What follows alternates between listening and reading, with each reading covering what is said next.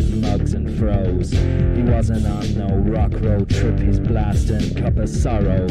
Mama's cop up to the door, her bum rush up for scare. Kevin, don't be naughty, Kevin, don't you care? Kevin, don't you care? Kevin, don't you care? Kevin, don't you care? Kevin, don't you care?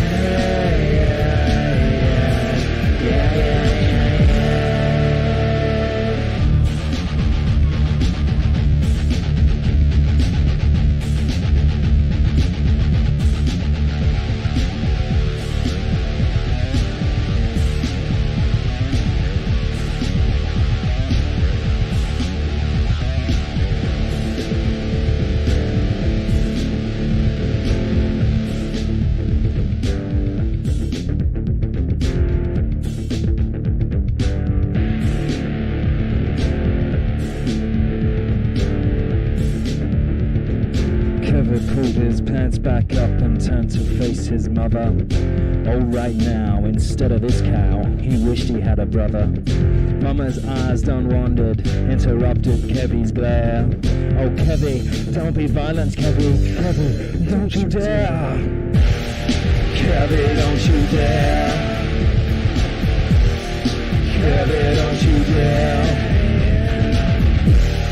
Kevy, don't you dare. Kevin, don't you dare,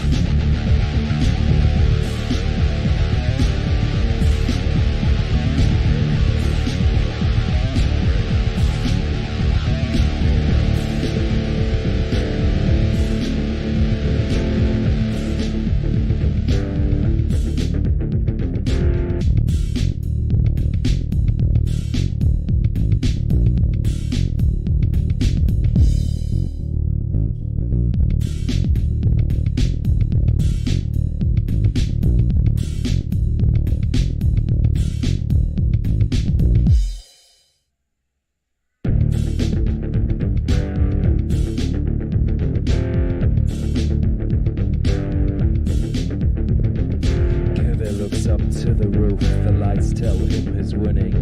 When he looks down, the doorbell frowns, the padded walls start spinning. These walls, this coat, those little pills, nursing staff who care. Kevy, don't keep looking, Kevy, don't you stare. Kevy, don't you stare.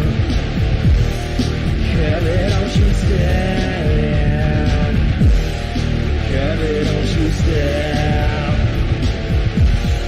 Kevin, don't you stare,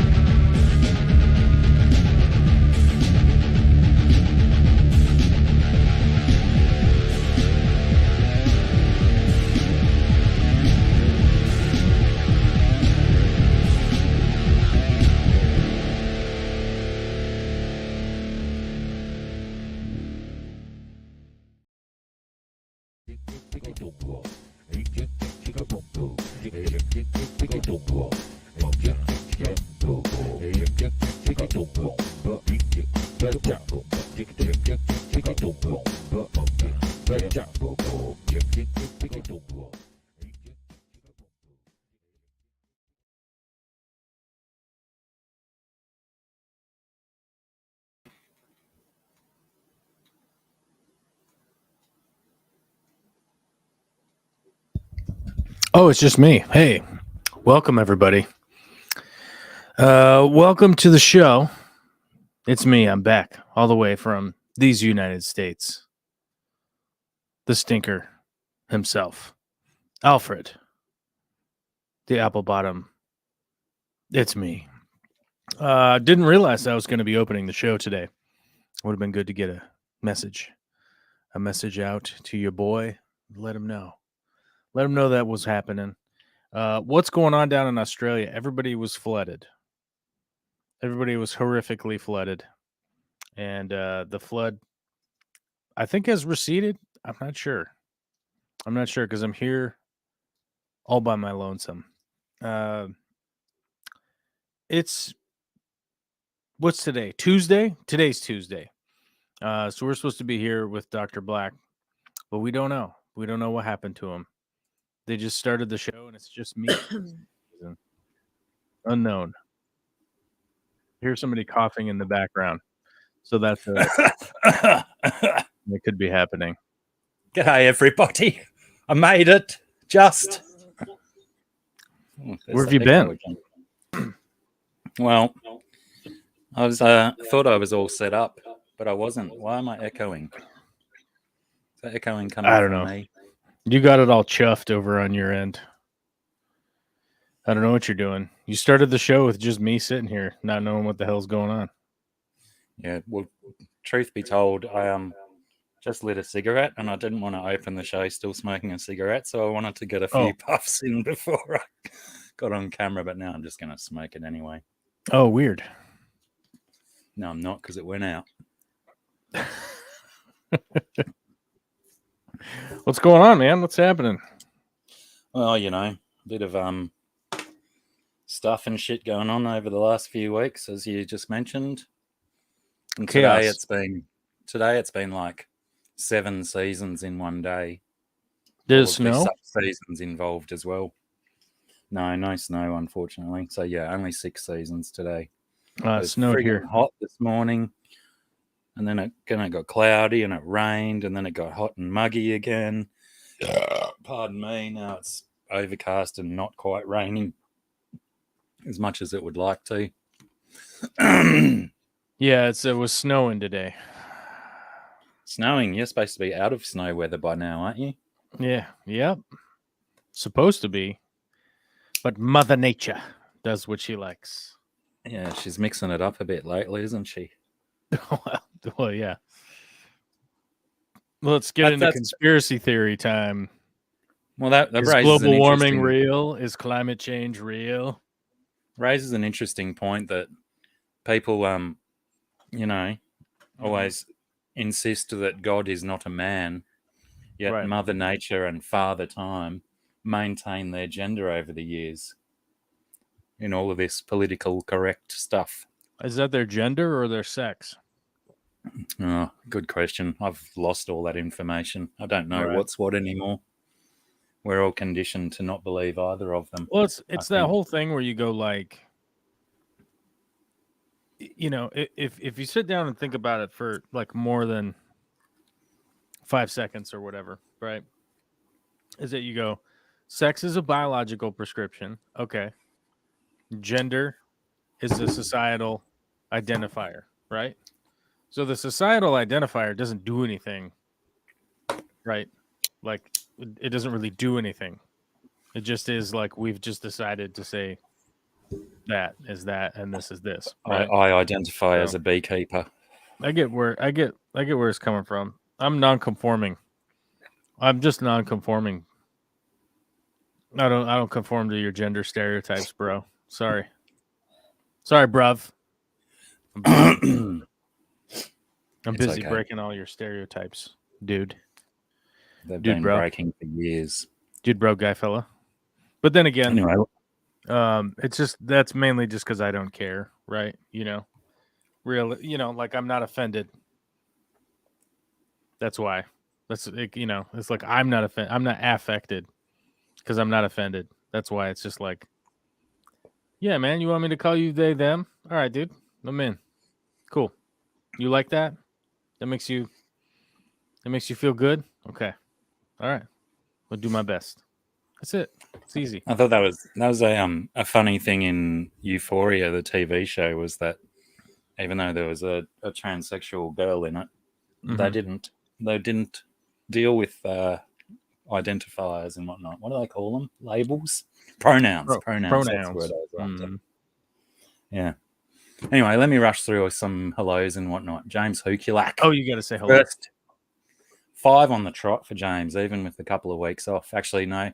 I think he's including one from the comments in the last when I make my little text posts in Service Stream. Anyway, well done, James. Bucket of kudos in the post to you. I'd play a round of applause, but for some reason my soundboard is crapped out. Just S, broken. how's it going? got Huawei, flooded. how do you do? Probably did.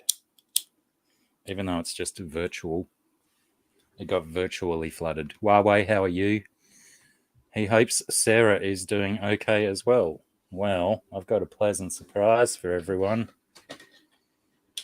Shit, I can't turn this thing around. On my side. Hey, it's the princess. Hi. It is. I wonder if I can organise that so we can both be on it. Oh, princess. I wish it was Christmas. You It's wish it nice. was Christmas. Mm-hmm. Jesus. I'm Can't- ever so glad it's not. Can't we just get Easter out the way first? Actually, I I got mean, why bother?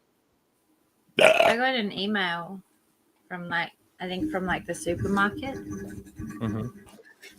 telling me the countdown for Christmas is on. Jesus. Really? I think at the time of it, this may be incorrect, but I think it was said like 263 days and counting. Wow. Yeah. That's bringing the stress early. It's a slow build. Uh-huh. BJ, how are you? Welcome back. Coffee, guns, aquariums. Nice one. Welcome. That's the first time I've heard that name. If you're a first timer here, welcome aboard.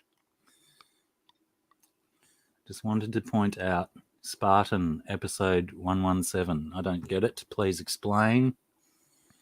Laz, g'day, mate. How are you, buddy? Lauren Ashley just said one of the girls in that show didn't tell their family they were in Euphoria and then they watched it. And I got to say, that's one of the hottest things I've ever heard of. That's so cool. Joel G, g'day, That's- mate. Can you imagine that? Like being in a like a HBO TV show or a movie or something and just like, yeah, I'm just not going to mention it to anybody. I was just at work, until they watch it and they're like, what? Yeah, that'd That's be an interesting thing to stumble across. Your kid That's in a a- show like that.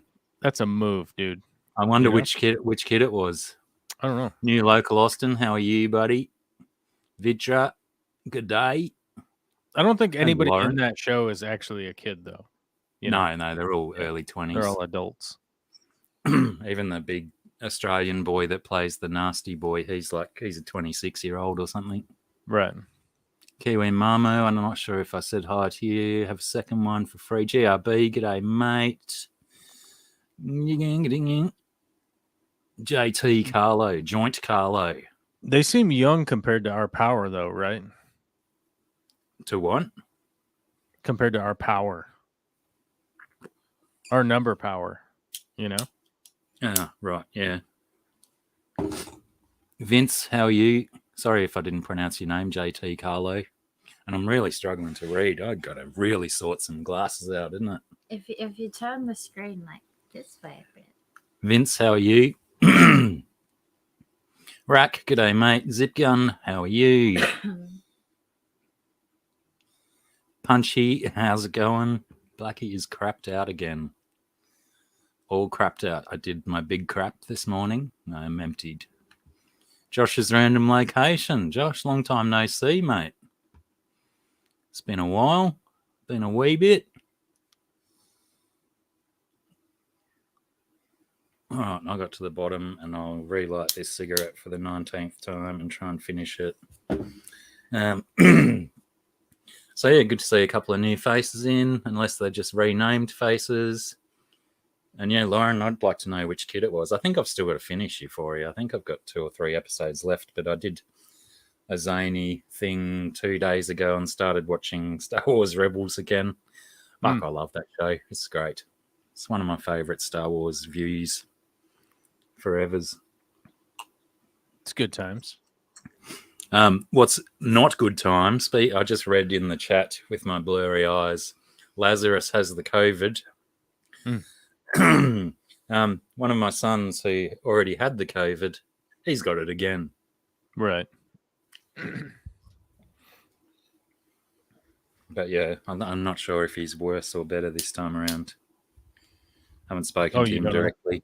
No, I've only spoken to his younger brother that came up this morning. Ooh. So yeah, he went to some car rally thing at the weekend, and apparently there was quite a few people there with it. So it was almost inevitable that he was going to get it. With the Rona. Mm. But it seems a lot of people that are getting it now. Well, only anecdotal evidence. It's they're getting fairly mild flu symptoms instead of the full blown shebang. Well, I mean, if you're vaccinated and whatnot, you have like some reasonable, you have some reasonable, not like immunity is not the right word, but like your symptoms Antibodies. and whatnot are going to be lower, Mm. And the treatments now are a lot better if you do get sicker. So, it's moving along. And in more positive and excellent news, Sarah finally went back to life drawing today. First one in what, 2 years nearly, or over 2 years? No, it went on for a little while in like March last year, I think. Last year. Mm. Yeah. And then closed down again. Mm. Did you get to any of them? Mm. Right. I did a few last year. Yeah, right. I'd forgotten about them. Yeah, I remember you had some like social distanced, which is good. It's better than nothing, Yeah, this is true. Do you want to show any of your stuff that you did today? Well, I don't know. I don't even get to show them to you. And I was saying I wasn't really very in a good thing. I can show them for you. Let me solo us up. It's bad lighting, isn't it? Yeah, fluoro lights suck. Dogs, dinky dies. It like just looks like Pardon me. you can't even make it out. So this will probably fail as an exercise. Let's remove the fluoro light and just go with the screen light. Might be better.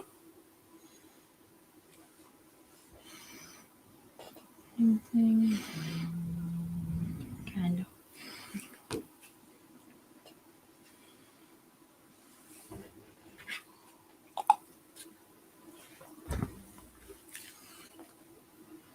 And he's really struggling with contrast, isn't it? Mm-hmm. So yeah, this might not be something to do. I think. Yeah. Yeah, I wonder if it's just my screen making it nuts. Turn the brightness down, see what happens. That's pretty cool.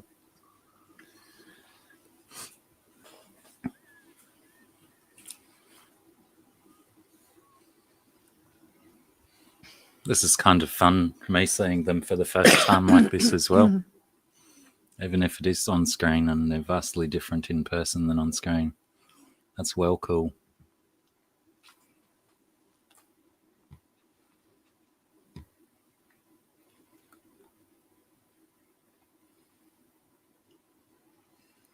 Josh says, may she do a drawing of Pokemon?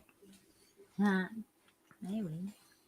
Is there one called Pokemon, or that's all of them, isn't it? I think it's all of them. He says he'll pay too. Yeah, well. You'll have to probably be more specific, Joshua, and let us know which one. And I don't know. The rest are not really anything, I don't think. Just some like half done bit. I suppose that's the goes with the territory of life drawing, isn't it? Things move along so rapidly that you have to change. Well, it's not really or for stop me and because, start again. like, I mean, sure, So the poses that they do in this group will be like 30-second ones and then like 1 minute ones. And every now and I think there's like maybe 2 that go for about 3 to 5. So there's only 2 that are like long poses for 3 minutes. But for me, like this is just my scribble sheet that I do in the beginning of the class, where I just start trying to get a flow going. That's what this is. And but like because I don't draw, so when I'm looking, I just choose bits of the body and stuff that I focus on, and I actually like it. Then when the model changes, I can then move on with with different shapes. So for me, I don't really care if they move. The moving between poses doesn't hinder the finishing of a piece. But what happens is that I just don't want to keep drawing on it, so it gets left. That's what happens. They tell me when they want to get drawn on and when they don't want to get drawn on anymore.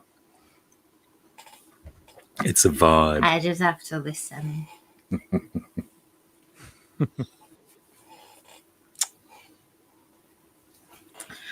Well, I don't know that one. You have to look it up for me. Jumpluff. If I can see the keyboard. It's weird. Normally I know where the letters are, but because I'm at a 45-degree angle. Jumpluff.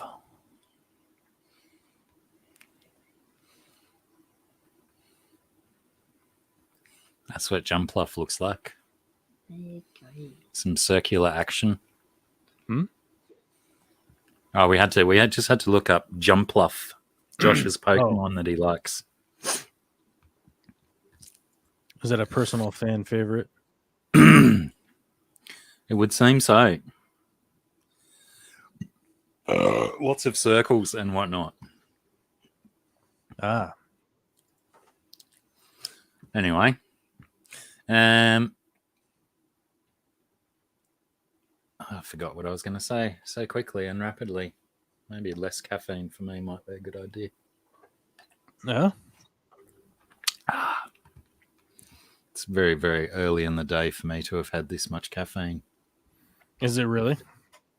Yeah, like I'm a 1 cup of coffee guy, and then I might have a couple of bourbons in the evening with a little bit of cola in them. But, right, you know, being absolutely forced into having bourbons this early in the day, and I'm having them with cola instead of just with soda water, or cola and soda water to it's water really down disgusting. Water down the sweetness of the cola. What time of day is it over there right now? It is 1:26 in the afternoon. Oh, yeah, it's like 8:30 here already. Yeah, well, that whole daylight savings business, when we get to this stage of the year, it means on my old scheduling, I would be starting at 12 o'clock or 12:15. Right. And, you know, on a bad day, that might be early enough to start having a drink, but on a decent day, it's a little too early, you know. So I thought I'd just bump it back to 1 o'clock and see how we go for viewers and whatnot. I imagine that it's you know, we probably might lose a few with that extra 45-minute delay, but you know, it's not like we're getting hundreds each time. It's true. We don't get that many people watching, so that's why I was always like, just do it when it's convenient, you know. But that's what I always tell people to do. Is just like just do your thing when it's convenient. Like, people will watch it or they won't, and you know, like, if your only goal is to get lots of people to watch your content, make stuff that's 3 minutes long and it's super edited and lots of people will watch it, and then put titles on it that will make people click on it, even if they're not interested. You know what I mean? Yeah. This fish got a fart in its butt and it freaked out my frog. You know, people will be like, I don't even know what that is. I better click on it and find out what that G'day, is. Gaffer. How are you, mate? Good to see you. Purchase the laptop. Absolutely, GRB. Mine sits on one as well. Very nifty little metal stand that folds in 3 different places or 2 different places. So yes, I deliberately got that for exactly the same reason, mate, that using a laptop I tended to stoop over and get sore lower back and neck as well, and this thing certainly helps for my posture because it makes me sit up straight as well. Very, very useful tool.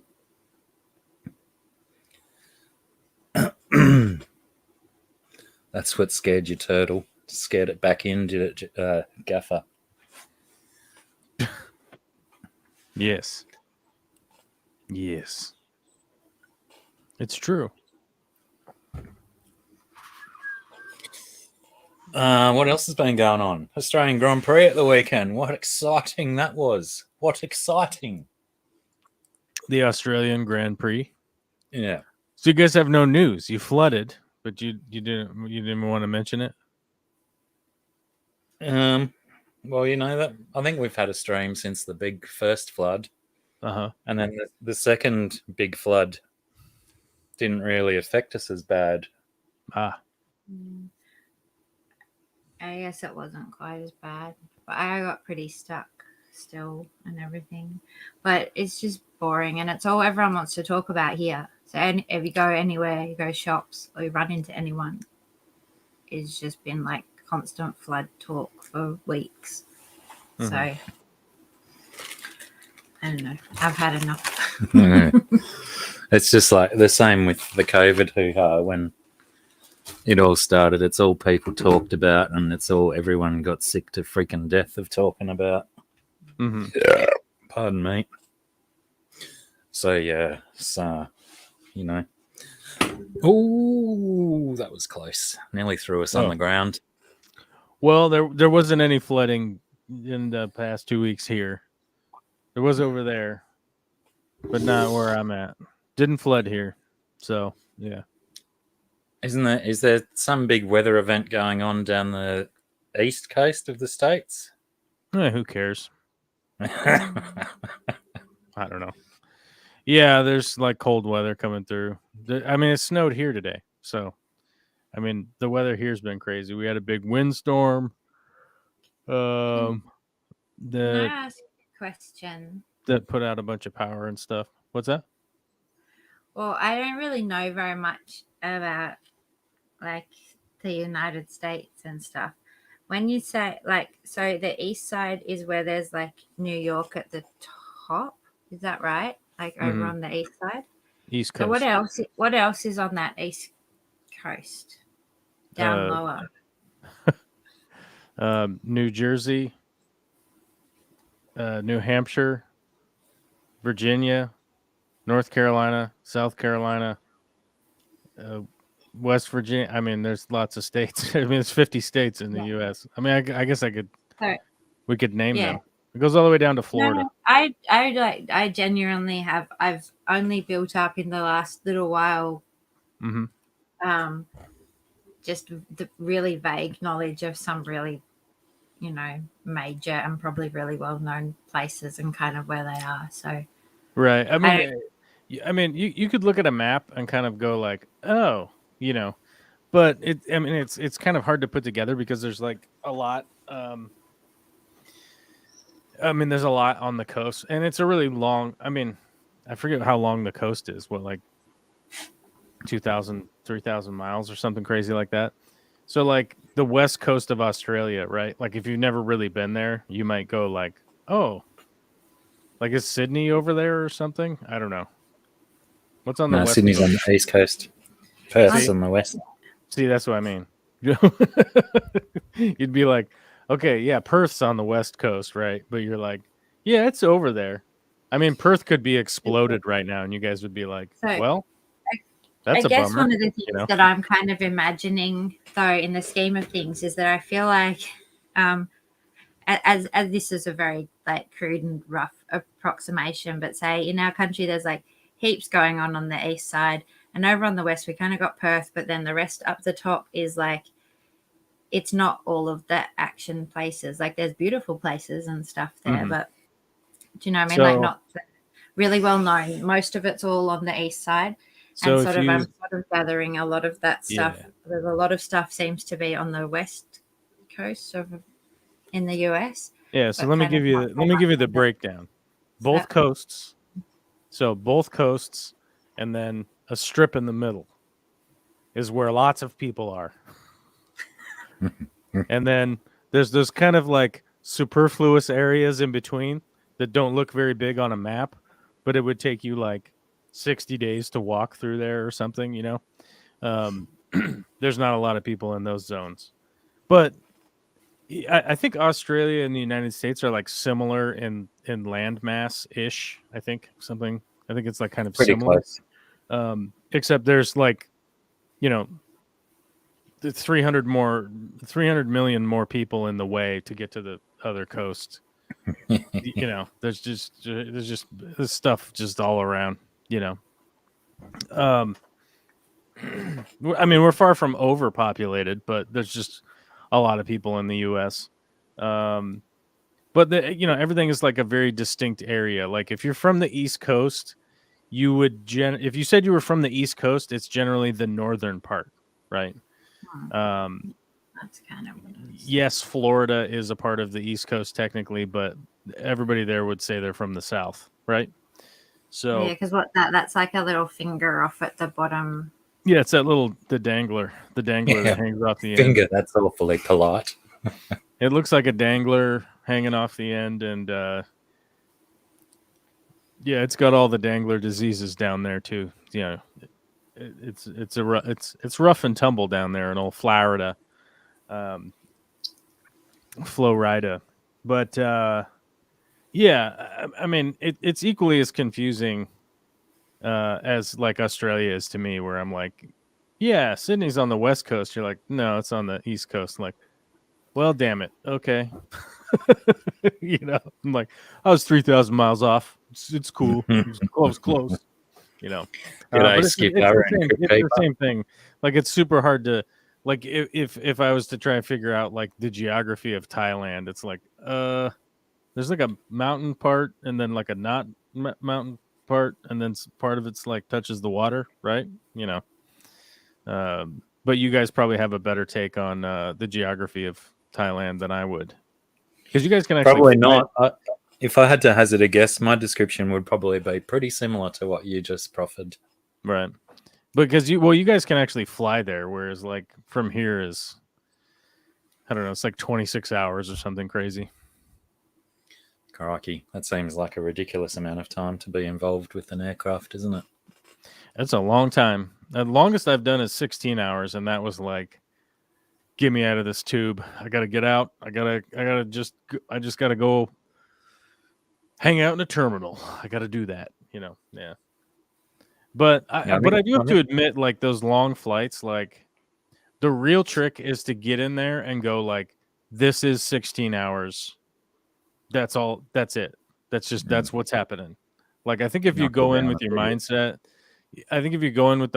of like, this is 16 hours, it will take that long. That's how long it's going to be. It's way easier to go on those long flights than when you're like, well, maybe I'll watch a movie, you know, because you watch a movie and it's like 90 minutes has gone by and you're like 14 more hours to go. What? Where, out front? In the driveway? I gotta go fucking stab somebody. Sounds fun. I just reckon you take a book, because I would quite like to have, 16 uninterrupted hours. Just a pure reading. You just gotta get a really good book. Yeah, I think Los Angeles to Sydney is like 17 hours now, I think. I don't know. It's all not very relevant to me because I have no. Inkling to do it. Well, I just have. There's not going to happen. No, it can't. Like afford to take all my kids anywhere, so I can't go anywhere. Would have been much more fun if he took a camera with him. Well, I mean, we want to watch Stabbing too. I just want to know what's going on. It's so I don't know. It was almost clandestine. Don't know if that was.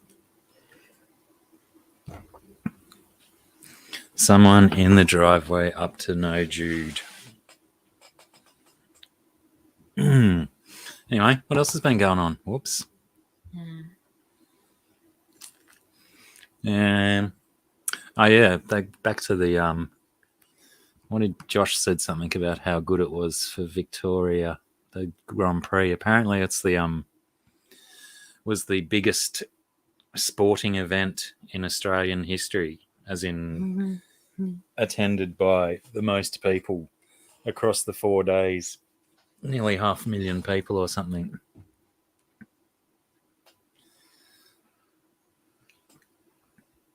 Yeah, GRB, that's the wonders of flying around the world against the clock. The opposite direction.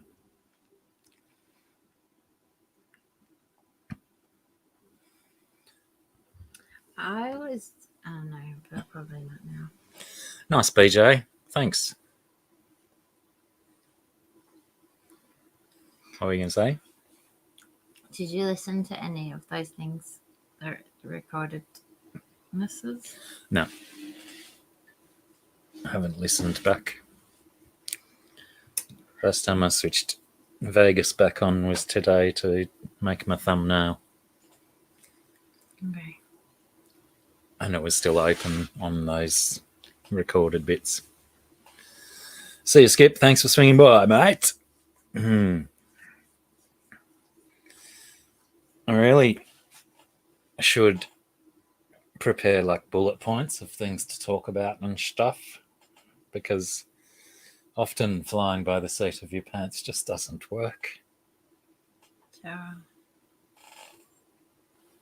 I mean, I just come along because you like me to. Wow.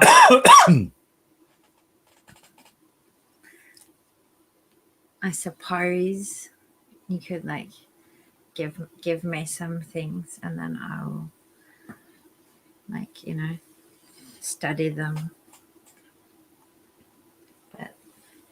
And then we can talk about them. But that all seems a bit like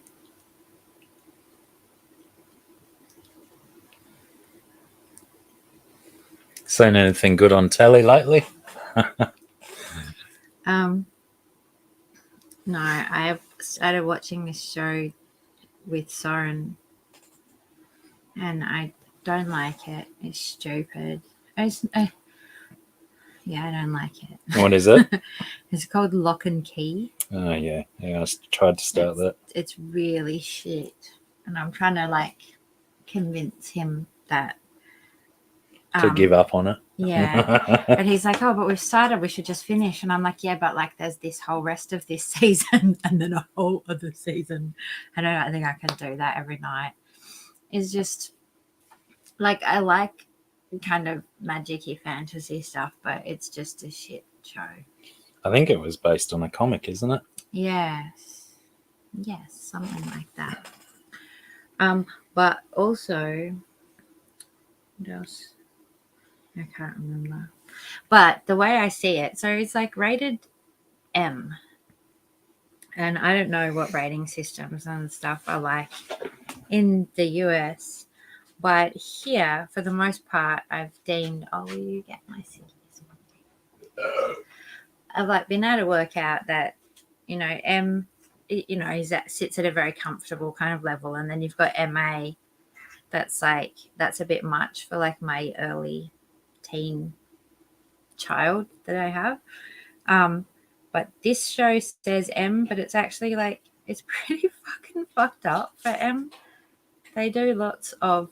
What was that last bit you said? It's just fucked up for M. Like it's really. As in excessive. It's pretty intense, I think. For that rating. But the thing is, we were sort of, because I did Doctor Who with my older son, and I really liked Doctor Who. And I was like, oh, I'm kind of ready. Plus, I didn't watch any of the ones with the new, with the female Doctor. So the last ones I watched were the Peter Capaldi ones. So I was like, okay, I could start again and watch them through. And I think that my kids will really like them. But then my youngest said it's too creepy for him. And then my middle boy, who's the one I wanted to maybe watch with, had liked it. But then when I suggested having it on as like the thing before bed, he was like, oh no, I think Doctor Who's too creepy. But now we're watching this show and like I guess it's not creepy, but it's a lot more fucked up, I think. And so I reckon if he can watch that, like I get in Doctor Who, there's like, you know, like the angels, you know, the angel statues and where they just move when you're not looking at them. I haven't watched Doctor Who for many, many, many years. I really like it. So, yeah, I just reckon I'm going to just jump in and make the decision and put on Doctor Who because I reckon he'll get sucked into it really quickly. It's so good. I really do love it. I always have that thing at the transition between one Doctor and another. I have a few episodes where I'm like really uncomfortable and like, no, I only like the last Doctor. Mm-hmm. And then I come to terms with that and I like it. Plus, in the more recent ones, they had that actress, and I don't know what her name is, that Scottish one who's in Green Wing. And I really like her. She made me fall in love with her from Green Wing. You know the one I mean? Yes, she's great. And she's in there, and so I really like getting to see her in something else. If you haven't seen Green Wing, check it out. Yeah, Great show. Although it's really hard to find because It is very difficult to find. Yeah, my eldest son would ask me for recommendations all the time, and the other day I was like, "Oh, yeah, you will really like this show." And then I tried to find it, and I can't find it anywhere, not even to pay for to watch online. So I think the only way to watch it, I think maybe you can watch it on Prime if you're in the US. Yeah, I'm not sure. I don't remember. I remember when we were looking for it and stuff. And I still do have it on a hard drive, but it's you know, dodgy downloaded quality version. So, I mean, it's not like it's a sci-fi program It's still that you need crystal clear view of. But Well, yeah. I Crikey, it's back. wow. I'd been looking constantly at your little screen and not seeing you. Oh, my little screen. Is that what you're doing now? You're looking at my little screen? I was, and then I looked away to roll a cigarette and, you know, gaze lovingly into Sarah's eyes, and I forgot to keep looking for you. And then I scared Yeah, you. Green Wing, check it out, and let us know if you can find it in the States somewhere. Otherwise, Yeah, I'll but have to dig out mine dodgy versions. And But that doesn't help me to watch it. If they find it, I want to watch it again, or I want to be able to show it to Taylor. So, how did the murder go? What was going on in your driveway? Just one victim. Don't worry What was about going it. on? Young bloke. I don't know. It seemed to me that he was either prowling my truck or stopped to go pee in the alley. Hard to tell. It's pretty wet out there. Yeah, right. But your presence was enough to move him along. He'd already gone away by the time I got out there, which was like right after he'd left. So I don't know. Jodie Whittaker, is that the It was Scottish only lady? out there for like 30 seconds at most. So Yeah, you know. right. we shall have to now dub your lady Vigilant Vicky because she is on the ball. Well, we have we have security cameras all around the property that Right. will go off if somebody is. So if it picks up a person, it will alert you that there's a person. What? Vigilicky. Vigilicky. GG Vicky. Yeah, I don't know. I mean, it looked like a young kid stopped for 30 seconds, went in between one of my shipping containers and the truck, and then immediately walked off. And I mean, doesn't look like they didn't break into my truck, so I don't know. I just assume he must have said, "Oh, I could sneak a pee over here," and then left. But yeah, I mean, that's my alibi. You know. Yeah, it's just fair enough. Yeah. It's all on the public record now. That's but right. it's so much easier to jump to the nastier conclusions than just thinking this kid's just taking a piss on my grass. He's stealing my stuff. Well, I mean, typically people don't like waltz up on your property, you know, unless they're stealing stuff. So We live right out of town, and I find it funny the amount of suspicion I feel for every car that like stops down on the road near my house. And it's like far away from my house, but I can see it. No, what is that car stopped there for? But I know that people stop to like it's the one little straight bit where you can pull over if you need to sort something out or maybe to check your phone or something. But I still, every time I see the car pull up, it's not that I think, I don't actually really think anything about them except for a feeling of suspicion that why are they stopped in my house? But I think that's also my fear that someone will come to my house and I'll have to like be a person with them. It may just be somebody stopping to ask you a question or something. Yeah. Hey, I was wondering about these dandelions you got out here. Where'd you get those? And you'd be like, I can't. At my old house, which was really like far out in the middle of nowhere, we used to get people pulling up all of the time, random people, and he'd go out, what's this person want? And what it was is the name of our road. There was another road way over the mountains, really far. You've got to go back to town and back out a different set of mountains. And there's a road with the same name. Mm-hmm. And so, invariably, these people would be pulling up, asking if they were in the right place, and they weren't. And I'd have to tell them, to their great disappointment, that they had to go all the way back to town and go a different way. Was that Mill Road? Yeah. G'day, Alyssa Bentley. How are you?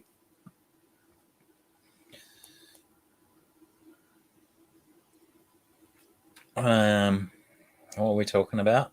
BJ. I wanted to confirm with BJ if that was the Scottish lady's name, Jodie Whittaker. BJ will confirm it, I'm sure. Oh wow. I really got to get some glasses sorted. This is getting ridiculous. I have these weird moments, though, where things are crystal clear and it's like I'm seeing in 60 frames per second.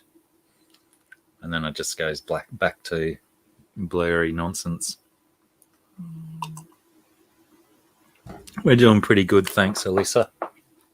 A little bit drier. Still got some rain, though. Not flooding rain at the minute. Like just enough to re-wet the stuff that you've been putting outside to try and dry it. Just annoying enough. Oh.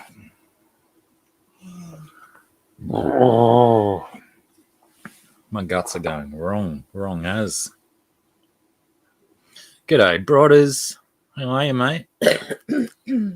Hard at work or hardly working?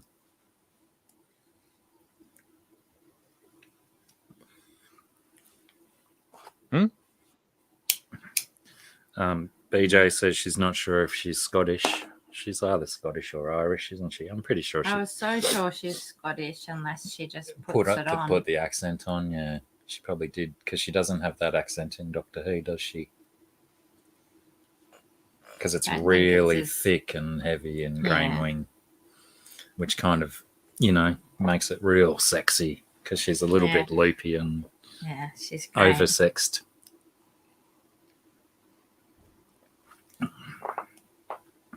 She's great. Yeah,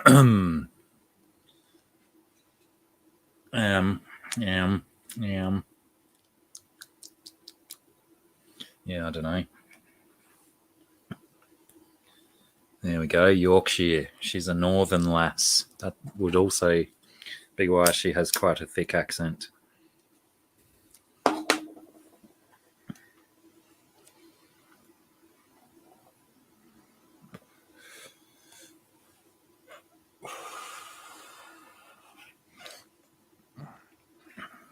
Can you hold that for a sec, please? Okay. No, I won't do it. I refuse. I shall refuse. What's new, Scudge? What's going on? Nothing's very new. New art projects coming along. You don't have COVID. No, I don't. That's good. But I do have this thing. I had a cold I don't know how long ago, a month, 5 weeks ago. And I just keep getting this thing where I've got to go and clear my throat. Right. It's just going on and on and on forever.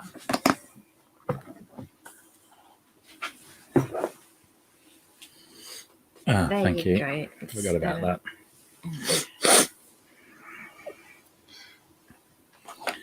Maybe I got COVID. Have you contracted the Rona? No, I mean, I'm pretty sure that my son who visited this morning was probably considered a close contact of his brother, but he was quite sensible when he visited this morning and stayed well away from me and stuff. Mm-hmm. Well done, Kate. Thanks for your input, Kate. Pharyngitis. Mm-hmm. Well, we got an offer accepted on a house. Oh, nice. Oh, And then, oh yeah, you guys probably didn't know. We got an offer accepted on a house. And then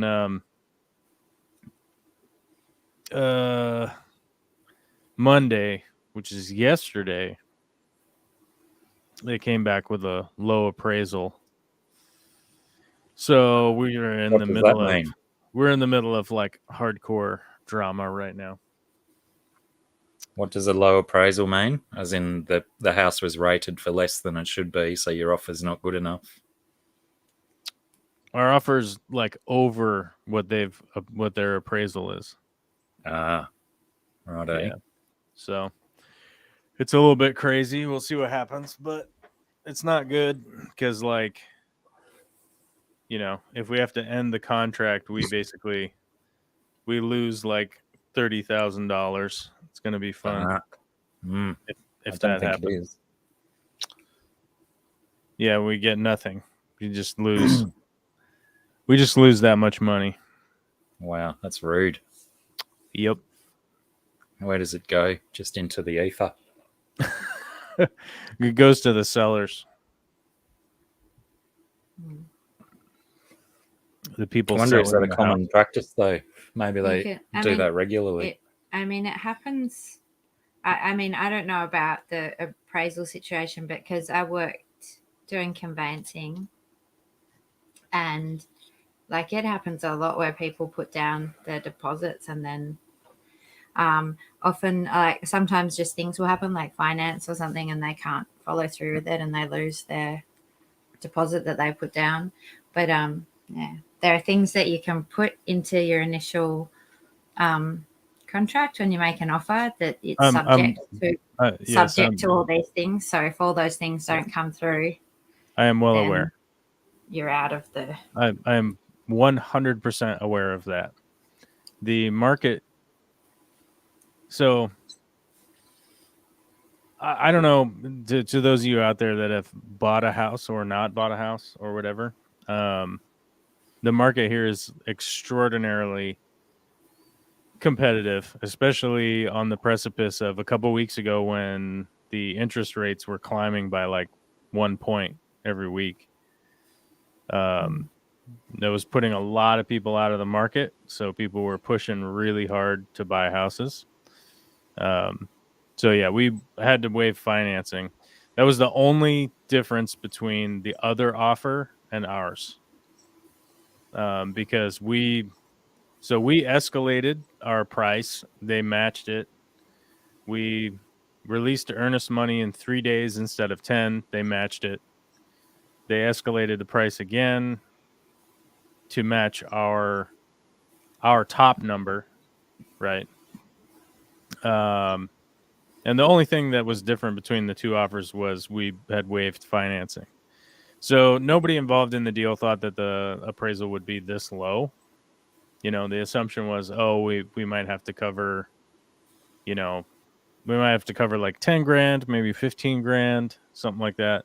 It's 52,000 below our offer. So we need to either find $52,000 in a couch cushion or that we got to renegotiate the selling price or we lose our earnest money. So going to be fun. We'll see. Yeah. Who'd be a home buyer, eh? Crazy. Yeah. I mean, the thing is that like Kiwi Mamo says, did you not put subject to finance? Like I said, we waived financing because it's the market. So the area that we bought or that we put the offer in on this house, there's this house and one other house in like a 20-mile radius or something that were for sale. So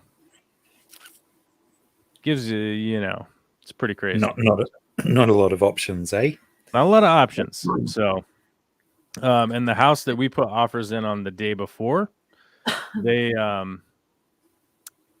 so the house that we put offers in on the day before, the seller's agent, so the people selling the house, their representative, thought that they would get 4, possibly 5 offers. They got 9 offers, all of them 100,000 over and above the asking price for the house. So they were asking, you know, their list price was $600,000, and the offer that they took was $785,000. Wow. Yeah, and I think our offer was like $670,000 or something like that, and they were just like, yeah, no. like it's just like, yeah, we'll just take those papers and throw them in the fireplace, like whatever, you know. So I mean, that's, you know, a different house that we bid on. The people went 190,000 over. I think that was the most that we saw for the houses that we've been bidding on and stuff. I mean, one of the houses we bid on, they got like 26 offers or something like that. You know, all like way over asking and stuff. So it's pretty crazy. So we're going to see what happens though, because now that the appraisal has been done, right? So in the United States, our appraisal system's probably a little, maybe it's exactly the same as Australia. I'm not sure. But our appraisal system is all done third party. So it's not somebody from the bank. It's not the buyers. It's not the sellers. So in Washington State, everything is 100% third party as far as the appraisal system goes. They're all independent satellite companies. The bank cannot choose who does the appraisal, what company does the appraisal, any of that stuff. They It's all, I believe they charge like $1,200 or whatever to do the appraisal, and it just gets assigned to the appraisal person. And that's appraisal is basically just determining the value, the monetary value of the property. total valuation of the property that would that essentially is the valuation that the bank goes off of, right? The bank goes like, this is what this property is. As part of the listing contract. Nope. Before. Nope. Wow. That's a bit bullshit. Yeah. So we also didn't get pre-inspection because you can't. Everyone denies pre-inspection at this point. Your offer just gets denied. It's like, oh no, I'll pick this other one over here where these guys don't want a pre-inspection, so I'm going to choose that offer. So it's really kind of crazy. A lot of the stuff you have to do is like really not advisable because it's just that competitive, I mean, it's like a boxing match versus a street fight, like we're in a street fight where you got to bite somebody or whatever, you got to do whatever you can to survive. There's no referee. There's nothing, there's no rules. It's just like, can you win? So we'll see. We'll see what happens. If it, worst case scenario, it's not like a sob story. It's just a bummer story. Like, it's just like, damn it kind of situation. Cause Vicky and myself and Olivia will all be fine. Like, yes, it's a lot of money and it's totally shitty, but we'll be fine. We'll have food. We'll have a house. We'll have the bills paid, everything. Like, it's not a charity situation or anything like that. It's just like, damn it. Now we have to go back to saving money again. So, which, it's not the worst thing in the world to do, but I've never lost that amount of money. I think the most amount of money I've ever lost, was, I think, $3,000 playing poker. That still seems pretty big. That was a crazy night, but it wasn't my money. So, hey, what's going on? Not much. You're looking suntanned. Look at you. Yeah, that's Queensland. Yeah. Oh, it's bright and sunny. Nice. I'm on the road again.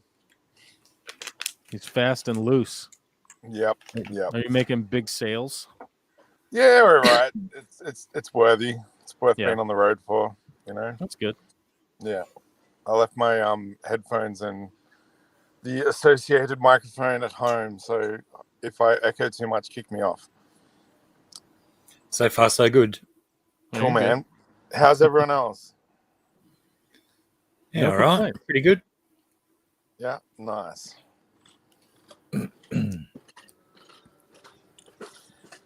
Yep, just hanging out on a Tuesday, or what is it, Wednesday there?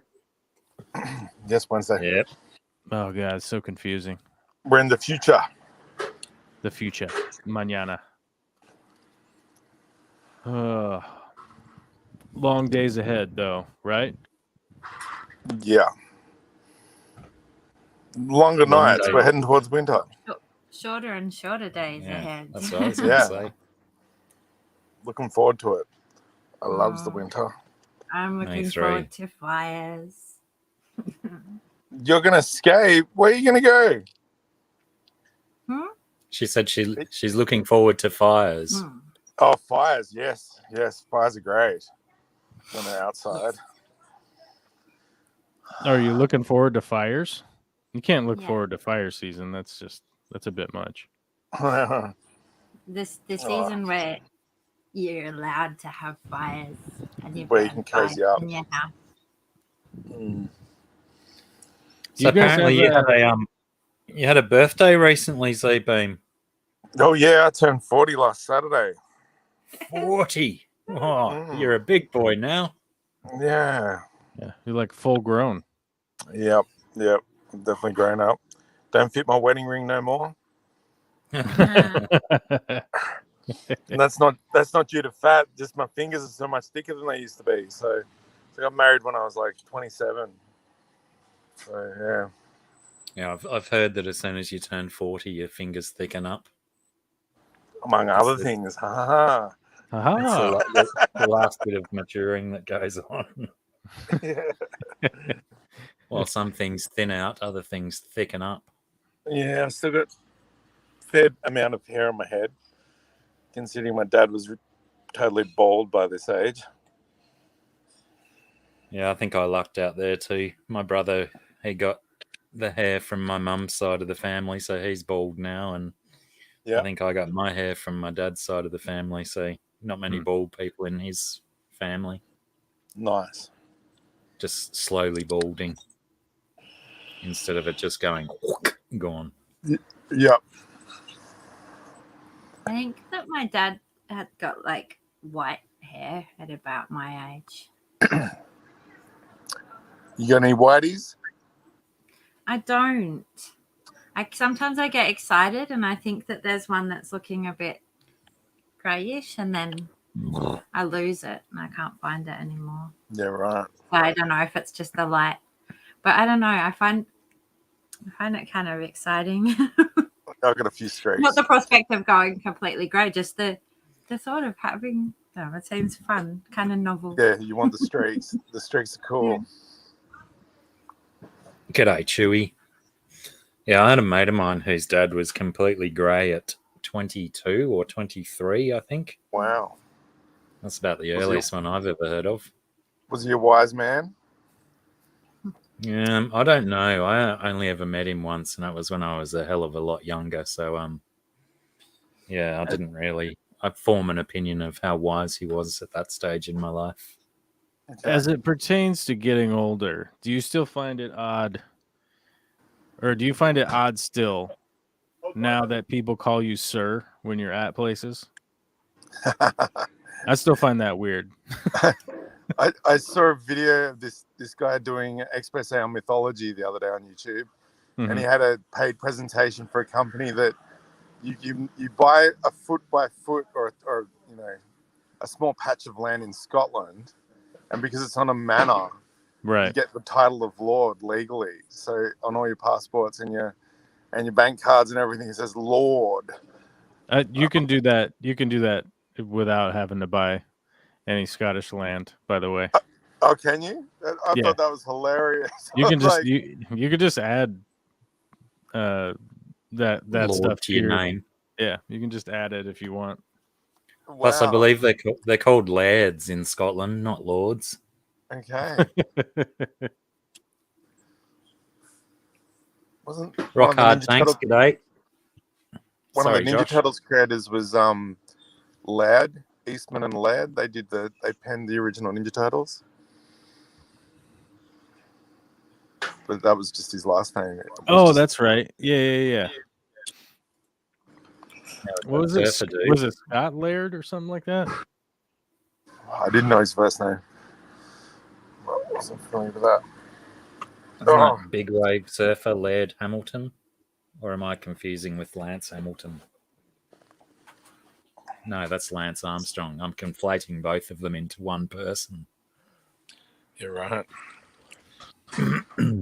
Well, I just had a succulent Mexican meal at Guzman and Gomez, or Guzman y Gomez. It was fucking glorious. I wonder if you guys have actual Mexican food there. Yeah, I think it's getting better. Yeah, we've got a place called La Familia, and they do some pretty fucking good soft tacos, like pork belly. It's a real question if either of you chuckleheads have been to Mexico, but okay. No. But yeah, pretty much like in the last. There are a lot of places that do Mexican food in the United States where it's like, yeah, it was good, but that was not Mexican food. Yeah, probably the last 20 odd years, most of our Mexican food has been more your Tex-Mex style, Americanized Mexican food, but there's certainly a lot of proper Mexican stuff getting around now. We got Taco Bell. That's what I wanted to do. Oh, that's right. I forgot we had Taco Bell now. Yeah, down I here. wanted Taco Bell. Emma barred me and said, "No, we'll just go to McDonald's." And I'm like, "Oh, fuck that." And then we drove past the Guzman and Y Gomez, and I'm like, "Look, let's settle for that. That'll be delicious." We've had that before, and you really liked it, and she'd forgotten. And she had a nice bowl, salad bowl with meat and slow cooked meat and stuff. Yeah. And they had the chipotle sauce and some nice salsa verde. They had really spicy kick-ass jalapeno stuff. So, and the chips are fucking excellent. And that taco seasoning on chips with potato skin still. So yeah, really delicious. Chips with potato skin on them still? Yeah. Not tortilla chips. Nah, there was tortilla chips as well. Mm.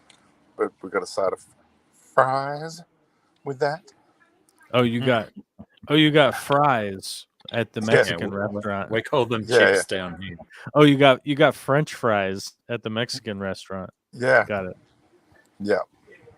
I think the main reason that anglicized countries call them chips, or probably not anglicized, that's probably the wrong word to use, is primarily because of the disdain between the English and French through the Middle Ages and whatnot.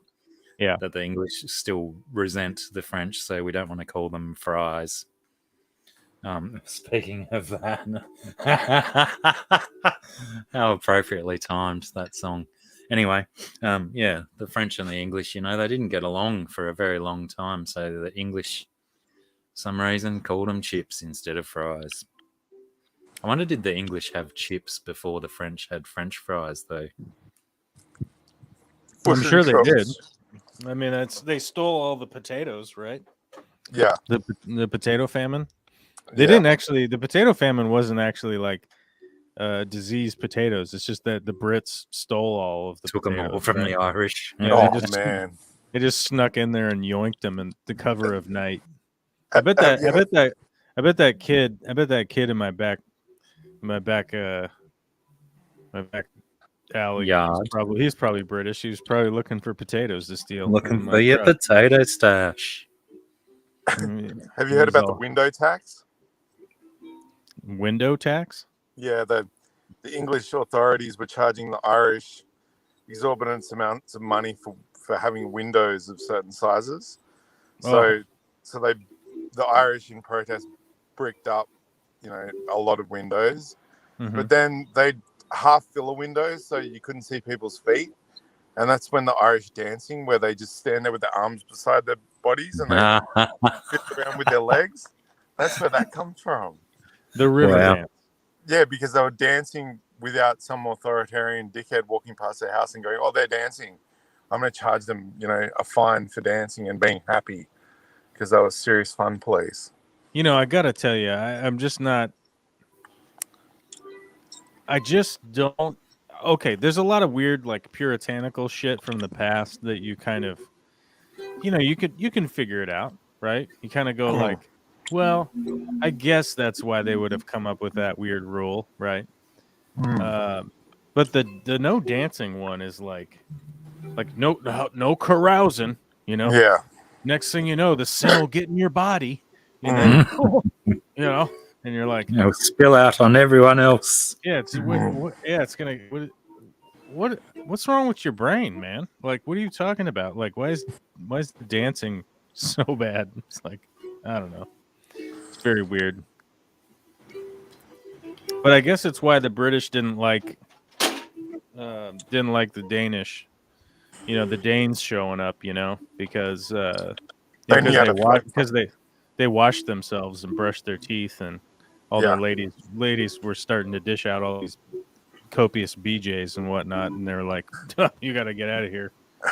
Such a free-spirited people they were, and the English didn't like that in their lands. Didn't like people that washed themselves and got free fellatioed as it were. They didn't like that. That's a good name for a band. Yeah. That's got to exist. That's got to exist somewhere. Free fellatio. Yeah, not if you're a all bloke band. My God. Hey man, speaking of bands, I've been on a real kick because one of my childhood heroes, like one of my childhood heroes, was kind of like locked up during the pandemic, and he was been doing like tons of interviews that had gotten posted online, of which I didn't realize until like a day ago. So I've just been binging those like crazy. And it's the lead singer from The Descendants, Milo Ackerman. Love that Okay. guy. Love that guy. So good. I love The Descendants. That makes me feel so much old that you say that's a person from your childhood. Who? The Descendants? I mean, come on. They came out. What? They came The out in like 90s what, or something. 85? You Oh, know? were they that? Yeah, right. Maybe I just didn't hear of them until the 90s. No. Yeah. That'd explain it, Mike. 85, Me too. 88, I think. I Yeah. only heard about them when I was in my teens, so yeah. In my Yeah, well, punk phase. your teens is your childhood. True. In That's way. a part of it, right? Oh, I was a man child. I had a beard when I was 13, so Fucking hell. I was getting into all the pubs and drinking all the beers at quite a young age. I had a mate at school that was like that as well, but probably 14 or 15, had the full beard. He was our go-to for getting liquor from the bottle shop and whatnot because he already Right. looked old. But yeah, Always being fun such a small town, it didn't take long before the jig was up. Yeah, they figured it out. See, I had public transport so I could get around. Go to a different suburb. Yeah, go to different suburbs and get it from different places. It was So pretty like, fun. I grew up in Washington State, but Yeah. I grew up in an area of Washington State that's like, you know, was out there when I was a kid, and there was 3 like corner markets, like, you know, the kind of crappy convenience stores. Like they didn't even have like gas pumps at them. You know what I mean? Yeah. And the funny thing is that all of the dudes that worked at those stores, which I mean, they're like cookie cutter, you know. I mean, they're like late 50s, just some guy, right, who like is just always at the store, you know. Those guys knew who we all were, but by the time we were like 13 or whatever, they would sell us cigarettes and beer and stuff, like, because they were just like, oh yeah, that's the boys. Oh, yeah, Nice. yeah. Well, you know, boys will be boys. You're gonna steal it, or I'm gonna sell it to you. You know? Yeah. Yeah. And it's just like, okay, well, I live in the weirdest part of the world, you know. Yeah. You got treated well. That's nice. Like, that's good to hear. Well, a bit of rule bending makes the society run. You know, that's the lubrication. And well, I think it's a bit like rotten when people get such a bad idea about corruption. You know, a little bit of corruption goes a long fucking way. No, it didn't go well. A lot of those guys are dead now from drugs and alcohol. Like, it didn't go well. It's not. I don't advise that behavior. Like, don't sell cigarettes and liquor to young boys. They don't know what they're doing. Yours are mine. Well, let's see. Okay, hold on. No, 2 of them are dead. One of them is like just kind of a degenerate. 2 of them are lawyers. One of them builds homes, and another one has just disappeared. We don't know if he's not dead or not or whatever. Right. Is this your gang of cronies that you had as a kid? Yeah, and then I think one married a lady that had 3 kids already. Another one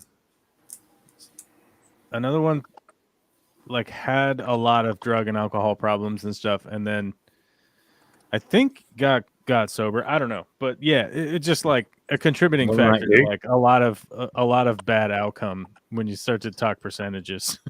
Like, you know, it's like, this isn't good. You're talking like 40% of these kids just turned out all effed up from what could be a contributing factor of like having corner stores sell us liquor and cigarettes when we were kids. Yeah, doesn't sound too positive, but hey, you had fun. I hope that's what matters. It's true. You had a good time. So longevity be damned if you really want to have a fucking kick-ass time of life. You might as well get into it straight away. A lot of people wait till they retire to start having fun, and they don't know how to have fun. Well, yeah, you definitely don't want to do that. Yeah, that's fucking silly. No, that's a bad idea. Yeah. You definitely want to have fun the whole time. You just want to moderate a little bit, Yes. You want to moderate. Yes. And if you're somebody like me that has the addiction gene, you just get sober. There you go. Just like that. You can still have fun. Yeah. No, you don't need drinks or alcohol drugs or alcohol to have fun, that's for sure. I know, man. All you need is some dancing, and then next thing you know, yeah, that good music. That sin's up inside your body. I danced the other day. When did I dance? Music, music is a drug because it affects the brain chemistry. Hell yeah. Yeah, it's just a healthy drug. Yeah, unless it's too loud, is like, and then you go deaf. So, like, the thing is for me, like, I can obviously, okay, I can make a statement that I can stay sober today for the rest of my life, right? Yeah, that's not an issue. But if there was no music or like good, I mean, I don't want to say like good film necessarily, but like entertaining film and stuff, I don't know what I would do. I would probably lose my mind. If there was no music, I would assuredly lose my mind. Which is funny because somebody like commented on one of my videos like a while ago that they like freaked out that there was music in one of my videos, like lost their mind, and it was just like, I can't help you. There's nothing I can do to you. I'm sorry. It's like the one thing where it's just like, yeah, I got nothing for you. You can't hear the sound of music, I guess. I don't know. It's bad. Scungey's going to go, everyone. Uh-oh. Lovely to see you. You got to go round up the boys. Yeah. I sure do. Round up the chillins. The chillins. It's that boy kind of time. Well, that's good. That's positive. My daughter should be in bed by now. Was that you telling me that you read her The Three Bears before? I did. I read her The Three Bears and The Little Red Hen and what's the one where the kids get the Hansel and Gretel? Yeah, and then that was a good call, wasn't it? Eh? Yeah, I was trying to remember the name. It was like there's a witch and there's a gingerbread house. And then I read her like 5 or 6 stories because she just kept going like, read the next one. And it's like an old book of so there's like definitely some suspicious stuff going on in those old fairy tale world. It's like I gotta do some slight editing here as I'm reading along. The like, Brothers Grimm. Yeah. It is a bit grim. Yeah. There's some sus. There's some grim. I see what you did there, every once in a while that show up. Well, it's like in the Dr. Seuss books. Like, because some of those Dr. Seuss books just stopped getting printed by the Dr. Seuss people, and it spurred all this outrage or whatever. It's just artificial. It wasn't real. It's all fake people doing some kind of the BS culture war nonsense. And so I went to go look it up because we have all of the old Dr. Seuss books. Like, we have like all of them. And I went to look up the stuff that was in there, and it was like, yeah, I would have skipped past that. I would not have read that out to Olivia. It's like, oh, okay. Some of this is a little troubling, but Same thing with those older versions of like Hansel and Gretel and stuff. Like I'm the gonna older go and wave version, Sarah off at the driveway.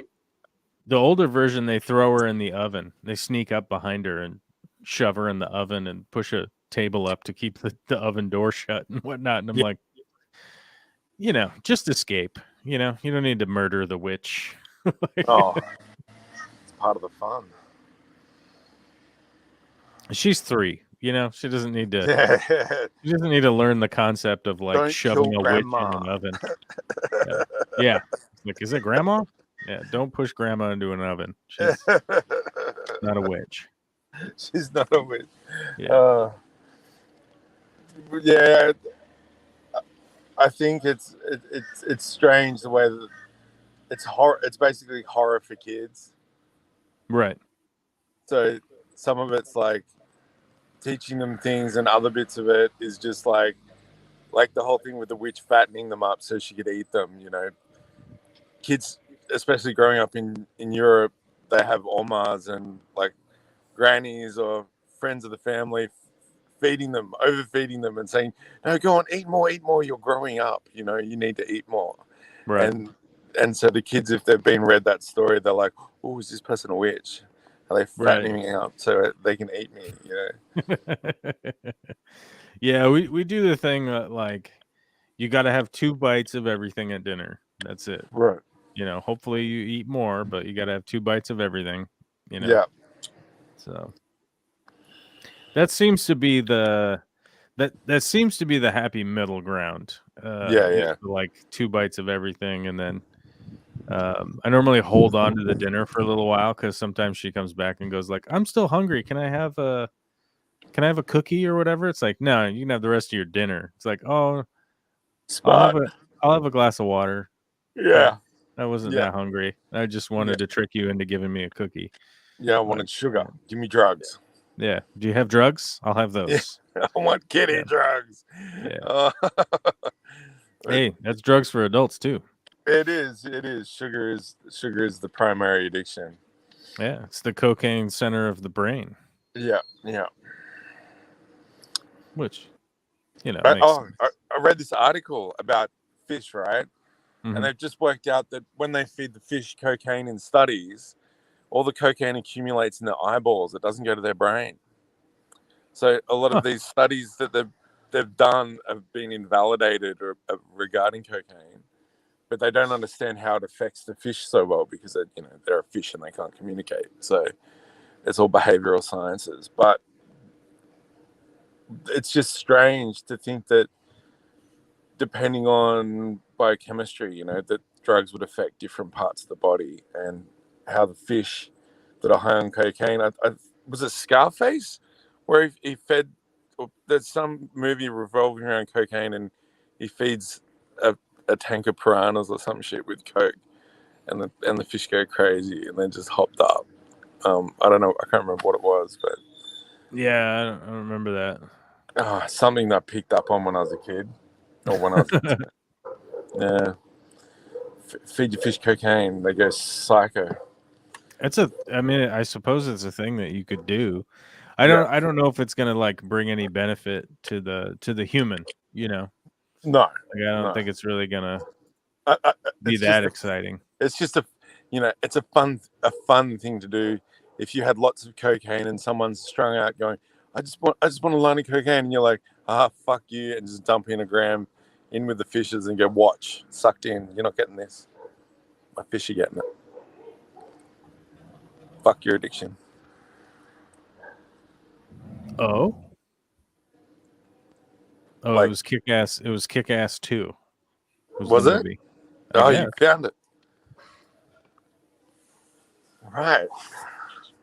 That's way more recent. Jeez. I guess I'm a big kid because Kick-Ass 2 wasn't that old. That was quite hilarious, actually.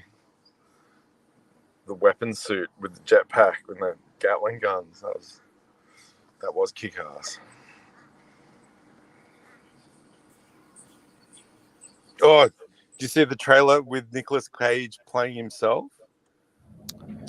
I read a article about it, but I haven't seen the trailer. Mm-mm. The trailer's hilarious. We were Yeah. gagging ourselves watching it because Nicolas Cage is playing Nicolas Cage. I guess it's supposed to be like this really exaggerated version of himself, you know. Yeah, he's just pretending.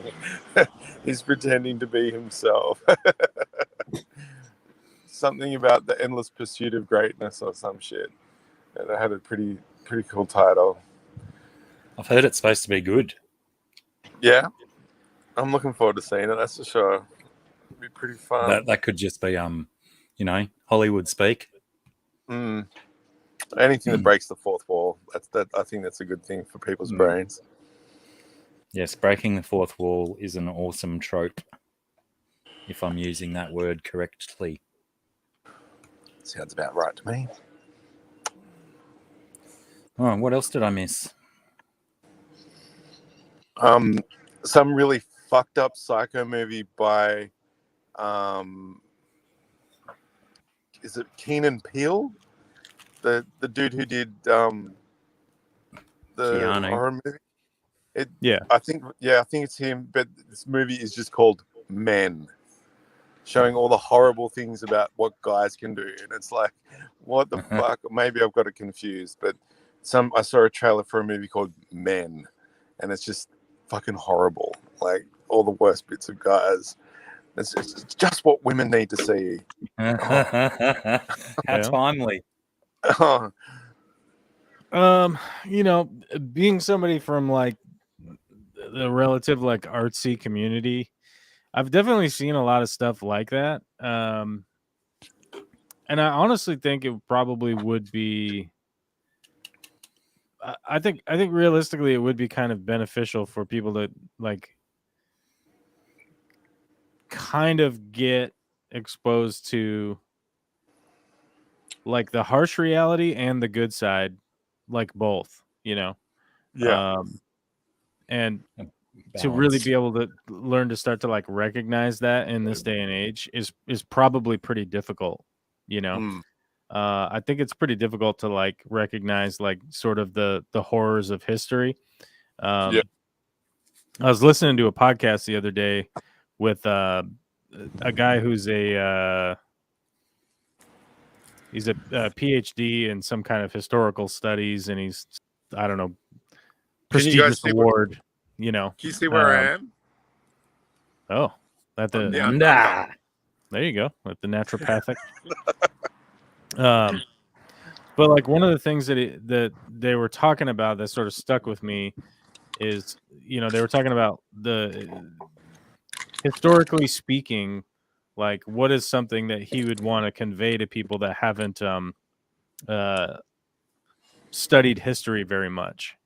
And a part of what they were kind of talking about had to do with that the people that we historically speak about of sort of being from over the last 2,000 years. He wanted to point out that like humans have not evolved at all over that period of time. So like your thinking capabilities and all that kind of stuff that we have now, like they had then. You know, like these people were not like cavemen, you know, which they're oftentimes, I think, in people's mind, they're sort of categorized as like cavemen or whatever. And I kind of see it from day to day, like, you know, because it's really easy to like find like basic complaints in the modern world, you know, that it really kind of overshadows that there is like kind of a dark side to humanity that I think we should be working to move past, I think, you know. And, you know, I see it a lot in American politics too. You know, it's just like the amount of people that are drumming up this like wild rhetoric where they're just lying about stuff and just constantly lying through their teeth and stuff to the point of, you know, like the Jewish space lasers stuff like that.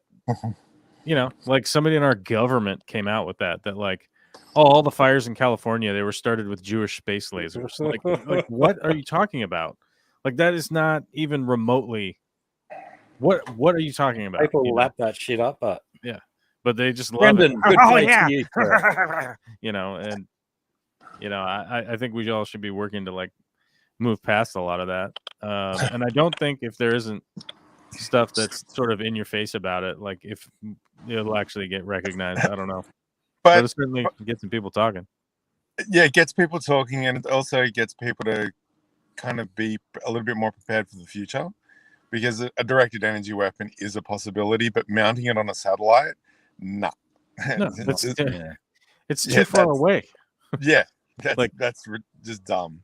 Yeah.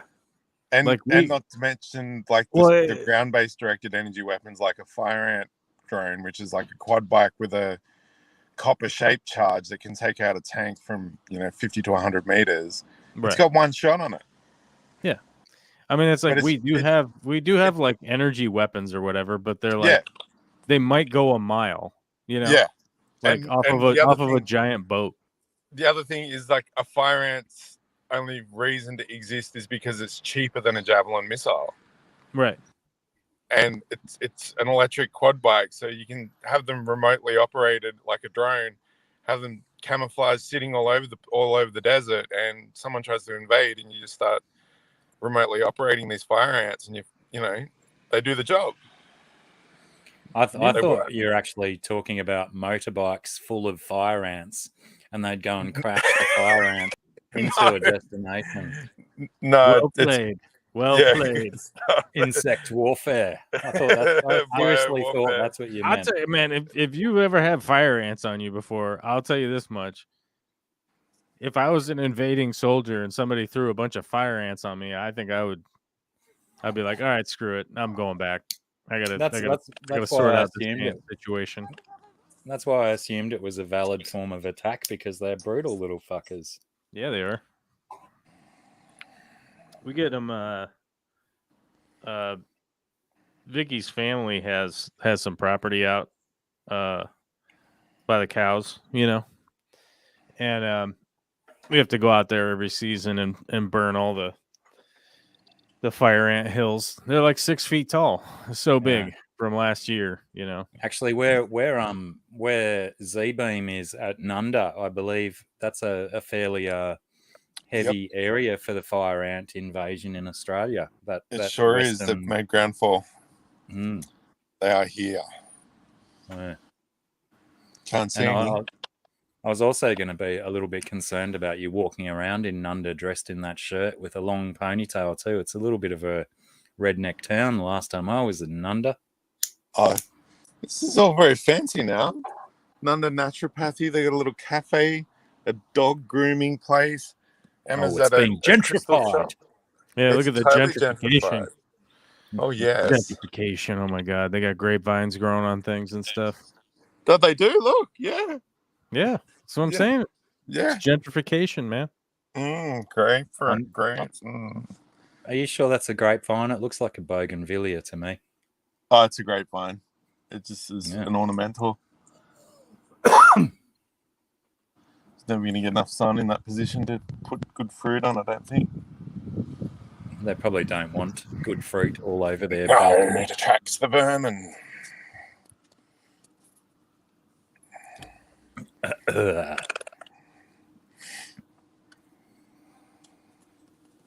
Yeah, I'd like definition of what Alfux is too. What's Alfux? Where's the Alfux? AUFWUCHS. Alfux. That's a German word. I think it's a company. Yeah. It's something that grows. Yeah. Anyway. Well, guys, my battery is draining faster than my wallet on a spending spree. I didn't charge it up fully this morning, so yeah, I'm running on low. So it's been great to catch up with you guys, and hopefully next week I will be back home so I can use my fancy new laptop and camera rather than using my fucking phone. Can't wait. Yeah, at least your laptop you can charge and use at the same time. Exactly. It's a little bit risky. That's good stuff. half a terabyte of SSD, solid state drive. That's a Everything lot. boots up so fast. Just look at you in the future. I loved that factor about my computer is that I have half a terabyte of solid state drive for the operating system, and then 2 terabytes for everything else. Lovely. Very handy. And then I scored a 5 terabyte external hard drive for like $140 or something the other day. Wow. With all these great intentions of, loading it up with stuff off all of my old computers and stuff. Haven't done a thing yet. It'd take you half a year to go through it all and fucking look at it all, man. Yeah. It's a job and a half. Thank you for reminding me of what a daunting task it's going to be. I know all about it. Emma's got iCloud and it merged with my photos. So now on my memories, it shows me all her photos, and I go to search through my library on my phone, and it's fucking stuffed up with all these numerous photos of invoices and receipts and like 10 selfies in a row. And it's like, honey, when you take photos, edit on the fly, like delete the shit ones. Don't just wait for some magical day to delete your shit photos. You don't need to keep it all. But yeah, it's a hard one to manage. It becomes a mammoth task. Exactly. All right, lads, you have a wonderful time. All right, Love buddy. to see you both, and talk to you soon. Make some All sense. right, dude. Thanks, man. See you guys. See you soon. Bye. Yeah. Boy. And then there were 2. Uh-oh. Because I'm on a short timeline here. It's well past your bedtime, isn't it? 10 minutes. But I got to cut this crazy toenail. That's right. Oh, wow. That's funny too, because about half an hour ago, live on this stream, I was cutting one of my toenails too that was getting a bit ridiculous. It was jagging on my bed sheet all night, and I won't say socks because I haven't worn socks for days. No socks. Well, I don't wear shoes very often, is it? It's true. It's pretty hot and I'm a- spicy out there. It wasn't I'm a snowing today. I'm a bushman. I don't need shoes. I call it my Australian safety boots. Your Australian safety boots? What's that? Oh, your Bare feet. bare feet. Well, that way you don't get any spiders in your shoes, right? Absolutely. However, one time over the recent summer, when I went to put my boots on for some god-known thing that I had to put shoes on for, there was a cane toad in one of my boots. Oh, yeah. I thought, this shoe's not fitting as well as it should, even though my foot was pretty much all the way in there. And yeah, those cane toads are apparently quite resilient to a foot forcing into their little crawl space of shoe. Right. Are the cane toads poisonous? Yes, they are. Uh-oh. Did he get you? No. You've got to ingest. Hence, Oh, you have to eat them? Definition of poison is that you have to ingest it to be poisoned. Well, that's true. So, are they toxic to touch? Not to touch, no, not unless you get a lot of the, because you'll see when a big male has massive big venom glands on the back of its head. If it's Right. pissed off, you'll see like when I push my nose up like this and I get all the little white bits this side of pussy stuff. That's what their back looks like when they're exuding their venom from their venom glands or their poison. I guess it is. It's more of a poison than a venom. Jesus, I shouldn't have done that. That shit stinks. But yeah, you'll see all these little white spots on their back. I need to do it every day. If I haven't done it for days, then it reeks. So yeah. But yeah, they're not the kind of toads that you can lick and have a fun time. You'll get very ill rather quickly. And that's why they're such a problem, because they don't have no native predators here. But the good thing is that lots of our, well, not lots, but some of our native wildlife are learning how to eat them without dying. And some of our water rats are one of the really interesting things that they're learning how to with surgical precision remove particular organs that they just want to eat and not get affected by the poison. And also it has been scientifically observed that they're teaching the younger generations how to do this as well. But yeah, lots of bird species now have learnt that they can flip them over onto their back and then eat certain parts of them from their belly side where there's no danger. We have one native snake called the keelback that predates on the tadpoles of cane toads and survive. So yeah, it's. I mean, it's sure it was an environmental disaster introducing them, but you know, like we talked about before, Mother Nature, she's a versatile creature, and well, that's the whole thing. Necessity is the mother of nature. Well, that's the thing. It's like it always comes back to George Carlin. It's that, like, you know, with climate change, it's not.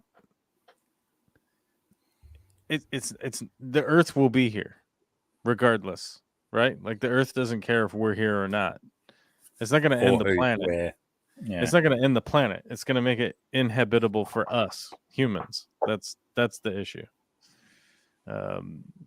You know, and animals and stuff, they'll figure it out. Sure, a lot of them will die, but new speciation and whatnot will happen, and you know, so let's try to mitigate where we can and force corporations to do it, because that's where it really needs to start. Yeah. It's a bit positive sign though, because just as the toads seem to be spreading all over the country and in places, you know, in the last 5 years, they've been spotted in places where they hadn't been forever and ever. So they're obviously spreading, but just as they're spreading far and wide, we're learning all of these stories about how the wildlife are coping and how they're getting rid of them anyway. Mm-hmm. But yeah, I picked up a couple of tiny little ones that are like freshly changed from tadpole to toad, and they're quite pretty when they're little, quite an attractive little frog-looking thing before they get all their lumps and warts and whatnot.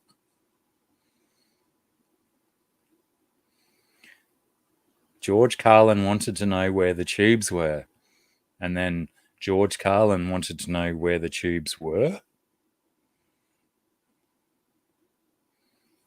You might need to explain that, Vince, because I'm lost. I got no freaking clue what you're on about there.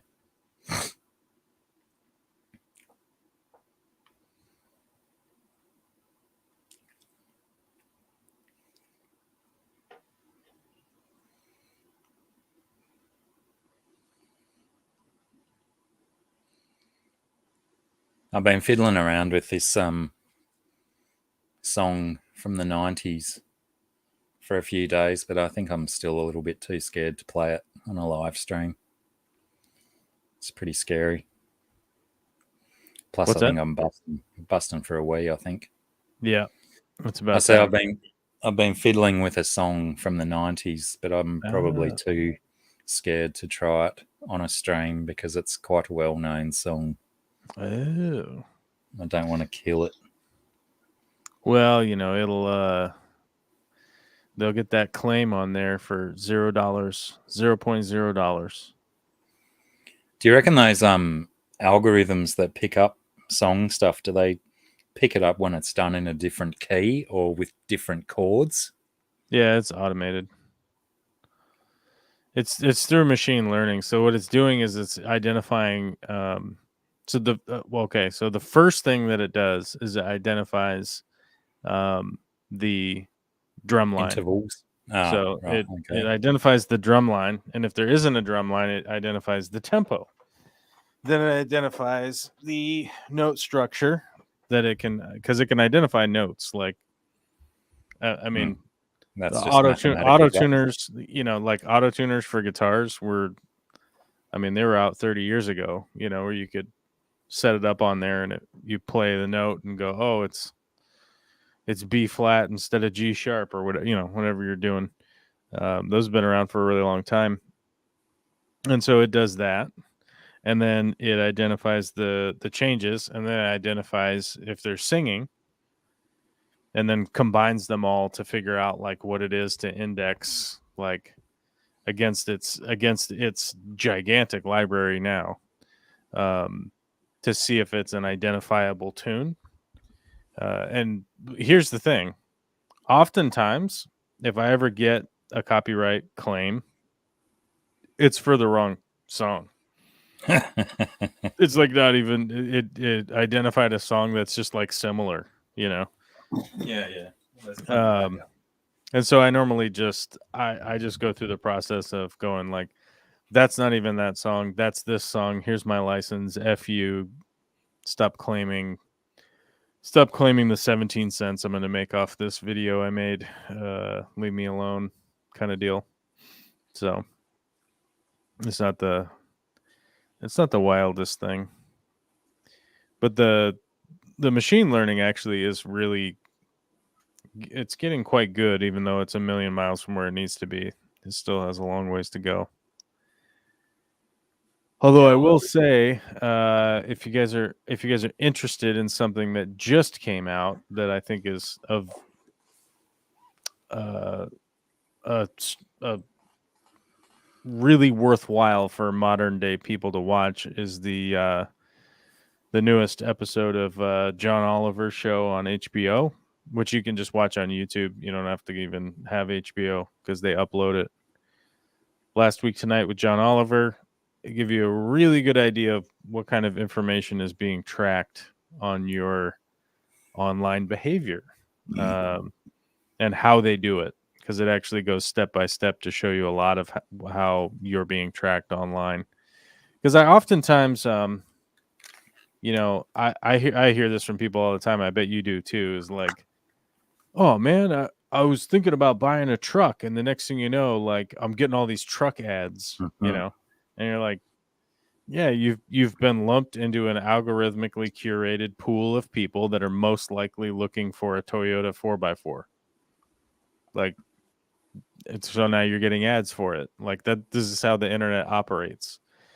When I started on the internet, the whole idea of the internet was for it to not operate in the way that it does now. But now it's all corporate interest in advertising. I mean, the whole internet now runs off of advertising. So,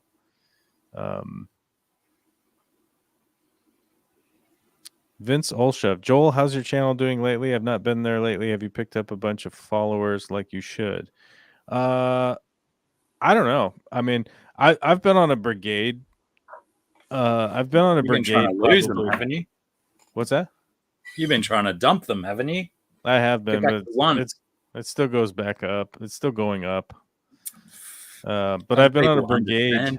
I've been on a brigade to cull the herd. And I know it sounds like antithetical to the wrong way to operate. But like I said earlier, from listening to a lot of interviews of late with people that I don't know if idolized is the right word. Admired is probably the better way to put it. When I was a kid, like Milo Ackerman from The Descendants, that it was like, it's not about just like trying to get an audience. It's a matter of just like engaging in the way that you want to engage and maintaining it in a healthy way. And the unfortunate thing is like I garnered a lot of followers through association with other people on the internet that I generally have a lot of like arguments of character, I guess, would be a thing. Like I picked up a lot of followers. I went on somebody's show quite a while ago. And they're like really into Jesus. And I'm 100,000% encourage people to believe whatever they want to believe and be allowed to believe whatever they want to believe. That's a lot of percents. But I find that audience is extraordinarily toxic. As big as it might be.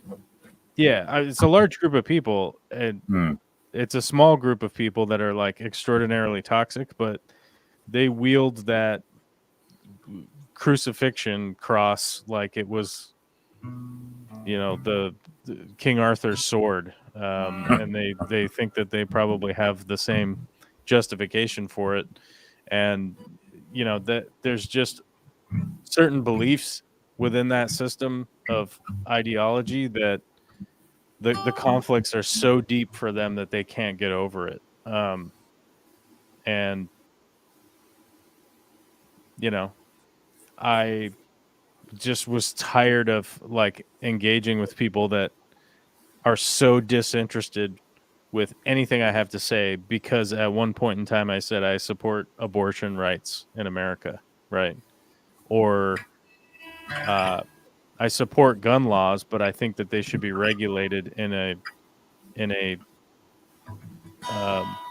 think that they should be regulated and not just loosey-goosey the way that it is now.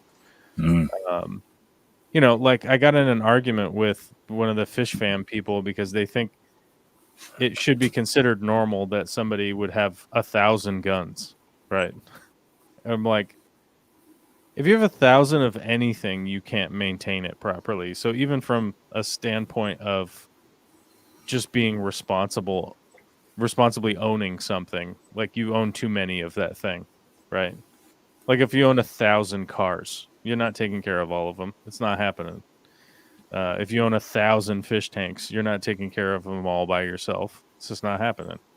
So it's a matter, to me, it's a matter of responsibly engaging with the rights that we do and don't have and stuff like that. And, some people find that to be wildly outlandish. And I'm like, I don't think to me, it doesn't seem outlandish. It doesn't seem like I'm being some kind of wild, Marxist or whatever they want to say. Having 1,000 of anything seems to imply that you'd require a staff, no matter whether it's a living thing or not. Well, that's what I mean. It's like there should be a level of responsibility on the ownership side of, for instance, firearms. It's like, and right now it's like the responsibility is you didn't shoot somebody with it. That's it. You're like, what? Like, okay, that's not enough in my mind. But of course it's like, that's wildly outlandish. Oh my God. So, but like I said, I've pretty much been on the bender of like, I'm not catering to really anybody's like, you should do this thing. Right. I'm just like, no, I'm just want to do the thing I want to do, and that's what I'm gonna do, And oftentimes, like, people would be like, "That's to the detriment of yourself" or whatever, and it's like, that's a contrary to your own belief because you're doing it your way. It's like I'm doing the thing I want to do, and it's just like when Z-Beam was here. He was saying that like you got to have fun throughout your life, and it's like, it's not. You are living an experience, and if you're not,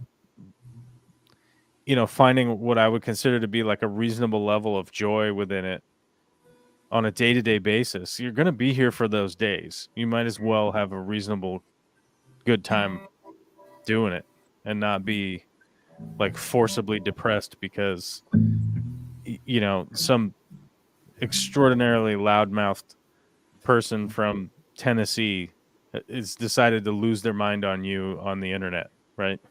It's just not important, Tennessee, birthplace of Jack Daniels and the Ku Klux Klan. That's right. That's right. There's your facts for the day, ladies and gentlemen. Facts, baby. I source most of my facts from crosswords, just so everyone knows my sources. Nice.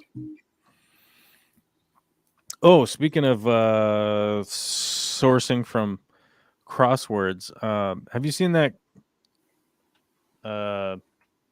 Benedict Cumberbatch? What was this movie? I watched the other day, and it has escaped my mind. The Imitation Game is what it's called. I couldn't remember the name of it. It's about Alan Turing. It came out in 2014. Has Benedict Cumberbatch in it? He was the Enigma machine guy, wasn't he? Yeah, the coder. I watched this movie the other day. I don't know how I missed this when it came out, but damn, what a good film! What a good film! If you haven't seen it, go watch it. What was it called again? For The those Imitation Game. I mean, if you look up Benedict Cumberbatch, you could look at his IMDb. Yeah, that's like that's a massive Google though. Who's looking that up? Who's got the time to type all those letters? I did. I wrote in. What did I type actually for real? Hold on, let me look. You probably just wrote Benny Cum. I wrote in Benedict Cumberbunch, and it came up Benedict Cumberbatch. Bansies dot comes a lot. Strong. It worked. I'm just saying. But that film was fantastic. I have to admit, it was really good. It was really good. That's that machine learning coming through. That's right. That's the beginning of computers. Computadoras. All right, it's 10 o'clock. I got to go, buddy. I got to go to bed. Righty, I was trying to read Vince's comment, but fuck, my eyes are getting terrible. I'm gonna do glasses before the week's out. I just closed the chat. Sorry, I can't read it for you. I am curious about what you said because I believe that too. Who do you know on YouTube who owns 1,000 guns? I am not a fan of them either, but who has that? It's not that I'm not a fan of guns. I'm a fan of people having a Second Amendment right.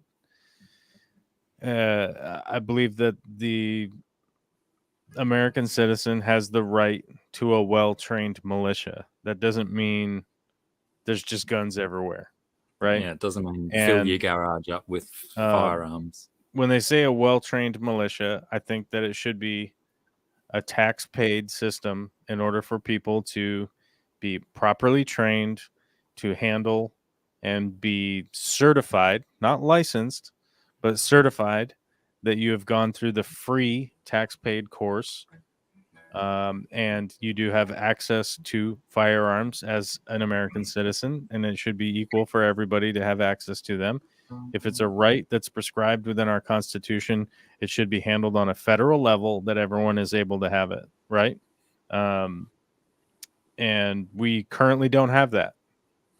We currently don't have a system like that. So I think until there is a system where we can literally train and certify and educate people on the safety of firearms and stuff like that, it's going to be really difficult for America to continue to see a benefit with just this, there's a 5-day waiting period before you can get your handgun, and your concealed pistol license is, I think, a $45 fee, and you have to fill out paperwork and answer a few questions and not be like actively in pursuit of a felony crime, right? Or, no warrants out. It does. It does give the felon time to plan out their crime properly. You know, those True. few days, they get a little True. bit of leeway to make sure they've dotted the I's and crossed the T's, as it Cross were. the T's, got the ducks in a row, got everything figured out. Yeah, I mean, and that may or may not seem like controversial ideas and whatnot, but I don't see any method of overturning the Second Amendment, and I don't believe that it would do anything if you did. I believe in positive enforcement and growth within community, ability. Humans are useless as isolated creatures. We are useful when we're a part of society, and I don't think that people should be ostracized from society because of one reason or another, and there should be access available to the constitutional amendments that we've applied. They should be enforced. They should be not only enforced, but they should be grown upon and expanded upon, right? I don't want a bunch of untrained people carrying around guns. It's just leads to an incredibly unsafe situation. And I think everybody could agree with that, So, Hey, Rack, I wasn't toileting Tennessee. I was just, saying that Jack Daniels is made there and the Ku Klux Klan started there. Those are just facts. I get a sense that I might have made the freckles on Rack's back spike up a little bit with what I said. Sorry, Rack. I meant no offense. Like I said, just spitting facts. The Ku Klux Klan's everywhere now. And Jack Daniels is everywhere now. It's not just Tennessee. And yes, you're right. It is a beautiful, beautiful area. Lots of lovely countryside that I've never seen, but I know it's nice.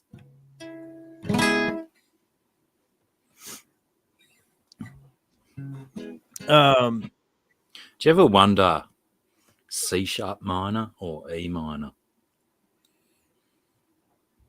There are people with 1,000 guns. Of course there is. I don't need to name names. If you want to look around and find the gun advocates in the fish fam, you can probably figure out who they are. But more to the point was that the argument that we were in was that the other person claimed that owning 1,000 guns wasn't a ridiculous idea. It was like, no, if you want to, you can, yeah, And it's like, yes, if you want to, you can. If you want to, you could also own 1,000 kilos of heroin. Like, but is that responsible? Like, what are you doing? Like, and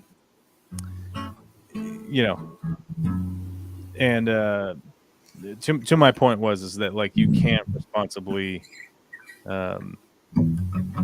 I don't even care. I'm going to bed. Fuck this. I don't have time for this bullshit conversation. Right now. Sorry. I think the whole point, Vince, is that he's not here to out anyone for that kind of stuff. I'm not here to out anyone. If you want to go watch old content, we can go watch old content. It's on the internet. You can go find it if you want. Anyhow, I love you. Love all you guys. I hope you have a good night. I'm really tired, and I'm going to bed because I have to get up and build a fish store so you guys can visit it in the future. So that's what I'm working on. Right, dude. But, have a good week. I'll see you next week. All right. Probably. Thank you. Unless you flood. Fingers crossed we'll stay dry-ish. G'day, Cody. How's it going?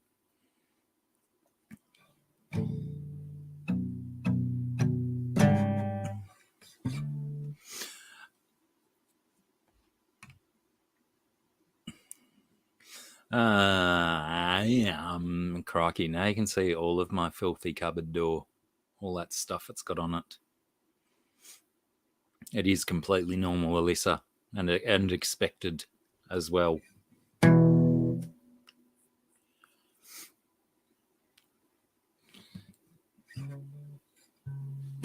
What do you mean not? Oh, yeah, actually, you're ahead of me, aren't you, Kiwi? No, it's still bloody only 6 o'clock for you. You doing going to bed, Kiwi, Mummy?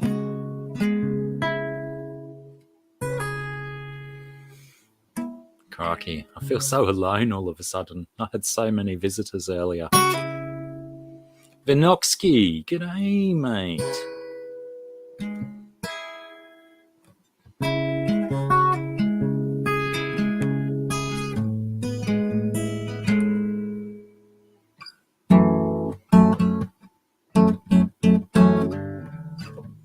Whoops.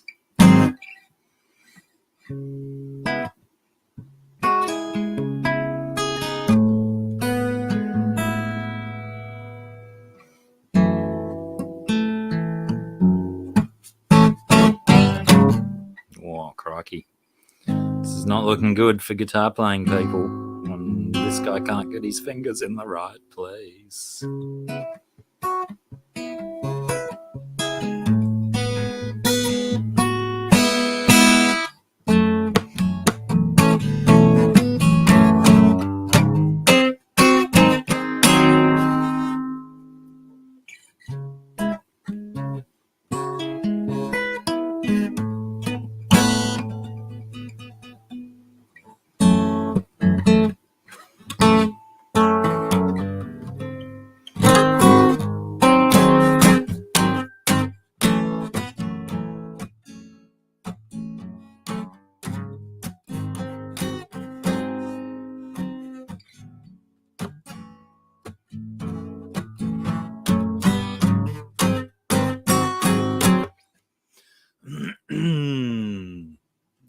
Yes, righto.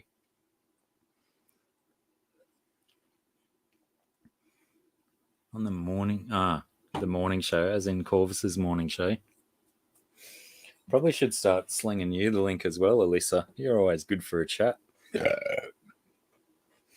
Now, what I'm going to do is I'm going to go and refill this, and then I'm going to think about whether I have a crack at playing this silly 90s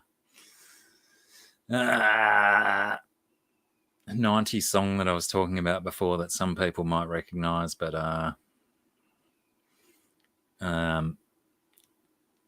going to probably murder it. No, I don't. I used to use this wax. I can't even remember what it's called. It's some waxy shit. They used to just scrape up and down your strings, but after a little while, I believed it was useless. And the only other thing I've got at the moment is I'm trying to find where it is because it was just here the other day. Just this guitar polish that is it's also apparently pretty decent for putting on your strings as well, prevent rust and whatnot. Where the heck did I put that stuff? I don't know. Anyway, I think it's Stage Gear brand or something. It was like right here hours ago, and now it's not. Oh, it was Sarah's. Maybe she took it with her. Anyway, it's pretty good stuff. Yeah. Oh, Jess's morning show, right? Anyway, let me just throw on, because I might, but I've got to go and do a wee as well. You know how my child-sized bladder is. I'll put some music on. I'll go and do a wee, make a drink, and then try and be brave enough to come back and ruin a song for yous.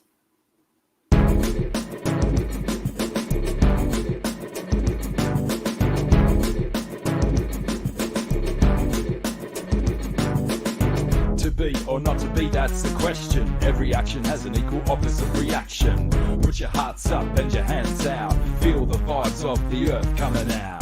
Get your feet out in the dirt between your toes. Get the stinky stinks moving up inside your nose. Put your hearts up and your hands out. Listen, Mother Nature's coming out. She's out, she's out, she's out, she's out. She's out, she's out, she's out. Get your brains out of their rudimentary traction. Seek a better upper mental satisfaction. Get your brains out of their rudimentary traction. Just a better upper mental satisfaction. To be or not to be, I repeat the question. Every action has an equal opposite reaction. With your hearts up and your hands out. Now can you feel the power coming out? Feel the vibes up and spread them around. Here are the beats and grooves that make you shake your ass around. Put your hearts up and your hands out. She ain't your baby if she's starting to pout. She ain't if she likes to pout. She ain't if she likes to pout. She ain't your baby if she likes to pout. If she likes to pout. She ain't your baby if she likes to pout. To be or not to be, that's the question. Every action has an equal opposite reaction. To be or not to be, that's the question. Can you hear the funky groove that I mentioned? To be or not to be, that's the question. Every action has an equal opposite reaction. To be or not to be, that's the question. Can you hear the funky groove that I mentioned?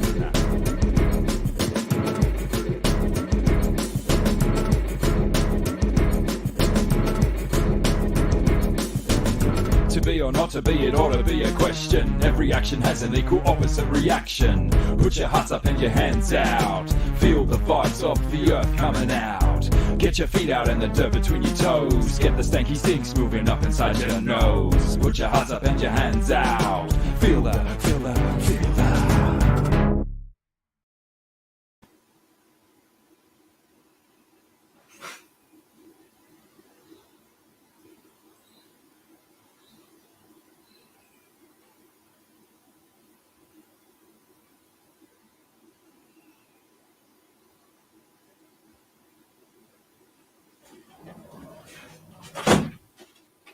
I was put on a short song, didn't I?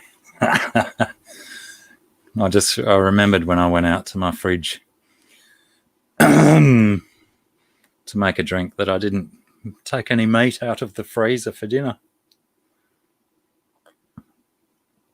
So I just went and did that as well. Added an extra 17 or 19 seconds to my time away. Crikey, that To Be or Not to Be must only be a 2-minute song or something, though. It was still pretty rapid.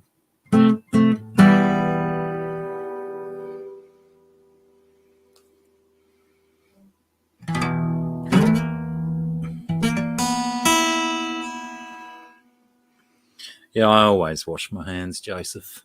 Might not be as thorough as the COVID requirements say we should be, but, you know, I'll still wash them. I know where it's been. Yeah. I know how to do this one and still be able to see the chat. I can go make it narrower, I suppose.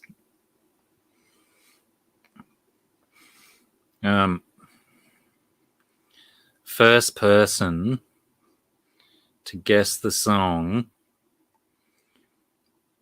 in the chat will get a bucket of kudos in the post as a prize. Crikey, I'm still frightened to do this song. I'm scared about microphone balance.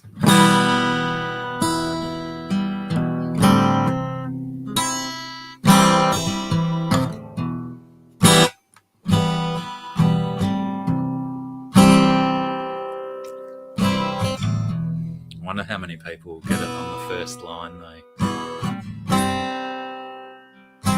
Do I use a pick? Nah, let's finger it.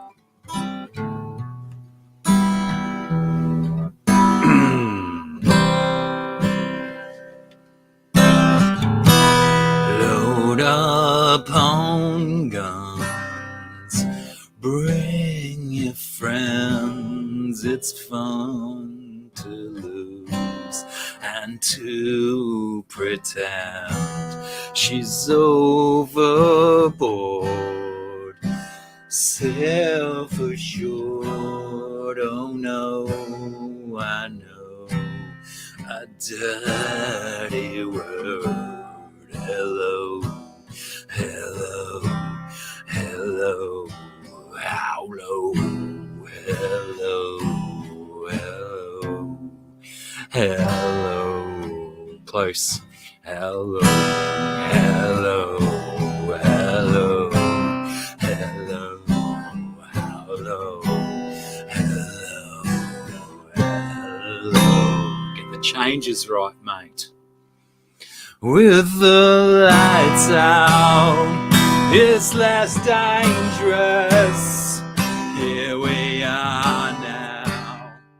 Entertain us. I feel stupid and contagious. Here we are now. Fucking hell.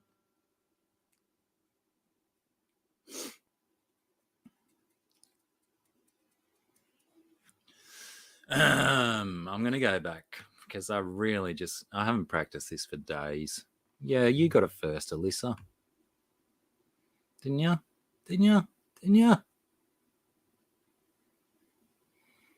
Yeah, a bucket of kudos for you, Alyssa. Jesus. With the lights out, it's less dangerous. Oh, I started on the wrong note, dickhead. Hello.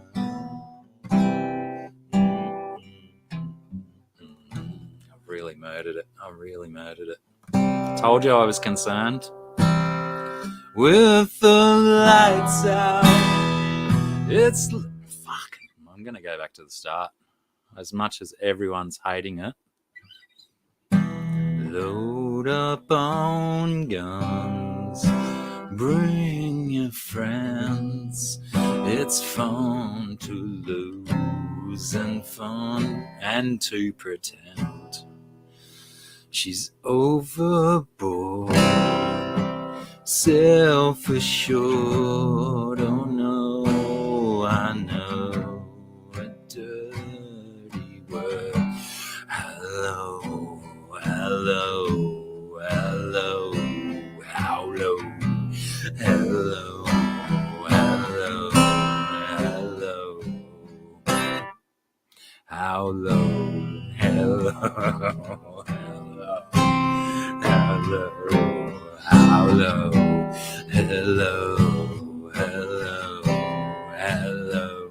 With the lights out, it's less dangerous. Here we are now. Entertain us. I feel stupid, quite, and contagious. Here we are now. Entertain us. I'm a lighter, an albino. I'm a skater, more libido. Yeah.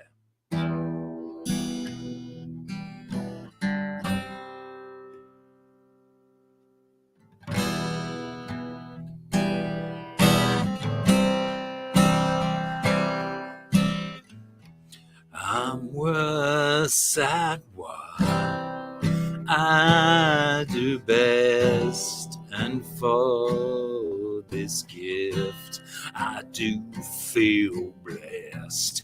Our little group has always been and always will until the end. Hello, hello, hello, how low, hello, hello, hello, how low, hello, hello, hello, how low. I feel that's twice as long as it should be, really.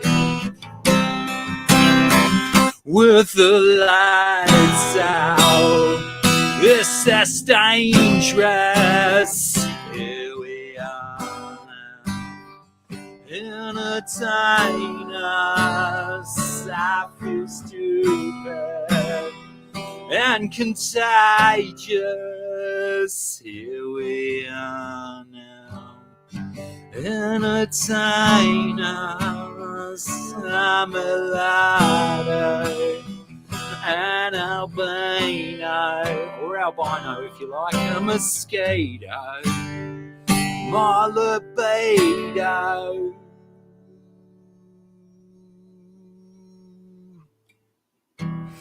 and I forget just what I taste. Oh yeah, I guess it makes me smile. I found it hard. It's hard to find. Oh well, whatever. Never mind. Hello, hello, hello, how low? Hello, hello, hello. With the lights out, it's less dangerous. Here we are now, entertain us. I feel stupid and contagious. Here we are now, entertain us. I'm a lighter, an albino or albino mosquito. My libido, a denial, a denial, a denial, a denial, a denial, a denial, a denial, a denial. Crikey. Yeah, sorry about that. I'm really sorry, everyone. That was fucking terrible. Oh, Jesus. Mental note. Lots of practice before I do a song on the live stream. Oh. And for those that give a fuck, I did steal that version from shit, what movie was it at the end of Black Widow, I think. Was it Black Widow? Someone confirm it. Jesus. I'm like, I don't know if you can see, but I'm like red in the face, flushed with embarrassment from doing that. Oh, dear. I'm sorry. I'll delete that section out of the live stream. Probably won't. That seems like a lot of work already. Anyway, back to practice. It was funny when Sarah picked up the ukulele before, and she was doing the fry song when we were talking about French fries and chips.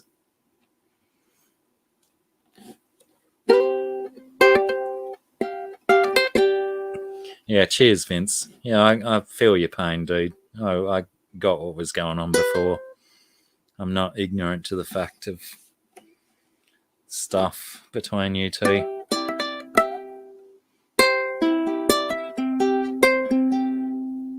Jesus, now I've even forgotten how to play this thing.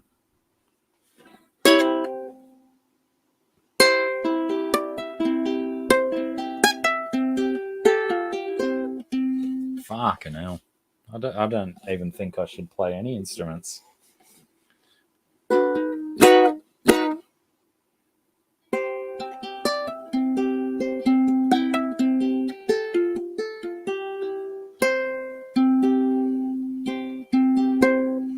Wow. I'm struggling here, people. I'm struggling.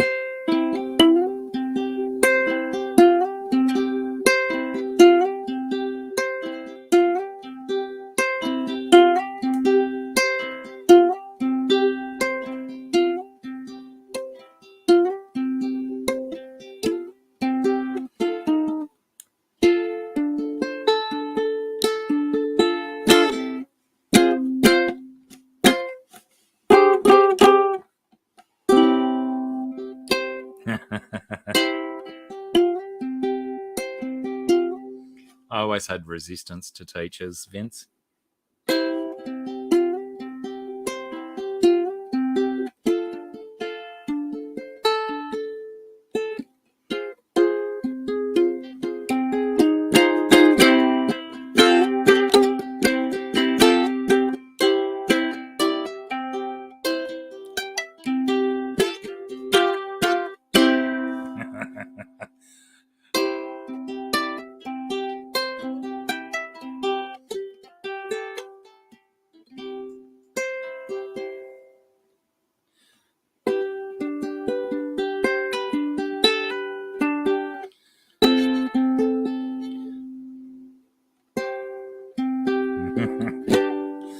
forgot the chord for a second.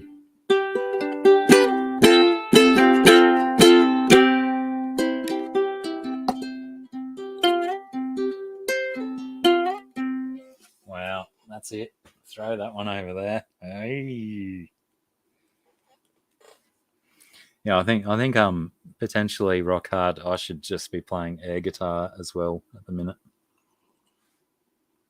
But come on, let's not deny myself. Let's just ignore the ukulele for a second and try this guy again. It's got more space for my fucking meaty steak fingers to move.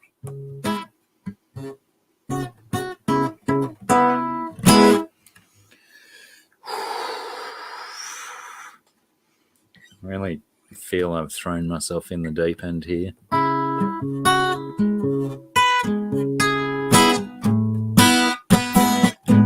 Let's just use a pick, mate, and just fucking strum it.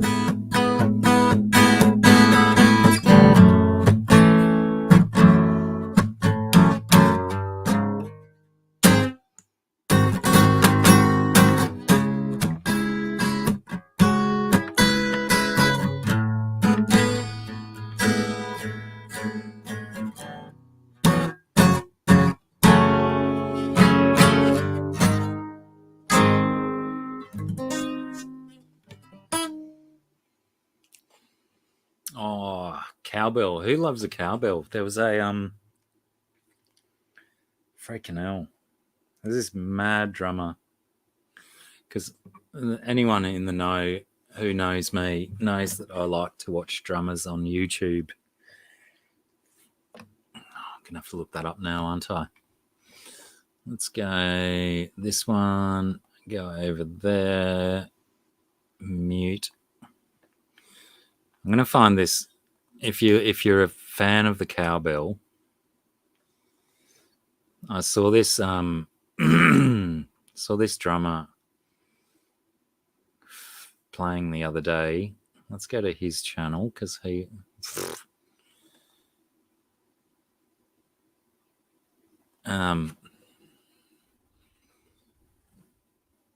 did a reaction to this particular drummer. So, was it Grayson? I don't think it was Grayson. Maybe it was. Nah, he doesn't have cowbell. This dude, particular dude that I'm thinking of, had the wildest cowbell rig. It wasn't Stepanio. What? I'm scrolling through a list of drumming links, and for some reason my live stream popped in there as well. No, that's not right. That's not right. It's not right. It's so funny that Hondo, the guy who voices Hondo in Rebels, has done so many voice jobs. He was even in Baldur's Gate and Icewind Dale video games, computer games from so long ago. I can't find that bloody cowbell reference. I'm lost. Be true to myself. I'll try. A fast question that would like a true. Why do you seem to have so much more fun in your streams when Corvus leaves? I guess probably because I do like I do respect the knowledge that he has and stuff, and I guess I spend a lot of my time waiting to learn something and to have knowledge imparted upon me. And then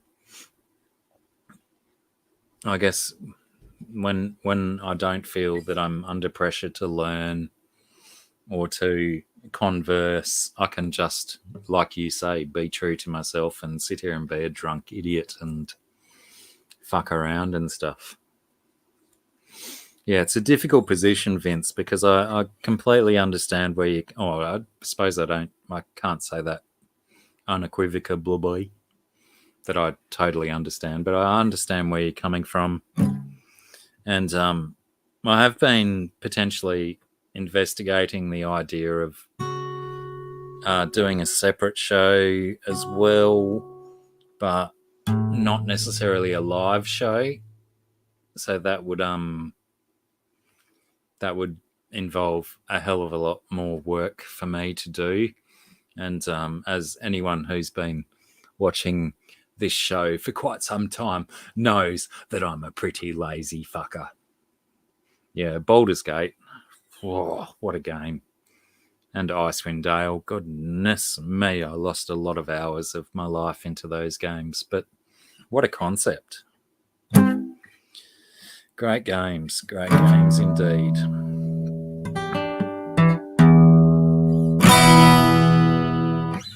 I don't know what else I can do. I'm lost. I'm gone.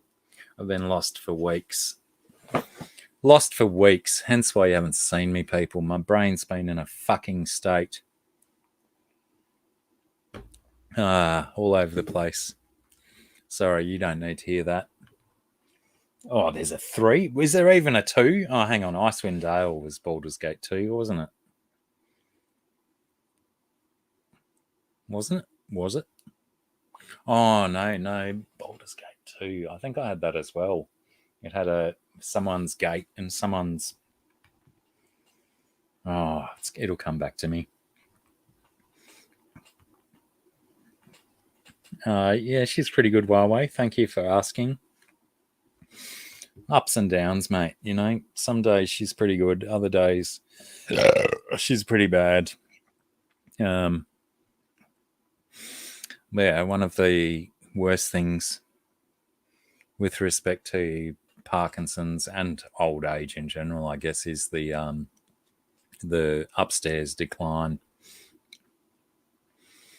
Where, you know, maybe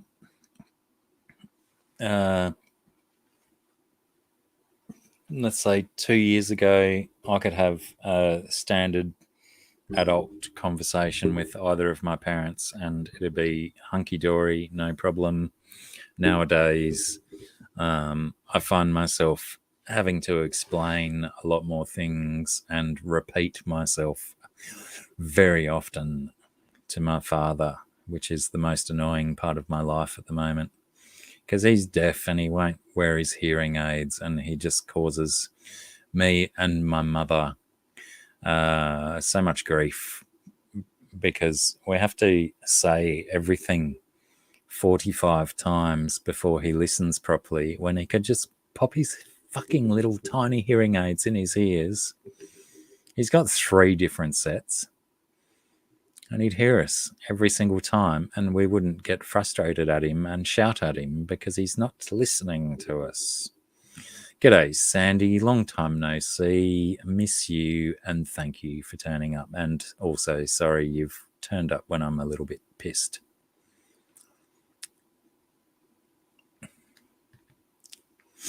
I don't want you to have that kind of vote in here, Vince. If this is the stream where I've let Corvus into my life to do these streams, and like I just said previously, I'll am looking at doing something else, possibly just myself and Scungey, like we used to do at a different time. But yeah, I don't want that kind of I don't want people going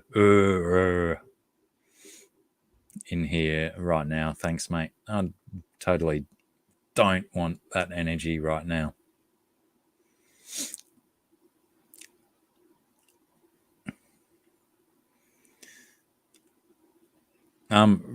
Is Rock Hard Tanks, is that Rockford?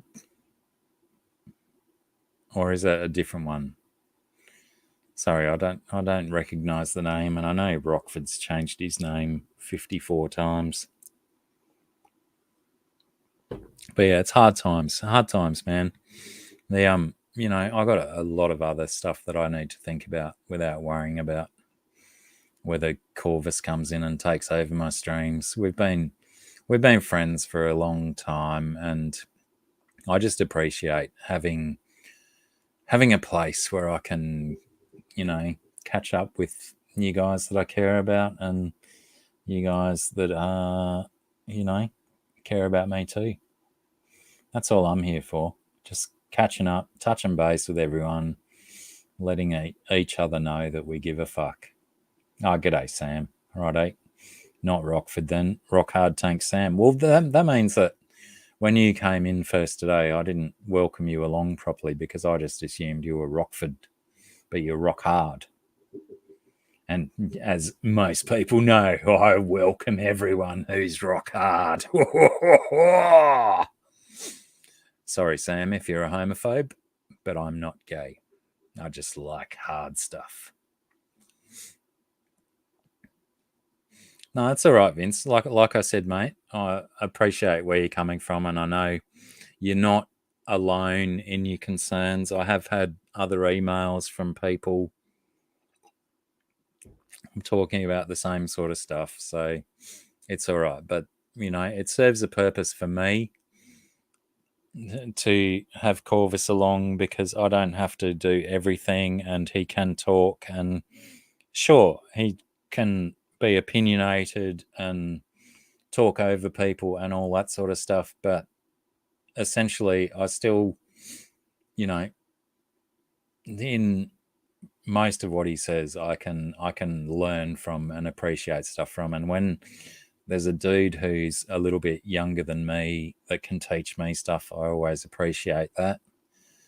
But yeah, it also does. It certainly motivates me to do,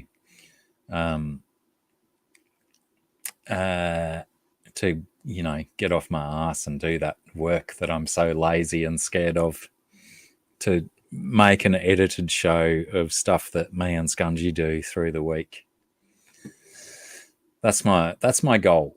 That is my goal, to do the Blacky and Scungey show, which is a completely separate show to this, but it's not necessarily a live stream. Fuck, I wish it was a live stream though, because there's so much less work than edited content. Why are you watching his shoes, BJ? Why are you watching his shoes? That might be the best typo I've ever seen in my life, and Jesus, didn't it come at a good time.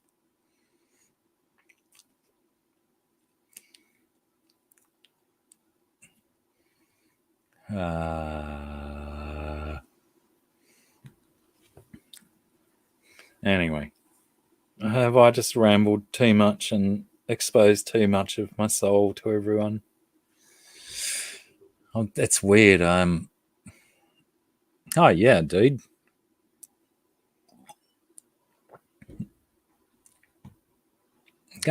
Brendan. I would love to do a panel with Vince Olshev and Brendan Ryan at the same time. But yeah, Vince for sure. I mean, I don't know you apart from typing and stuff. But hit me up on the either the the IG or the FB, and we'll sort something out. That'd be interesting, actually, to put you and old mate on a panel against one another. I'd probably descend quite quickly into madness. Big D, how are you traveling, bro? How's your back, man? You have your operation? Didn't Big D have an operation recently?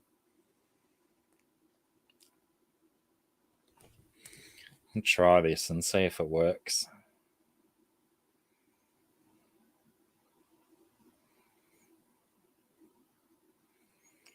If I can find that link. Bam, bam, bam. Bam, bam, bam, bam.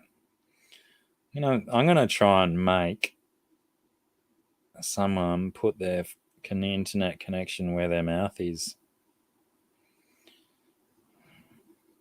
See how that goes.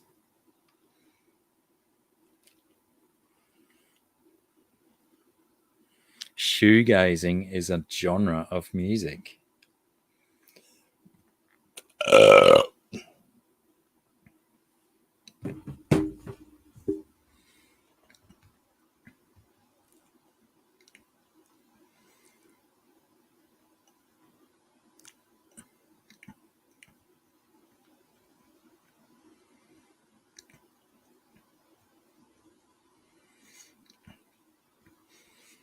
Get me on Facey now, Vince, and I'll bring you up now before I got to go. Oh, it's only fucking hell. It's getting so dark, I thought it was time to cook dinner, but it's only 10 to 4.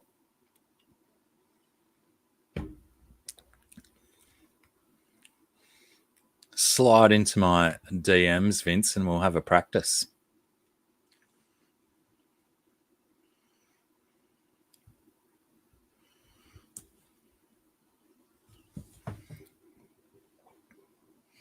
Oh, I can try. I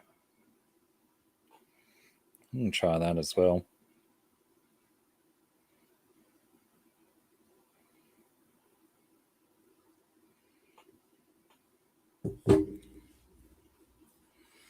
I've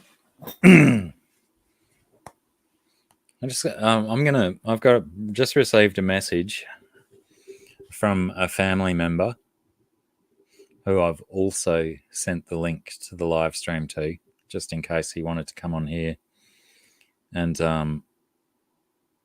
ask the question. But I've been asked the question, what temperature you got your tanks at for your bristle nose?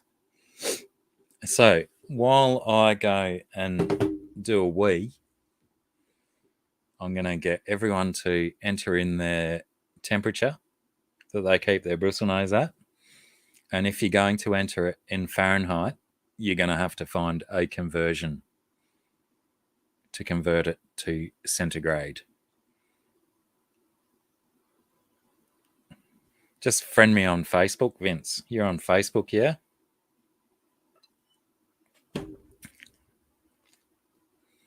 Or if you're on Instagram. Hang on, I'm really busting. I got to go and do this wee. Bristle nose temperatures, go. Celsius or Kelvin, not Fahrenheit.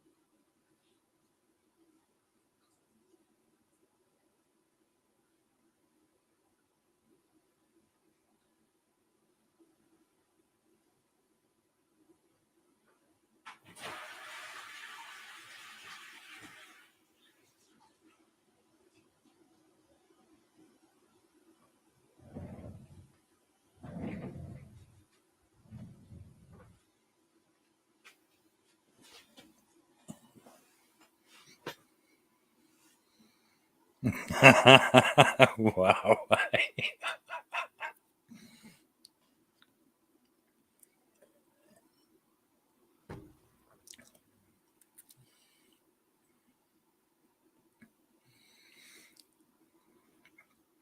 Yeah, I tend to for let's say 3/4 of the year, my bristlenose tanks aren't heated, and when the heaters turn on, I have them 23, 24. I think that's one of the best features about them, is that they're very tolerable little buggers. They'll put up with any kind of shit that we throw at them. Pardon me.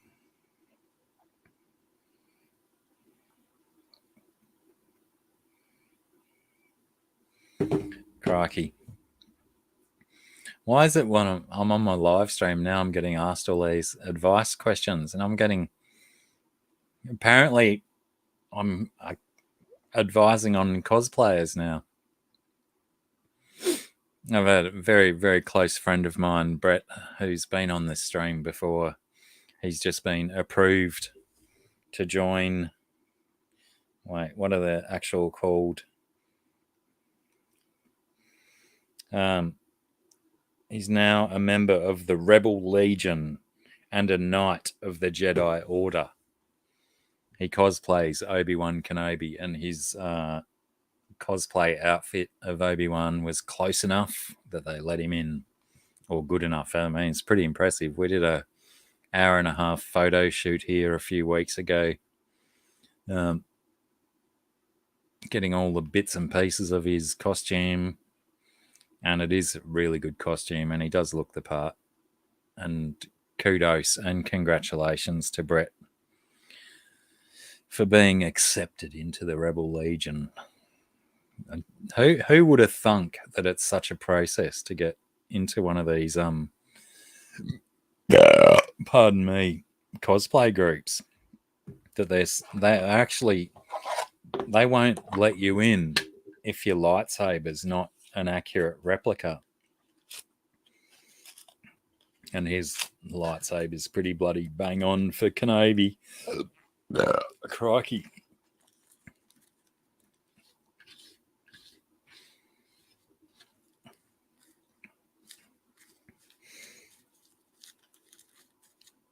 Oh, that's good to know, Huawei.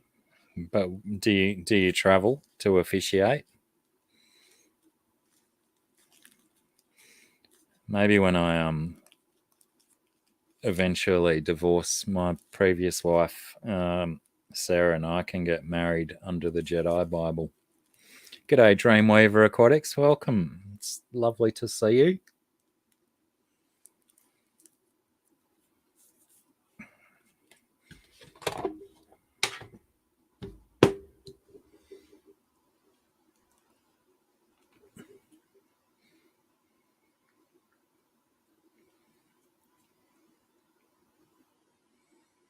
What are Snow Whites?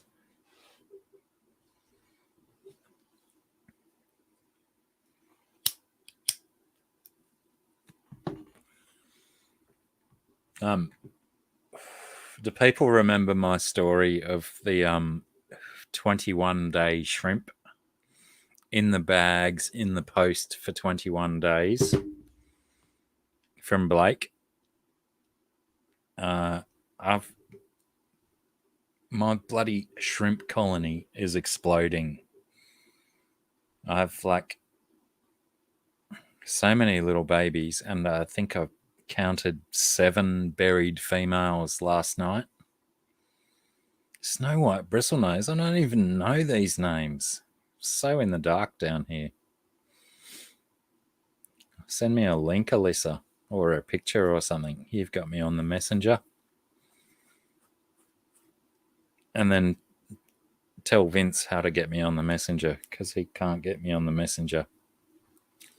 What was I saying? Yeah, the fucking 21 days in a bag. So you'd think they'd be, on their last legs and going, yeah, I just want to die. But no. They just want to breed, apparently.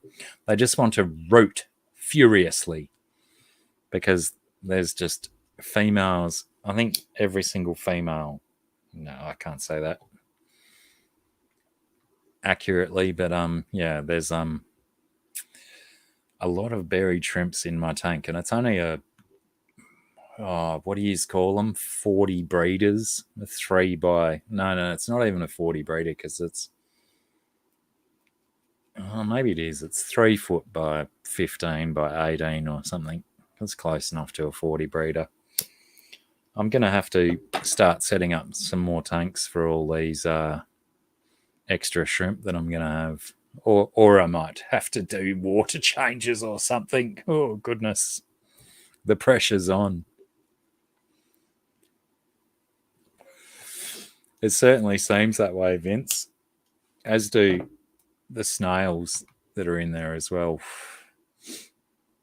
What I'm a little bit concerned about is my goal is to go to one of my local creeks and collect prawns to go with my shrimp. But I know prawns are a little bit more aggressive. And they have these things on the end of their arms that bite things and stuff. And I'm beginning to think that maybe I keep my prawns separate to my shrimps. Because there's, I got some black ones, I got some red ones, I got some green ones, I got some stripy ones. So sure, eventually I'm going to end up with just a tank of glass shrimp, essentially.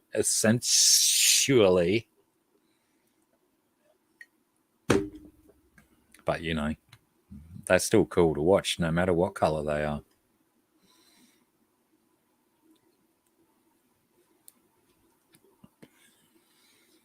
Lol. Poor French bulldogs.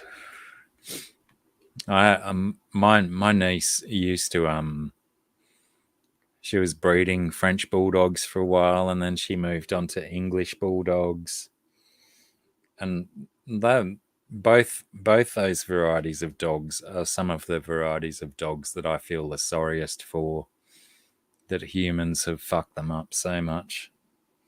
We've given them such bad genes. Those poor things and their breathing problems.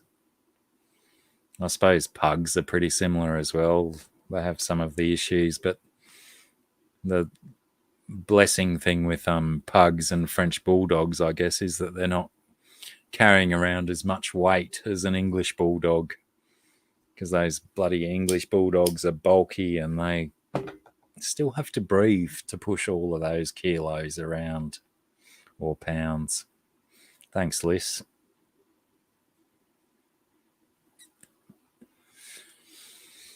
Yeah, I like my snails too. And that was, the snails have boomed because the snails were in there before there was any shrimp in there. And as I was establishing the tank, because it's a recently set up tank, maybe 2 months in, and snails have gone nuts. And I was just thinking, it'll be okay. As soon as I put the prawns in there, the prawns will eat most of the snails and sort out that. And then I thought, oh, hang on, they'll probably eat all of my fancy shrimp and stuff as well.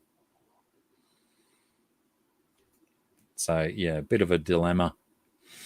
But I do have up here in somewhere, I've got this idea for a Dagobah tank. Dagobah, if for those who don't know, is a planet in the Star Wars universe. I've got a lamp that's a Millennium Falcon. Yeah, I know how to speak. Shut up. And I've got a Lego X-Wing that I was thinking that I could incorporate into a open top tank with some sticks and loads of plants and stuff growing out of it. Even though it's not canon. The Millennium fucking say it right, mate. Millennium Falcon has never been to Dagobah. It'd still be cool.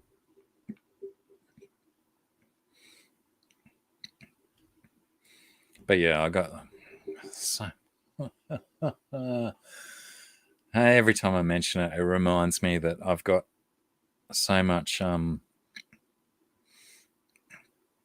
rubbish and trash and hoarding stuff that I need to clear out. Pardon me, before I can set up another tank. There's just so much crap here. So much crap. That's what you get. That's what you get when you're the child of hoarders. Mum hoards inside, dad hoards in the sheds. But yeah, I'm really considering a proper goal of mine to get this Dagobah tank happening. Might even... Oh, actually, I've got a fake snake. I could put a fake snake in there. That's only little.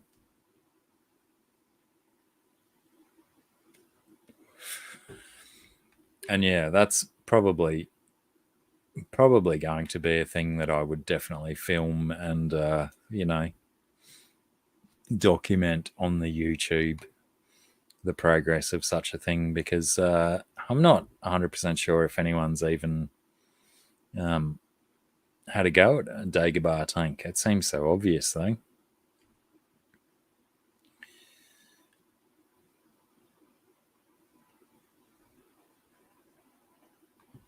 Hang on, I have to put that on bigger text so I can read it. Recently, some of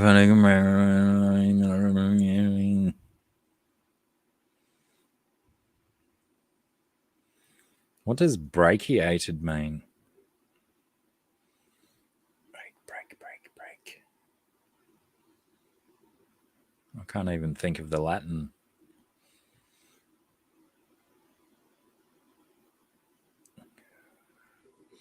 Man, I love I used to be mad into the castle Lego. That was some good stuff. I've still got some of that left. But yeah, nowadays that's just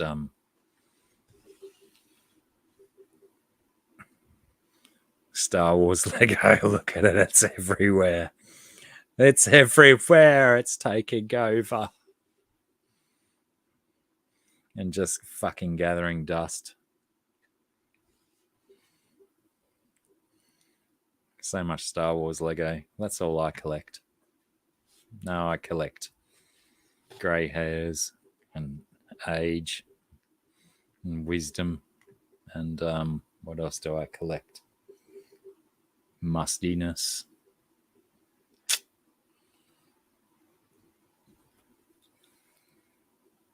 Smashed face breeds. Yeah. Why do we do it to them? Chihuahuas as well. They seem like they got the bloody blunt end of the stick as well. Smallest breed of dog, and it's like, oh, so mutant.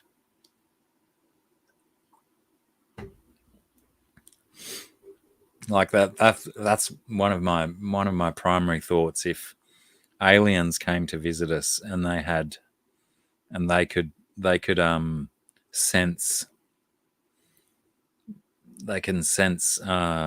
what a creature's genes are made up of, and they see all of these dogs and they're all the same, they've all got pretty much identical genes, and they go, what the fuck has gone on here?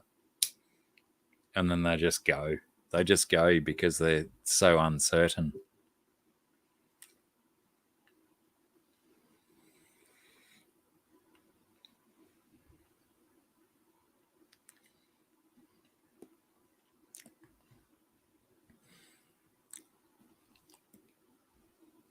Vince, are you on Facebook, Vince? I'm going to try and reach out to Vince on the Facebook.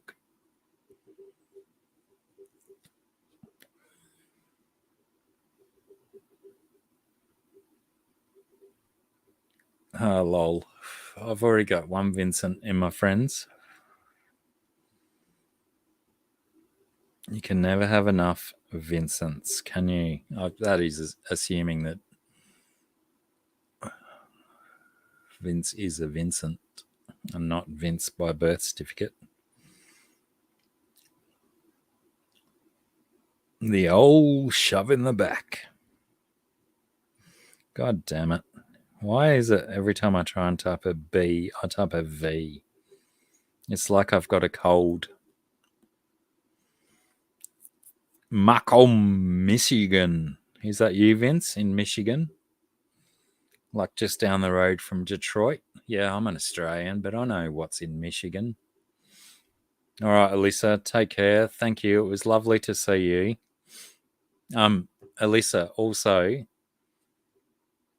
would it be too forward to say that I should probably link you and get you involved in these live streams as well?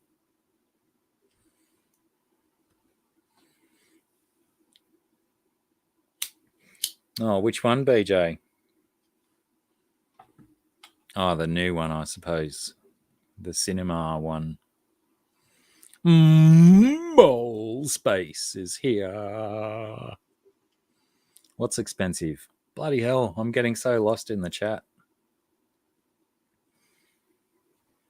I'm fairly certain, Vince, that I have sent you a friend request on the Facebook. So, you know, like, reply to my friend request and we can talk outside of YouTube chat, which is probably more beneficial for everyone. Oh dear, nearly set my thumb on fire. Yeah. GRB, yeah. I've got a queue of three lining up to for me to get some power back into and then find what's capable on all of them, put it on the terrors that I spoke of earlier, and then just throw them away so that I don't have to think about them anymore.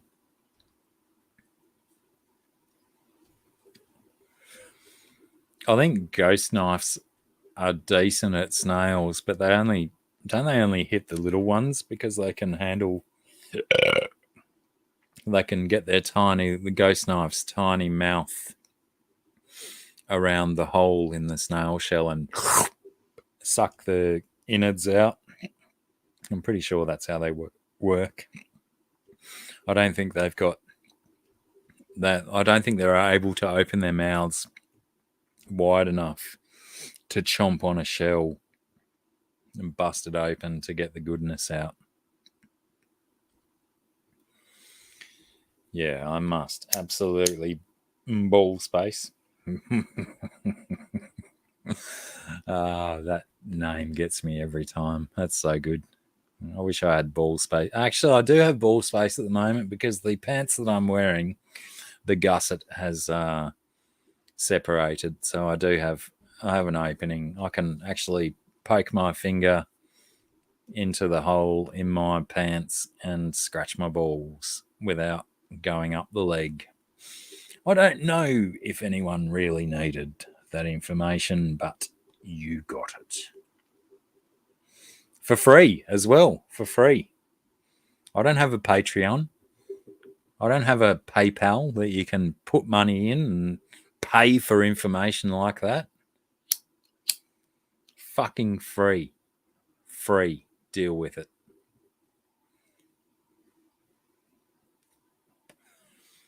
I do not have an air fryer. Huawei. Should I?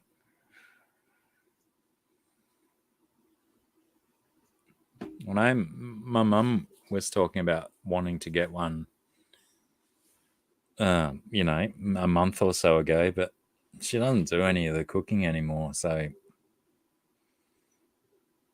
and I just figure that most of the ones we get down here seem to set kitchens on fire and stuff. So maybe I'll just stick with the fry pan and big boilers and whatnot.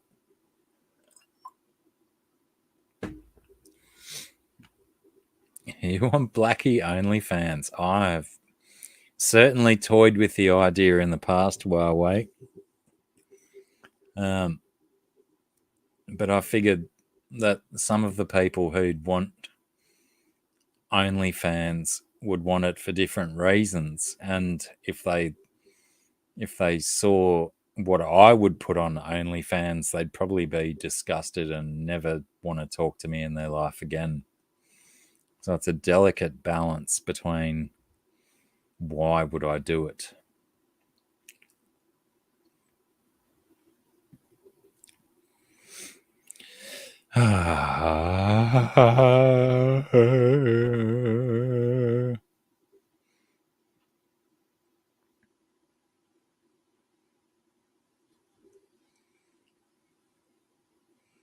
Wow.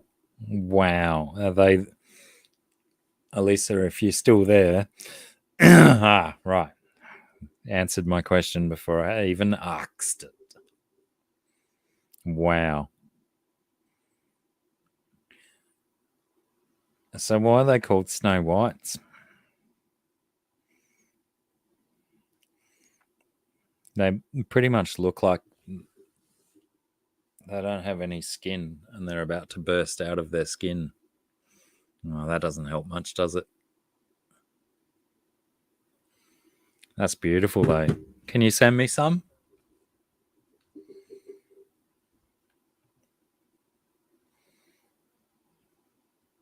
Face place. I'll double check that, Vince, by trying to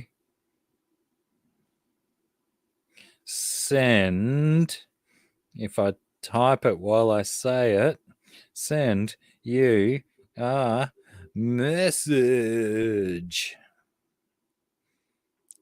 That probably won't help if you're using one device to do everything. Huawei, that makes me feel so comfortable. I'm glad I'm not the only one.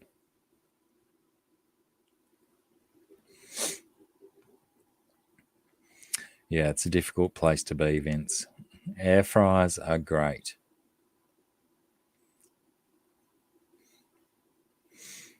Now, I feel that OnlyFans is because when I first started thinking about dabbling into OnlyFans, like it was already a like a porn domain, and then I was thinking, why does it have to be porn? Surely there's a lot of other stuff that can go on there, and there's quite a lot of people that use OnlyFans that aren't, pulling their dick out and slapping it on a cabbage or something, that are just doing normal stuff like Cameo, but for everyone instead of direct at someone. So it's certainly a thing I've considered, but then my modesty, my humility kicks in and goes, it makes noises like that non-stop. Really? Those kind of noises.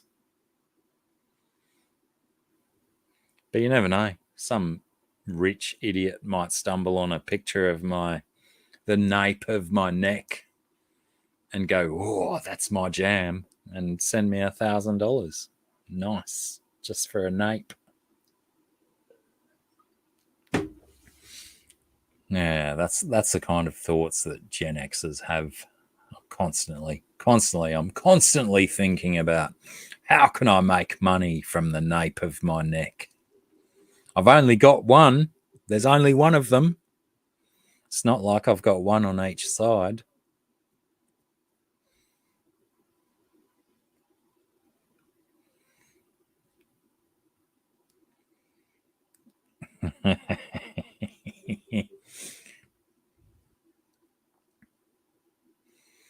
Alrighto, Vince, go get your beers. I might even try it.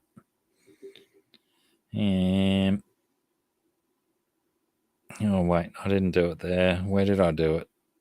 Back here. There. Let's try that one, and let's try that one and see what happens. Sally's. Yeah. Ball Space. The dogs that he's referring to is the French bulldogs and the English bulldogs. They were all expensive. I think didn't her French bulldog breeding bitch, I believe, succumb to a brown snake bite or something, didn't it? Didn't it die from a snake bite when they were just starting to G up the breeding program and get these French bulldogs breeding? But yeah, I'm certainly going to go on record as saying that I wholeheartedly don't like people breeding French bulldogs, English bulldogs, chihuahuas, pugs, King Charles Cavalier spaniels. What else have I got? There's got to be more dogs that just shouldn't be continually bred because of the inherent fable conditions that they're breeding into these dogs. These all bulldogs are in a position where they're bred with incredible breathing difficulties and stuff.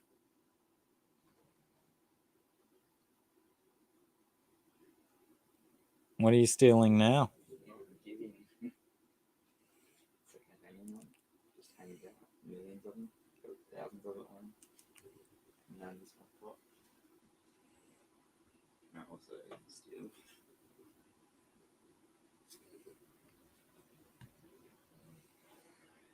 Yeah, that's true as well, GRB. Actually, I think even the English bulldogs are like that. I think Sally's dogs that Ball Space was referring to, I think they had to have cesarean as well. All right, Sam, rock hard. Thanks for hanging out, dude. We'll see you soon, eh? Hopefully next week if we're back on track still. Different Sam, not that Sam.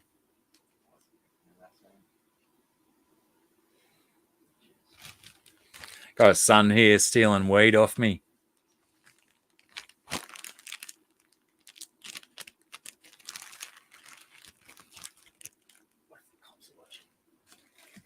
Good luck to him. First offence. Won't hold me long.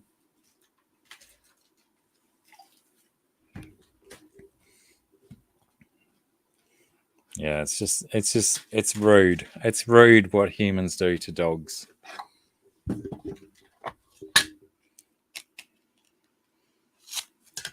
I mean, our little Jack Russell, he's an awesome dog, but same as well, you know. They're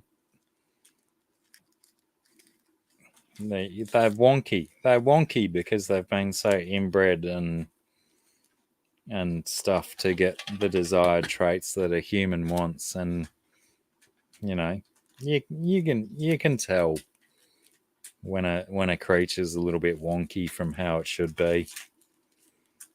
One of his eyes is a little bit wrong, and you know, he red rockets at sheepskin and stuff, and you know, you just can't predict these odd behaviours. And that's why people find dogs so cute, because they're so retarded. That's a pretty good point. Do you want to say that again louder on mic? I said, I think that's why people find dogs so cute, is because they're so retarded. Think of like someone with autism, they're pretty cute.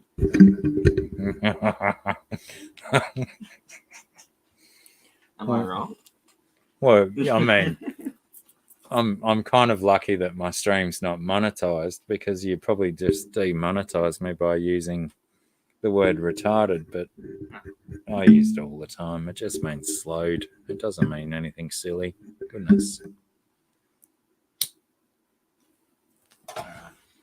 Zach's in here. Do you want to say hi to Zach? Oh.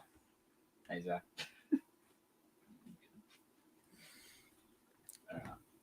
Go get back to gardening and All right, go garden. Bye.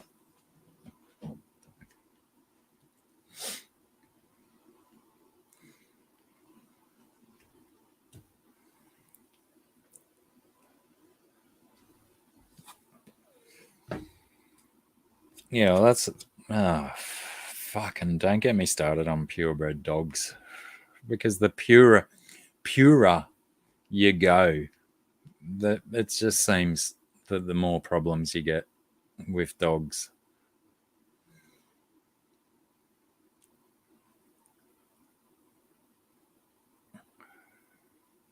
Yeah, Kiwi Mamo, agreed. There's I think there's a few different breeds of dogs where they clip their ears when they're young, especially fighting dogs as well. I know schnauzers are not necessarily regarded as a fighting dog, but I think they're a hunting / tracking dog. So they deem that they're too much ear might get in their way running through the bush and whatnot, trying to hunt down their quarry. And yeah, that sort of shit's just ridiculous. No less ridiculous than Manx cats docking their tails for God knows what reason.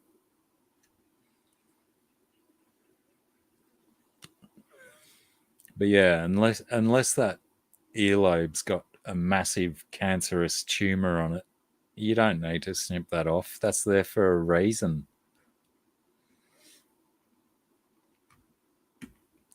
Yeah, right. Exactly, Mame. So yeah, they're designed to get into small spaces, so heaven forbid they get their ear stuck on a knot of wood or a hook of a screw that's gone through the timber too far. But still, I do like a schnauzer. They're a very, very, very attractive dog. I like them a lot.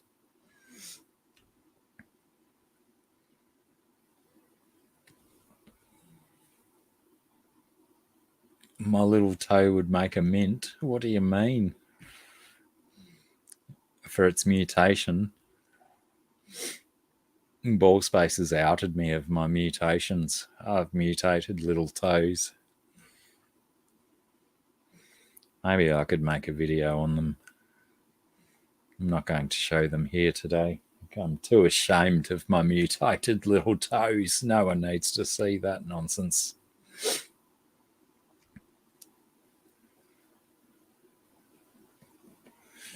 Oh, you mean if I docked it, if I cut it off, as was my goal when I was a younger man, cut off my little toes.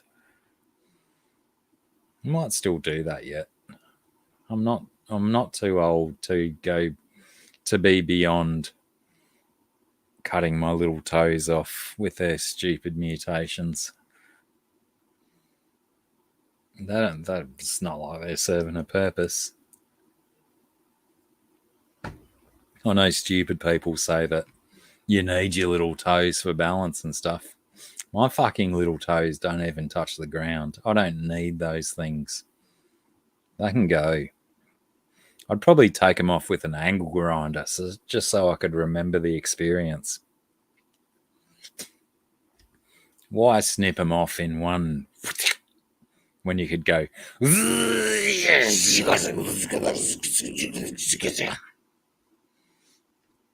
Exactly, GRB. So it won't happen.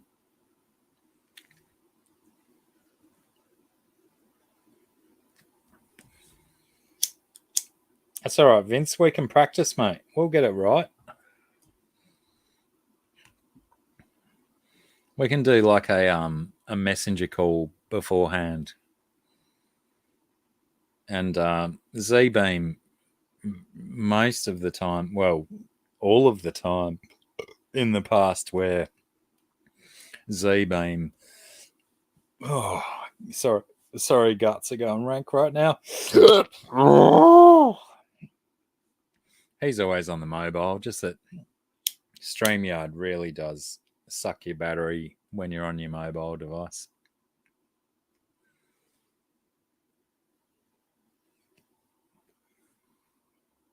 Wiki feet. Oh, is that a thing? Is that actually a thing, Huawei? Because I probably could. If there's a wiki feet and there's like paid subscriptions, I reckon people would get massive boners over my feet.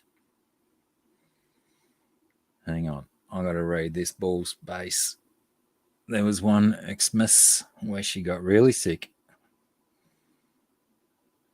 And she's still alive. Is she still alive, ball space? Due to that couple of grand?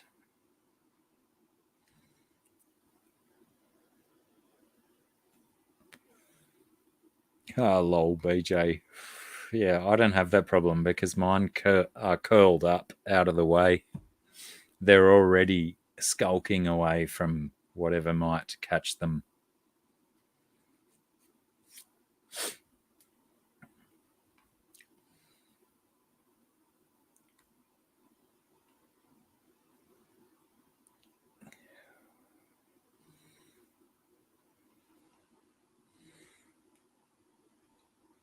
Yeah, I totally get that people spend a lot of money on their animals because they're part of the family and stuff. But there's got to be a certain acceptance at a certain stage of the animal's life where you realize that even if you spend $2,000 on healing it, that it might only have so much time left. But bloody hell, dogs do bring so much joy and love to humans.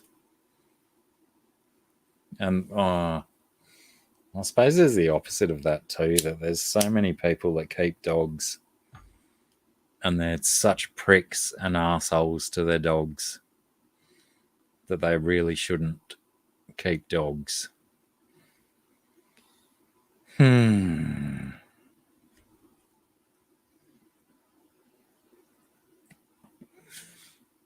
that's pretty much what mine do, Kiwi Mamo.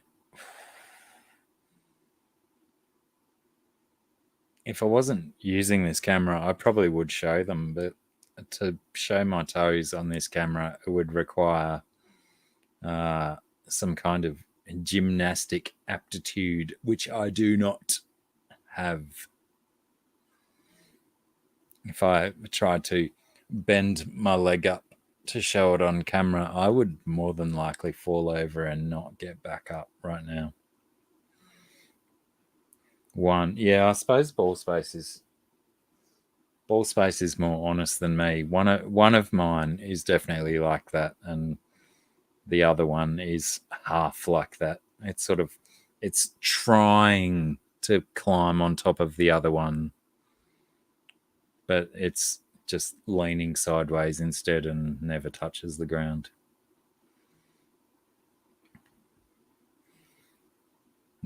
What do you mean, ball space, Josh or Abel? Which one was just here? Abel. Abel was here with his bleach blonde hair.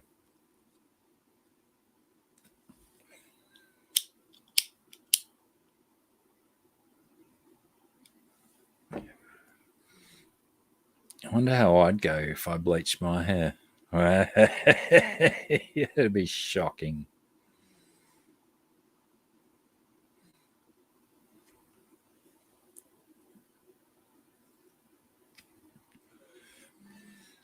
Well done, Vince. Well done. You've made it. You've made it in life. Facebook friends with Blacky. Life goals achieved.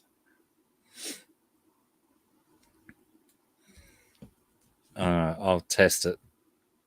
I'll test it by sending a dick pic to Vince.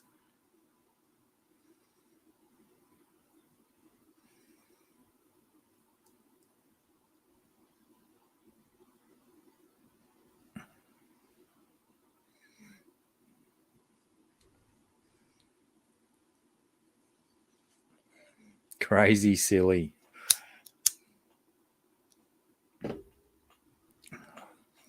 Let me send this one to Vince just to make sure that he gets my ridiculous pictures.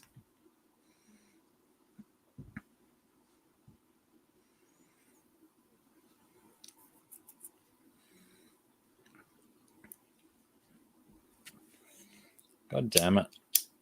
Why do I keep letting my cigarettes go out? I probably should just stop smoking. Vote now. Should Blacky stop smoking? Yeah, can you bleach grey? Yeah. Can you make it any whiter? Nice one, Grasshopper. Thank you.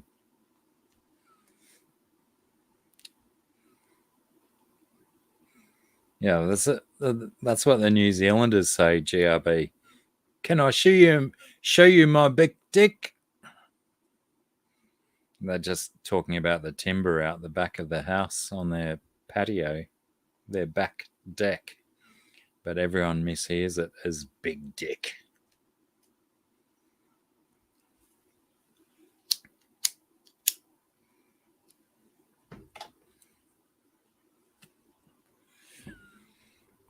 Oh, I just feel like I'm rabbiting on with shit now. What else? Someone give me a topic and let me rabbit on about it. I'll friggin' talk some crap. No way. Hang on. Look.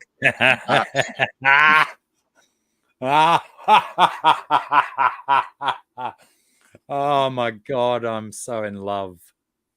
I'm in love with you. What are you doing? I'm just kicking about the house. I've just spoken to my mother. How's she going? She's 91. She's in care. And she hates being 91. Is she? Is she in good care? Oh, she's in gold care. I told her, if you don't stop complaining, we'll put you back on the nose bag. Bit of dirty water and a cracked glass. I had a piano tuner around today for the second time, and he was I think he's deaf. A deaf piano tuner? Oh, no, he's an old man. I didn't want to kick him or anything. I mean, you know, I think he's deaf. But this is what it sounds like now. Hang on.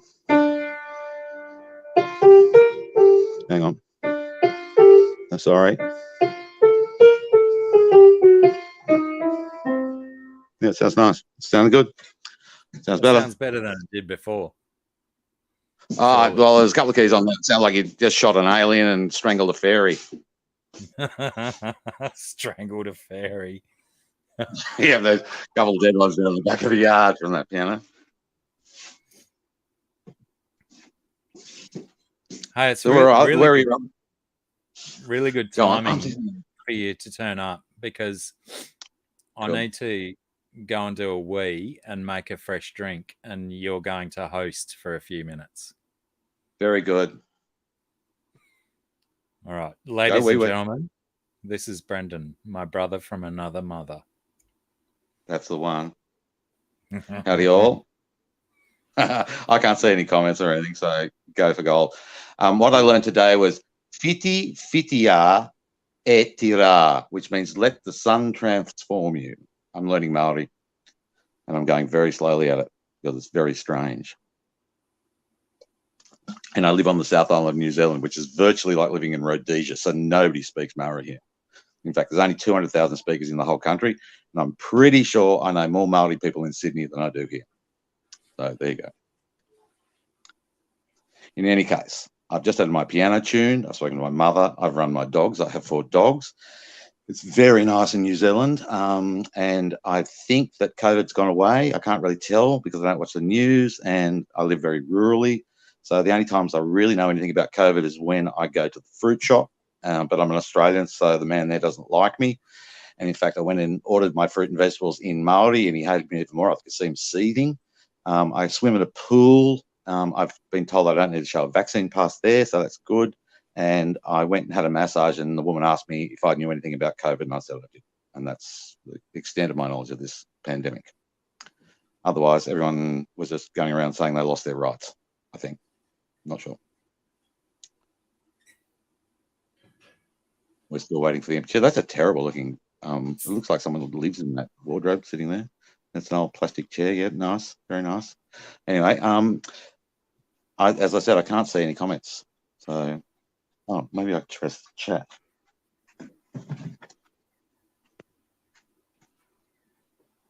No comments. No, we don't say that. Oh, there. Yeah, you have to have your YouTube open when you're a guest to be able to read the chat. You can or you can't. If you need to have YouTube open in a second window to see the chat when you're a guest. I could not be bothered. Yeah, it seems like a bit of a fuck around. It sure does. Yeah, my oldest son has got the COVID for the second time. Oh, no way. None of my other family have had it or got it, but he's managed to. He's a COVID magnet, it would seem. He's got it. COVID laced inside his DNA. Eating it raw. I know I don't want COVID because I think in 2017 I was in Sydney and I think some filthy slob must have sneezed on me, and I came back here and I didn't know I had it, but I had the flu. When everyone says, "Oh, I think I've had the flu," I tell you what, if you haven't had the flu, you don't know what the flu is. I started to hallucinate, and my mind is extremely theatrical. It was color coordinated. It was beautiful. It was actually lovely. It had balletic elements to it. It had structure. It had it had a first act, a second. It was gorgeous. They put me in the ambulance, and I made no sense when I got to the hospital. They said, because there's no clocks or anything, you can't tell where you are. And they said, "Well, what time is it?" And I said, "I don't fucking know. It's sort of like daylight near to me." They said, "Do you know where you are?" And I said, "Not exactly, because I've never been to that hospital." And they said, "Well, what date is it?" And I said, "Well, I haven't seen the news, but I don't read newspapers anymore. So unless I've got my phone with me, I might be able to tell you." So they went crazy. And so they wrote me down as that. And I kept being caught escaping to go feed my dogs for about 4 or 5 days. And when they released me, I was wobbly. I'd been so sick. I was wobbly. So they led me to the door, and the door's open. And I walked outside thinking, "Oh, here we go." And it was the day of the 50-person mass killing. And it happened about 200 metres up the road from the hospital. And I thought to myself, just hallucinating. So I walked back inside the hospital and sat down and waited for the wrong thing. It wasn't good. So I don't want COVID. I don't want to be a long haul trucker in that. Now, I hadn't heard that hallucination was a COVID symptom. Were you sure that's all you? Well, that was a flu. That was a flu symptom. That was just a full-on flu symptom. Right, yeah. And after I got out, I bumped into this old lady that I know, and she said, "I said I've just got out." She said, "Jesus, you look crook." And I said, "I've just got out of hospital." And she said, and I told her I had the flu. She said, "Oh, my husband had it." And I said, "How did you know?" And she said, "We were having dinner, and he said he was looking at his plate and said, 'Gee, those peas are busy tonight, aren't they?'" And so he got balled up. Did he explain what his peas were doing? No, but I know what I meant. I know exactly what I meant. I know exactly what I meant.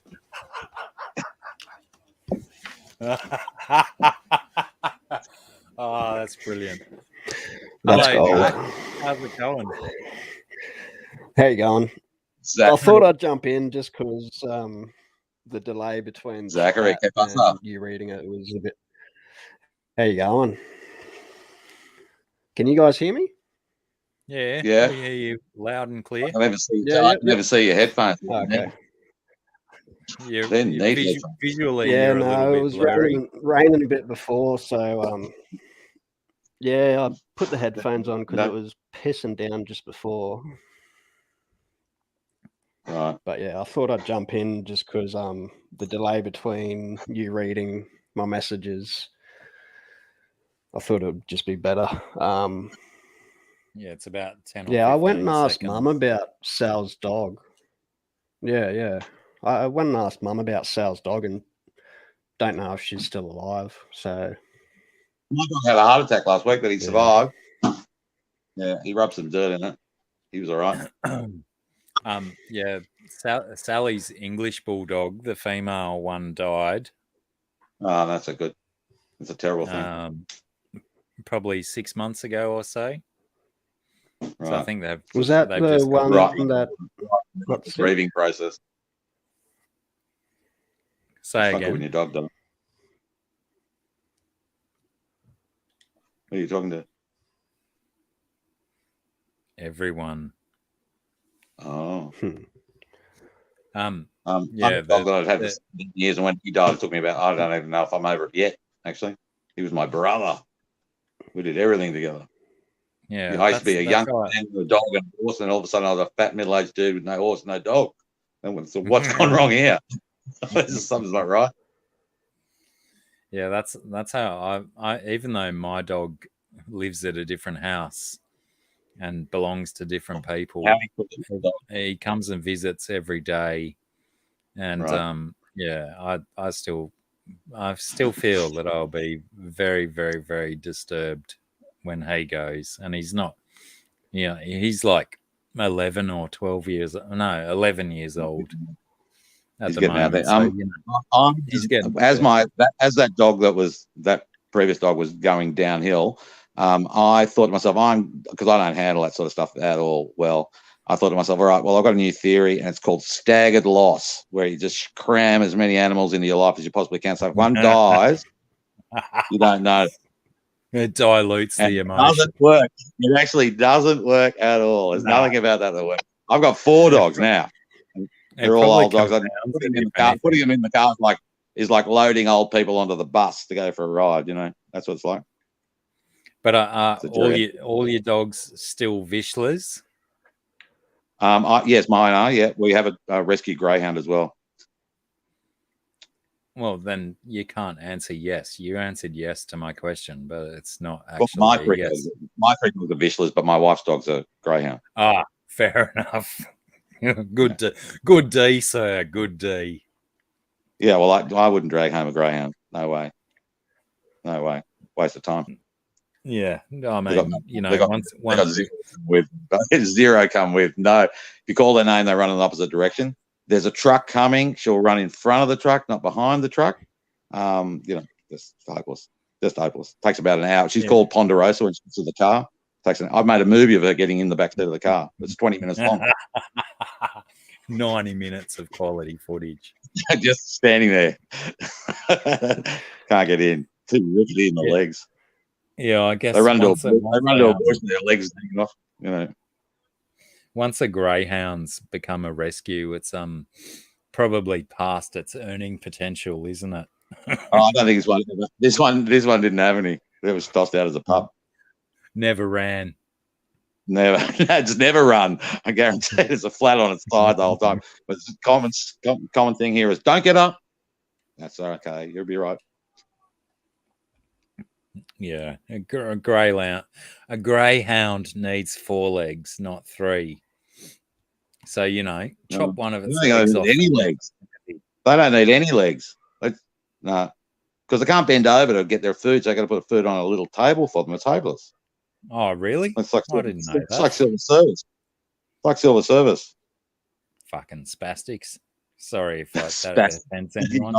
So everyone goes about what great pets they are. They're pretty average, actually. They're not. Not a dog I'd have. Yeah, get a whippet instead. Same thing. Yeah, the nervous one. Yeah, greyhound, but on edge. On speed. Yeah, truckers breakfast. Doing the long haul. What else is going on in the Kiwi land? You got rain? You had rain like us? It's been a wet year. It's been very droughty the last couple of years. It's been quite wet, but not over the top or anything. It's cool. It's going down to 4 tonight, I think, and it'll be maybe 14 or 15 tomorrow, which is actually perfect. It's really good. That's really, really good. The only difference the only thing that's troublesome is that like the sunshine here, there's no ozone. So at this latitude, everyone's cars, no one's got any paint on their cars. It's all been burnt off by the ozone. So that's doing it to you. You can't go to the beach. Like days gone by, you'd be on Bondi, you just dig a pit and you'd be in it for 6 hours. And, your mother would look at you like you were spastic because you were so dark, your nipples had changed colour.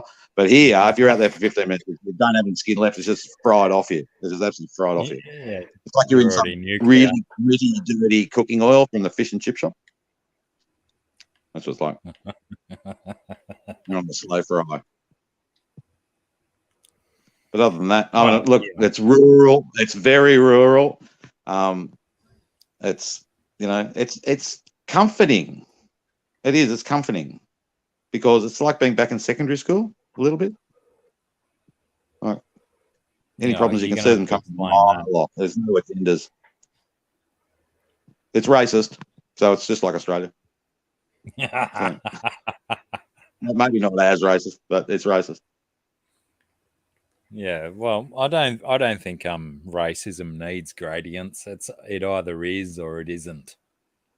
Yeah, well, yeah, you can. Well, like I said, I'm learning Te Reo Māori, and my chances of actually speaking Te Reo Māori to anyone around here, there's none. The problem is actually that most Maori people don't speak it, so learning a new language is actually a big deal anyway. But if it's supposed to be your native tongue, you don't speak, you've got the shame factor on top. So if you actually if you see someone that's mildly Maori looking, and you ask them a question, they run for the hills because they don't speak it and they're embarrassed. Yeah, and they don't want the shame. Yeah, no, my barber is a Maori man, and he was really excited for me to be learning it. And then the last time I went to get my haircut, he was like, I don't want to talk about it. I don't want to know about it. I was like, he was so embarrassed because he wasn't keeping pace. You spoke more than he did. Yeah, I rolled in the door and asked for a haircut. Poppy McElroy, wash my hair. So I don't know. That's what you're just going to come up against that. I don't care. All right. I've learned Italian, and there's only three. My Italian is just as useless because only 316 people by the last census on the South Island of New Zealand spoke Italian. So good luck finding one of them.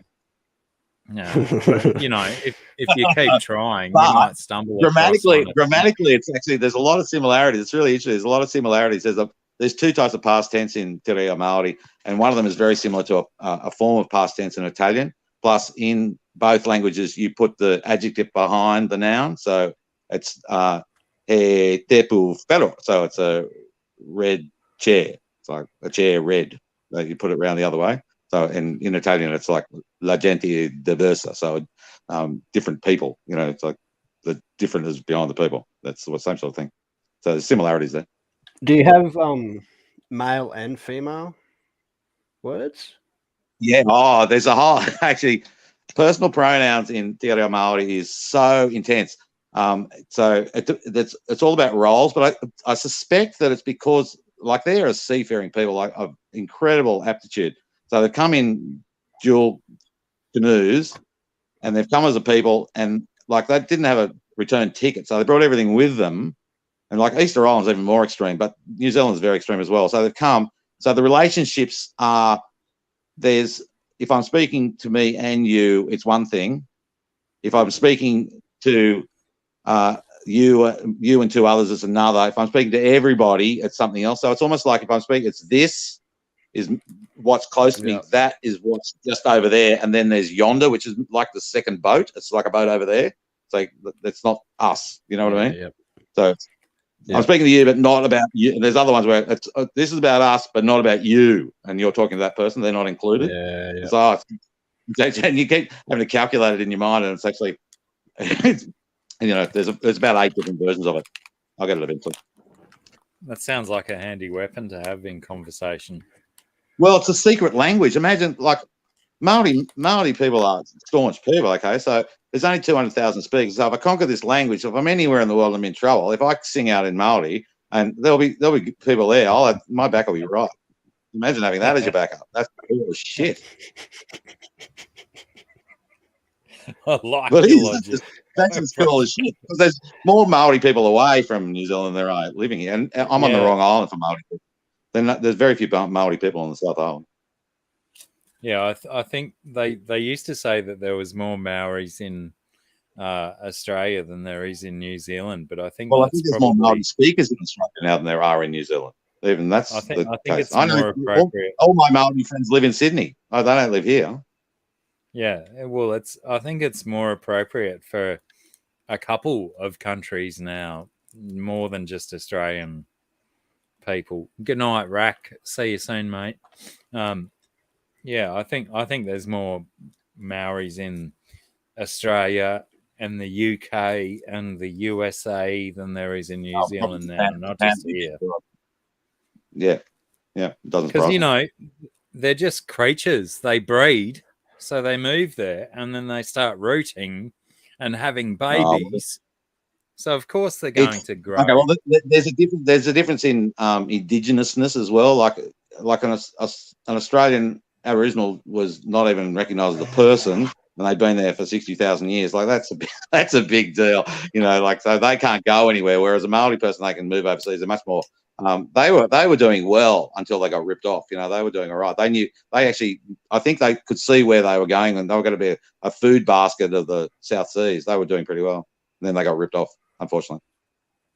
Badly ripped off. Basket of the South Seas. Well, I mean, there was a big difference. They only had kumara, and then potato was introduced. So now you can store potatoes. So that made a big difference.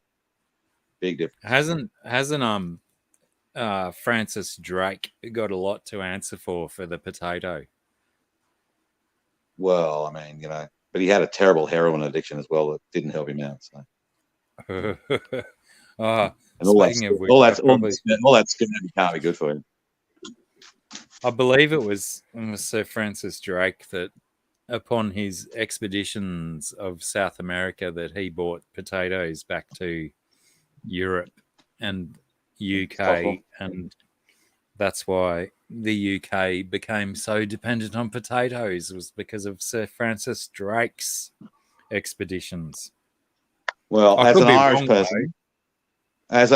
Irish person, originally my family's from Ireland, I have a great deal of sympathy for the Maori people because potato did to us what potato did to them. You know, it's the English come and just steal it off you, like send you into famine and take your land, make you fat and give you muscles and stuff.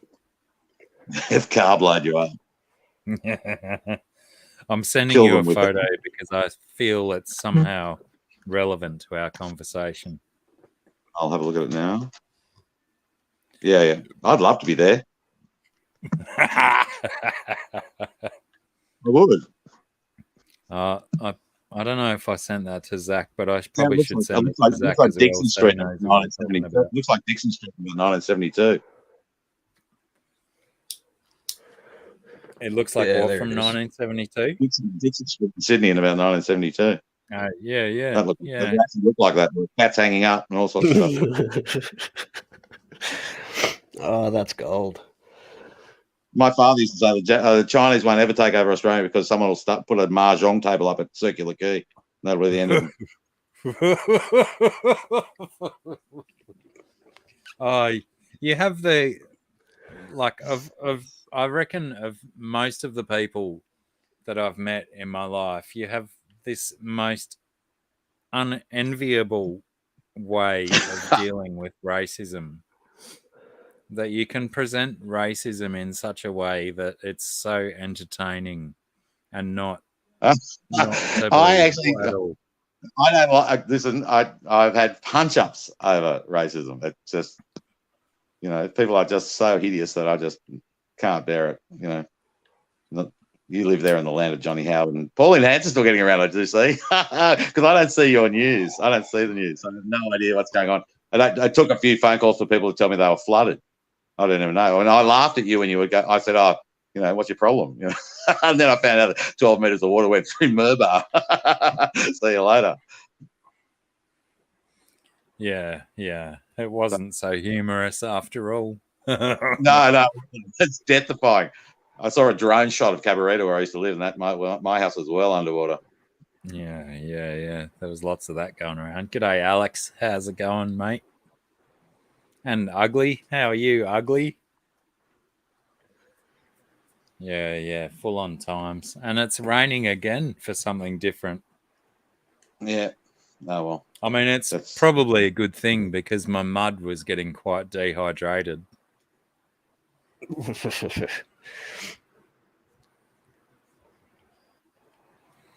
Yeah, my facial. Just made 50 off 12 balls.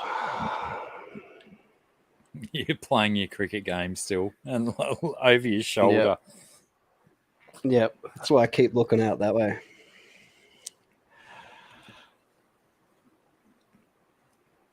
All right, boys. Listen, I'm going to go. I've got to make a carbonara. Oh, can you make me some too? Oh. Fucking, I've still got to do dinner as well. Fuck. I hate that How do you make feeling. your carbonara? Well, I do it a Oh, classic here we go. Italian one. Just Yeah, with the prosciutto. egg. Yeah, just with the egg, nothing else. Yep, But I yep. actually put sometimes I put a bit of ham in with it, so mix it up a bit. Yeah. Just with prosciutto.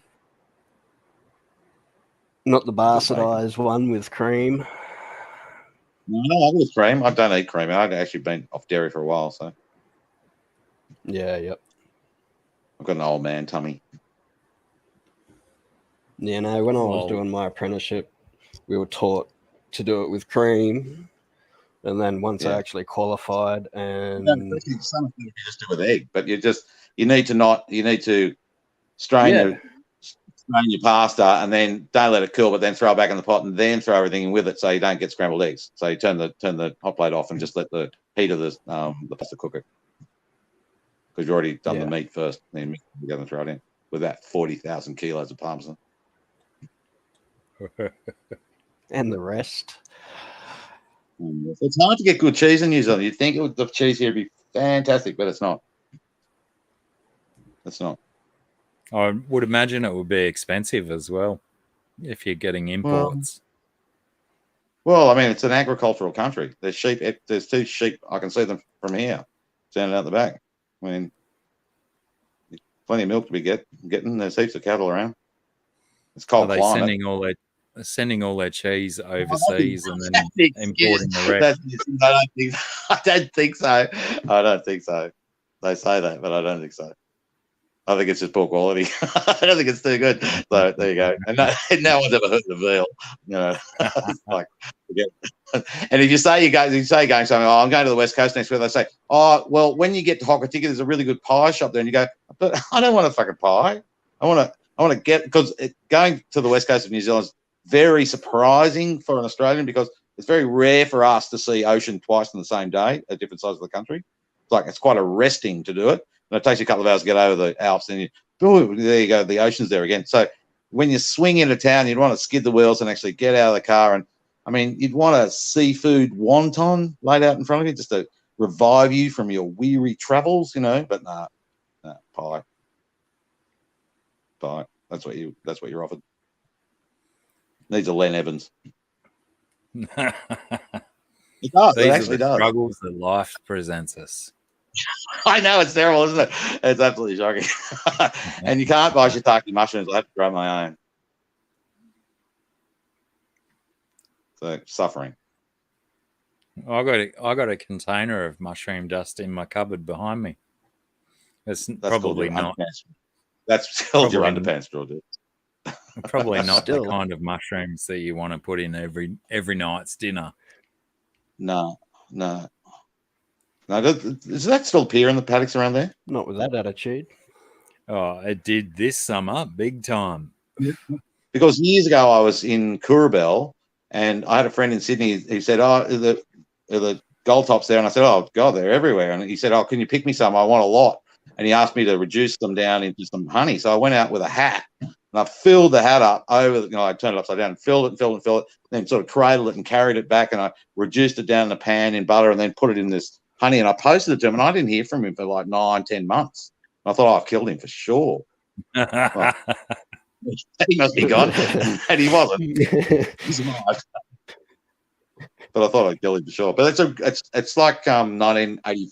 No, Brave New World. The people living in the city they're on pingers, and the people in the country, the Indians are on soma, which is just like having a gold top. It's a real gritty high. It's not that great, as I remember. Sort of like, yeah, not that fantastic. Well, this very wet, hot summer that we had, I could walk 10 meters out either of my back gates and collect a shopping bag full of mushrooms. They were just so prolific. Yeah. So I did a lot of drying, and I have a rather large container full of dried mushroom dust that I haven't even tried yet. No, it's you wouldn't even get me to consume it, to be honest with you. No way. Yeah, well, I have to try sooner or later. Well, There's more important There's now a version of an apple that's had sex with a Nashi pear. It's called a schnapple or something. I don't know, but they're delicious. Much rather eat one of those. To each his own, I suppose. Yeah, fresh fruit. That's the way to go. Yeah. It's worth getting hissed at by the man who doesn't like Australians. That's funny. Like I Say actually that roll again. into that fruit. Oh, the man at the fruit shop doesn't like Australians, so like he doesn't like Australians, eh? So and I roll through the door and go, "Oh, beauty bottle of Bonzi, your cunt says is gone, man." Oh, and that just makes it so much worse. Just rub it in, why don't you? Oh, the worst. The worst. As much as you know what I'm like. You're bleeding here. Can I just put my finger in it? So yeah, that's but, I mean, what else can I say? We've got a library. That's nice. I'm the youngest person there by about 40 years. Easy. It's an old country. It's an old country going in. I saw child the other day. I see kids at the pool, actually. That's where I see kids. That's the only place to see them.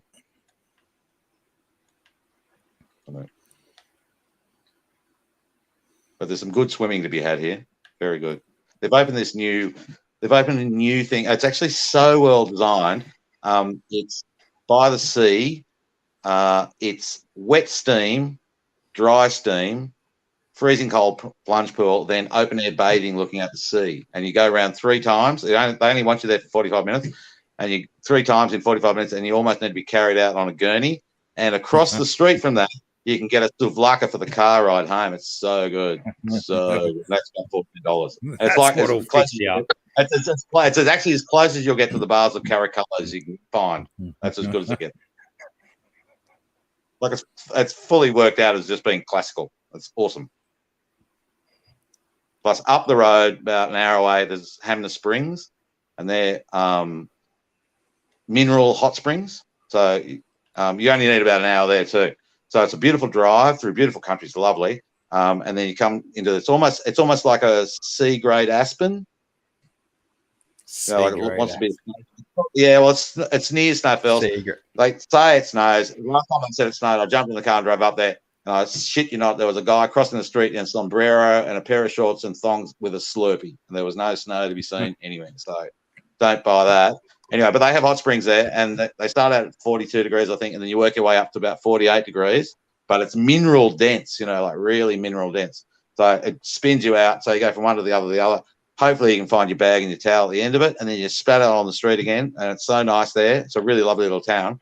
And there's really good fish and chips for the car ride home. Awesome. The dogs don't even know you've been gone. Good. Can I just say that spat out on the street again is my favourite saying from the day. Is it? Yes, back in the day? On the street again. Spat out on the street. Unemployed at last. That's fucking golden. I think there's an Australian book that starts. That's its first line. Unemployed at last. I can't remember what it was. Some old sheriff. Falafel. He died with a falafel in his hand, probably. That sounds appropriate. There used to be a place in Bondi called How the Fuck Archer that used to sell falafels. Oh, isn't that there's an extra bit to that sentence too? How the Fuck Archer. Yeah. No, that was the name of the business. That was next to the Bondi Hotel. So at 3 in the morning, if you're feeling a bit rank, you just get something there. Bondi lost me the day. I was walking my dog on a Saturday morning, just on dawn, and I was in the back streets, and I was heading down the beach, and then I lived at the north end, so I was going around, and then I was going back up the hill. And this guy in a ratty-looking T-shirt, he looked like he'd been out for a few days, and he looked a bit sort of punched, and he was heading off to the beach, and it was winter time, so there's no in Bondi. Everyone thinks it's sunny and full of people. It's not. It's a southerly environment, and in winter, it's not very friendly. He went to the beach and had an episode there. The cops rolled out of a nightclub, and they gave him 20 minutes, and they shot him dead. I couldn't believe it. They could have run him up. They could have run him up all day, and he wasn't going far. He wasn't moving that quick. He would have fallen asleep. They just ran a blanket over him. They killed him. I thought, geez, you don't have a bad day here. Oh, things are crook. Yeah, Australia. Problem solved, I guess. Oh, no. I don't think so. Made me a nervous resident, I can tell you that. I'd come over looking much worse than that. Oh, well, no wonder you're in New Zealand now. That's right. Exported in a sealed crate with some shredded lettuce and a bowl of water. Fuck those Bondi coppers. Yeah, no, they were all high on drugs. They came out of Liberty Lunch to shoot him. That was nice of them. Then they arrested the entire station. Ooh. Ooh, naughty.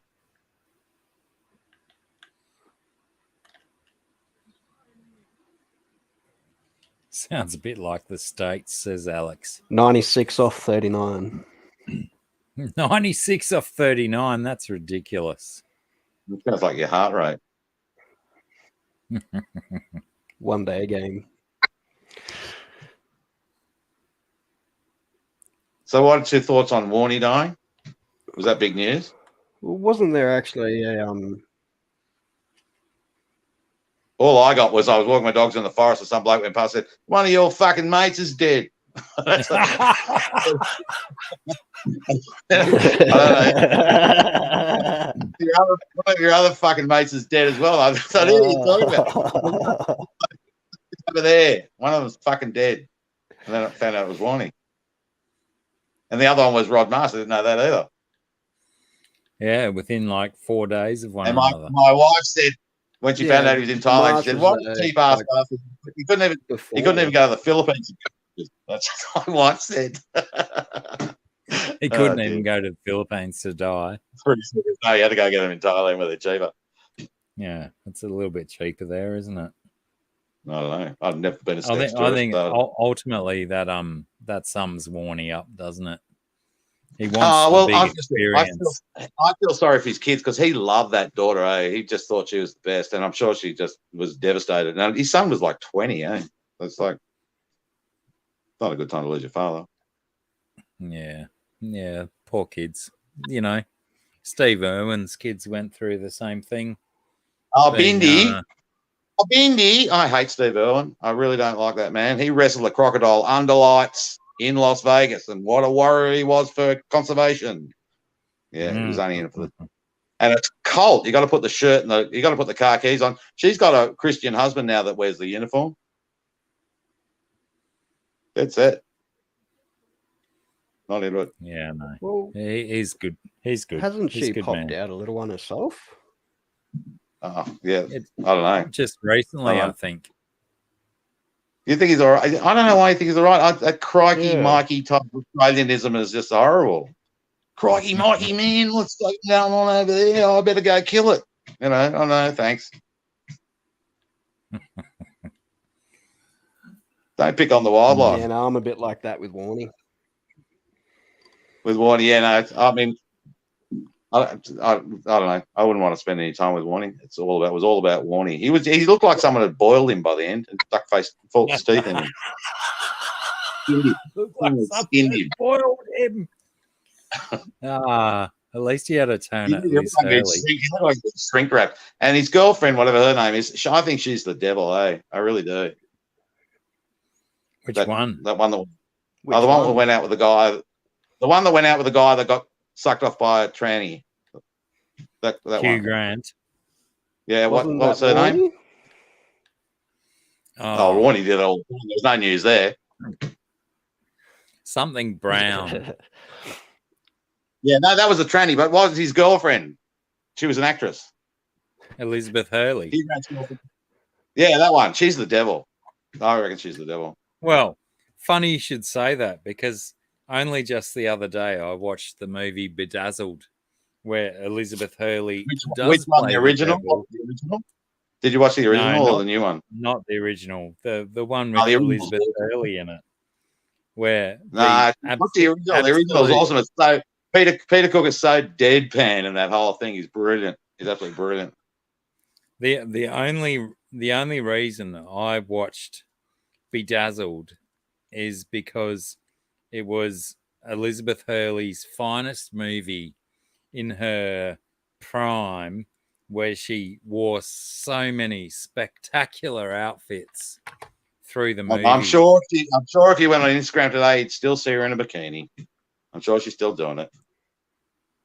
I'm sure she is, but you don't in a still photo, you don't see her reclining on a car bonnet in a leather outfit and Well, go. that's because she's 65 years old. That's like putting my mother in a pair of pumps. Come on, that's ridiculous. She's an old lady. That exactly why I went back to the early Oh, or so late it's like 90s to retro observe her. sexual excitement. But yeah, I would have to commend Warnie for doing that, and it was probably Warnie's death that influenced me to go and watch Elizabeth Hurley almost I mean, naked in the movie. I didn't wish Warnie ill or anything. I thought he was very entertaining. They used him as a workhorse for so many years. You know, I'm amazed he could lift his arm up. He was, you know, really like Well, he had how many shoulders? He had well, 5 shoulder reckons. Even when he was a vain glorious rugby. Yeah, he was. Yeah. Well, I mean, even when I was bowling a lot of leg spin, Jesus Christ! Back in you and Bill O'Reilly, to rolling the arm over. It's very, very, very difficult activity on the shoulder. It does present a lot of stress to the shoulder joint. I've noticed that about you. And that's one of the reasons why in the last cricket tournament that I took part in, which Zach was part of as well, why I didn't bowl leg spin all the time, because I knew if I bowled leg spin, I'm going to get a sore shoulder. So I just mixed it up and I did a whole bunch of different shit. Did you do a Lenny Pascoe? No, I didn't do a Lenny Pascoe. Maybe I You weren't drunk enough. Did you do a move? That's the problem with cricket in Australia. I really love cricket. I love playing it. But you get in someone's backyard and some drunken fool is like well and truly overweight. He's got a good couple of overs of Lenny Pascoe at you. It's like, I don't need this. I really don't need this at all. He's got no control. It's just there's definitely the drinks and the J's flowing for those tournaments. Yeah. I still remember getting the J passed to me when we were on a drinks break. Well, that was a few drinks. The wonderful thing about that tournament was that we were allowed to drink and smoke joints on the field. It was part of the activity. You could just do whatever you want. Every time I played cricket, it was really super competitive. It was super duper competitive. No, it was still super competitive. We were just really Oh yeah, Jamaican style. It sounds like a Byron game, actually. A Byron time game. Oh, when's team, man? Yeah, there was two different Byron teams in the competition. The last time it was run. Yeah. But I still think that our team was always much more stoned and drunk than those guys. The Byron teams seem to always take it extremely seriously. Yeah, no, that's the sort of cricket I don't like. You know, you smack me down the nets doing your practice. I like that. I like those English games. It's same in New Zealand. When you see a cricket field here, it's like you can park your car on the edge of it, sit on some grass. I mean, you know, there's nobody there. It's just a paddock. You know, it's really, really nice. But the English games are like that too. There's 80-year-olds running up and down. It's just really, really gentle social game. It's when the Lenny Pascoes come out that I'm off. And for those who are still watching, go and Google some cricket videos, because cricket is just the most amazing sport. It's just like baseball, so much more entertaining. I left cricket behind. I used to listen to it during the day while I was working in it. I left the ABC behind when Peter Roebuck jumps up out the window.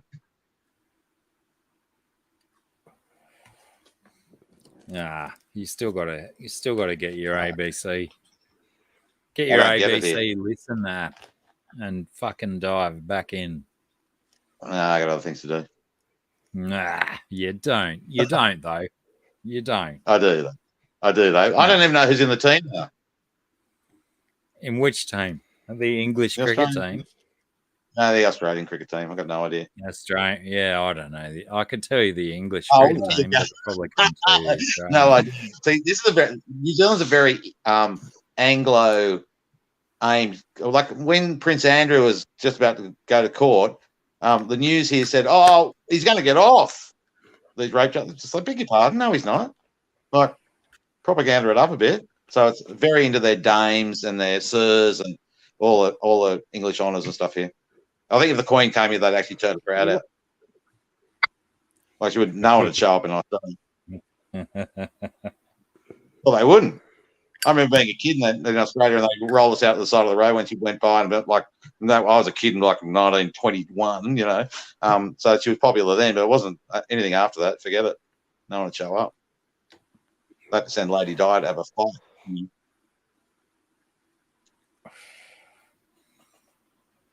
Shame They about still Lady, get pretty Lady fucking- Di, isn't it? My mother hates Lady Di. She just hates her. So Why? funny. And my mother, I don't know. My mother doesn't like other women. So any famous woman that dies, my mother tends to have been at the death scene. That's really quite peculiar. I don't know what it's about, but she reckons she was in the tunnel when she died. You know, dancing on the wreck. You know, that's hilarious. Oh, Jesus Christ! I know. Who else? Oh, there's a few of them. Oh, I don't know. She's always there or thereabouts when someone's shot dead or had a car accident. You know, I find it so hard to believe that your mother is related to you. Oh, we're exactly the same. We're hilarious. Yeah, that My was mother's- sarcasm. No, thanks. You got that. She's a funny lady, my mother. Very funny lady. And she's she's a still saint. going. She's a saint. So is Go, Zach. Australia the only place that once you hit 100, you get that letter from the Queen? Oh no, Or New do- Zealand, you get you does New go Zealand over get all the that mails shit as well? She sends me as much mail as she gets birthday presents. Yeah, anywhere. Queen's got a birthday. anywhere The Queen's in got a the world. birthday every day. The Queen's got a birthday. They love the royals here. I actually checked in the supermarket when Andrew was up on charges, and not a single magazine had anything to do with it. It was all like, "Oh, that black bitch that got married in. Oh, she's horrible." You know, it was all that. That's what it was. Oh yeah. Didn't mention it. Yeah, I they mean, fucking the Queen must hated be that. so proud. The Queen must be so proud. Her eldest son is an adulterous wife killer, and the next one down is a sex trafficking pedophile. Fantastic family. Good effort.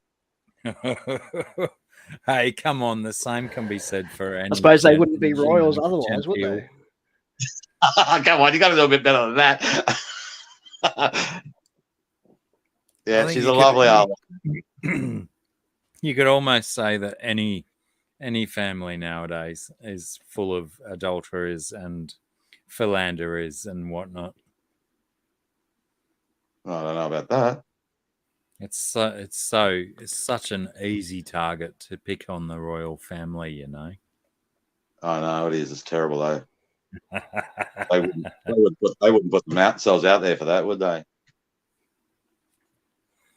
What I want to know is what the Queen Elizabeth II is investing her money in to get returns. Wouldn't that be awesome public knowledge? She already What- owns what- everything. Everything's a return on investment. What crypto is she investing in? She doesn't have to be in crypto. Everything's on a 99-year lease. She gets it back. She rents it to you for 99 years. She gets it back again. It's perpetual ownership. Why? She doesn't have to speculate. Why bother speculating?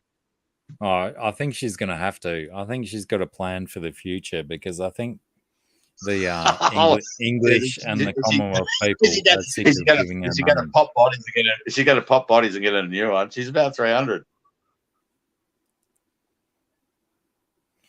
Wow, bloody hell! I Get need uploaded glasses. to the cloud.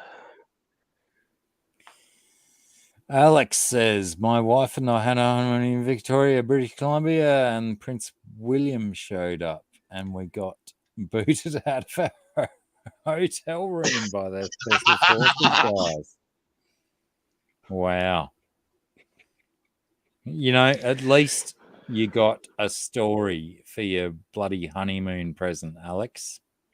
Yeah. Were you reimbursed or anything? Yeah, You've did you get a reimbursed. refund? Did they validate your parking? I think both questions are very valid. That's hilarious. Did you get scalped on your parking spot ticket? Because often a hotel car park costs you a little bit extra, doesn't it? Yeah, but your car's safe. As long as And you you got can your get it. money back, Alex. I hope you got your money back. All right, listen, boys, I gotta go. alternatively- It's actually I'm in front by hours to you guys, so I gotta go. It's the middle of the night. Middle of the night. Oh, probably is getting close. Oh, that's Like Well, I'm 10 big on o'clock. sleep. Really big on sleep these days, so I got to get I have non-negotiable sleep every evening, so it's got to be solid. What is I'm an old the man. actual clock there? The clock says 7:25. 7, right? Okay, 2. I just got to. I get so lost in this daylight savings bullshit that I It's a don't. hope so. They have it here, I but don't it's like care. they have it here. The I sun don't- doesn't go down till about 11 o'clock at night. It's hopeless. It's like get rid of it. Yeah, Anyway, yeah. different. Absolutely agree. Hashtag ban daylight savings. Can't. Well, it's very bad. It's very bad for you because it's almost like air flight into different time zones. It takes your brain a bit of a minute to get it together. So if they're doing that to you all the time as a mass, I don't like it. Yeah, just I'm leave very it. sensitive. I'm a very sensitive fella. I don't like to be mucked with like that. Who does? No one does. This daylight savings is bullshit. Bullshit. Just cut it off. Okay, Cut it off at the root. See you later. I'll see you later on. Catch you around like a Hey, wrist. Brendan. Hey, Brendan. Well, Hey, yeah, Brendan. yeah. It was fucking lovely to see you in the face and talk to you again, my brother. No worries, brother. Always. Hope Get to your see you beard off. soon. You guys need to go to a barber, the whole lot of you. It's just sort of shocking, huh? I've never seen such a pack of Grogans. You look like you all got out of jail. Oh, look, I'm I've just only lazy. just, Is I've that, only is, just, that like a common look in the Northern Rivers? That look, where that really shocking beard, and but the other guy that's got like shaved sides with that one that looks like he's like dutifully shaved the edges of it. It's like a hedge. It's like Tutankhamun. No, I just well, can't grow hair there. You look just like Zach, you just look like some scraggly skater dude. Look at it, a bit more weed. Got the fucking headphones on. Hey man, just did a couple of half barrels. Fuck, you just What's in the brown bag? hit the nail on the head. That's it. Honestly, I never told him that you were actually a skater dude. He just picked that out of the blue. Yeah, Yeah, a little bit of nailed it. graffiti. You know, make a few stencils, eh? Maybe do a few t-shirts. Hey, bro. Not for fucking like 20 odd years.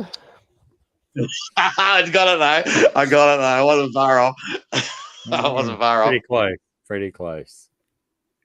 Yeah, broke my left wrist in 18 places. It's cool, man, because one day in the future they'll give me a new arm. I've heard that. I've actually heard that. That's it. I've actually heard that. Oh, Anyway, I'm gone. I'm so sending you the link every time I do a live stream, Brendan. I always check in, but then somebody's just going on with something that's so randomly boring that I just go, nah, I got to go now. Yeah. I actually do it when I'm actually doing language classes at the time I'm doing, so I just swap in and swap out, see what's going on. Well, that's what we'll do. We'll incorporate language section. Yeah, we can. I can give you what I'm learning at the time. No worries. I can give you what I'm learning at the time. We'll bring you in and we'll get you to come in and say a few swear words and teach us what you've been learning in other languages. Yeah, it's a nice thing to learn. Te reo Māori. It's a very nice thing to learn. It is. It's quite a respectful language. I also guarantee you that none of us are going to shave and conform to your facial hair regulations. You guys need a prison shower. That's what you need. You'll be taken out in the backyard and thrown a bar of soap. That's what you need. Cold water only. Isn't it soap Zach, powder in the fire hose? That is Zach. You know all about it. Yeah, Zach's been there. He knows Zach's the laundry powder and the fire hose treatment. When's the community service finished, Zach? I don't know. I get 100 notified hours about on that. Another 100 hours on it. Probably. See you, boys. I gotta go. Bye. You Have a good always one. make me laugh, you dickhead. I love you, man. See you soon.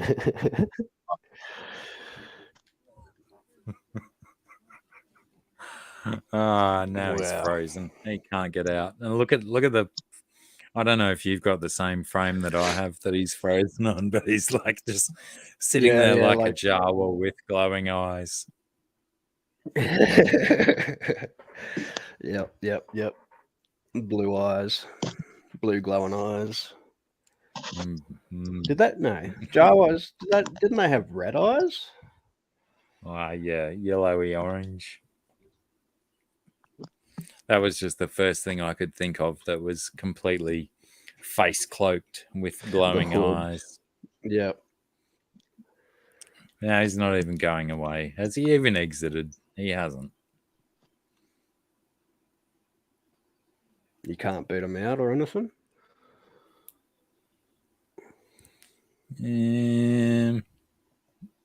I can solo him. Yeah, I can remove him. There you go. So I ended up getting 115 off 49 balls. To those Wagon wheel was people just a V. still watching that don't know cricket, Zach's playing cricket on some kind of gaming device and he's scoring lots of runs, which is a good thing.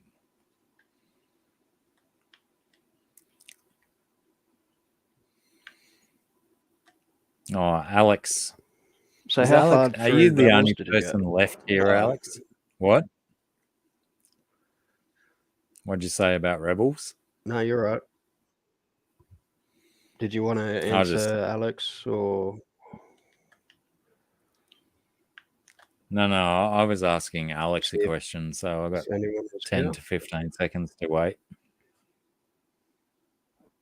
Oh, okay.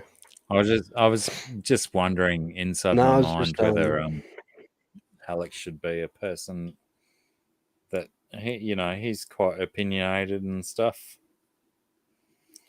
Could be a perfect character for this kind of live stream where we talk shit about everything. I'm fairly certain. Best kind. I got you on Facebook, haven't I, Alex? I'm going to send you a link and see if you'll jump up. Because I'm going to go and take a piss soon. And then again, I'm going to have to go and cook dinner soon as well. That guy, I believe, is Alex. It's so confusing when people have different YouTube names to their Facebook names, isn't it? Like this guy speaking. You just never know who you're talking to and whatnot. You do, kind of, I suppose. I was going to finish smoking a bowl and then I'll hop up, says Alex. Sounds like the ideal situation to be in coming up on this live stream that's fucking however many hours long now. Oh my God, 4.5 hours. Yeah. I just had a look and I'm like, yep, wow. I think I jumped in an hour ago, maybe? Maybe. Wow, I think the last time I looked at the time, it was like 2 hours 27, so it wasn't even 2.5 hours yet. But yeah, Alex said he'll come up. I need to do a wee. So, ladies and gentlemen, here's your host, Zach. Host. What? Playing my game. Just like talk people through what you're doing, how you're playing your cricket and stuff. Oh, Huawei, are you going? Are you saying good night, love to me? BJ Palmer's back just before the action starts. Good timing, BJ. Good timing. The action, of course, would happen if I could take my camera to the toilet with me, but I can't. So you'll just have to deal with Zach hosting for a couple of minutes. I do wish Zach would potentially investigate his resolution. I don't know if... Oh, it's because I'm on this shitty laptop. Ah, right. It's got a 480. I don't have an actual webcam for my PC. Yeah. I did head over to Warwick today to have a look at some webcams and like those circle rings to clip up on my monitors, just to start getting that face-in screen when I'm streaming gaming. Yeah, right. But no, I got sidetracked and bought fish, which is always a good thing. You sound almost like a proper fish keeper and stuff. Yeah, almost. Anyway, almost.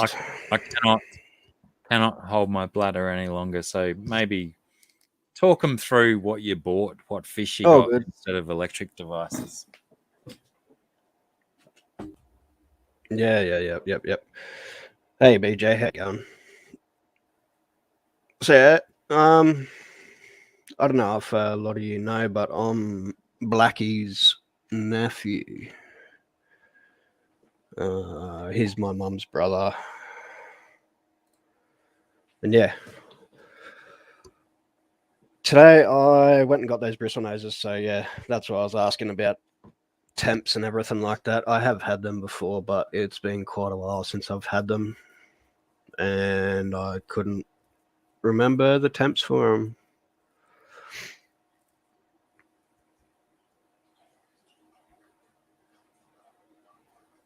No. Well, maybe, but no.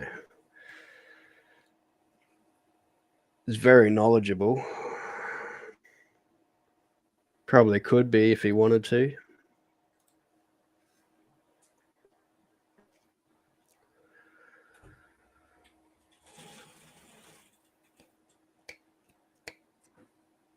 Yeah, I used to live at the place that he's at now.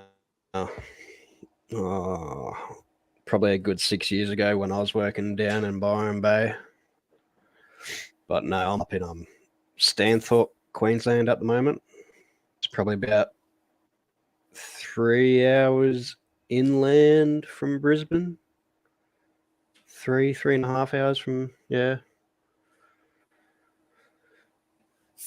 Where I am, we don't have a local fish shop, so yeah, I've got to do the 60k drive over to Warwick to get my fish or anything like that.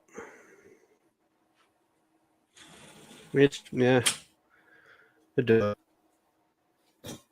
No, I'm pretty sure he was born in 66. I think the coldest it's been this week is like 14, 12 degrees Celsius.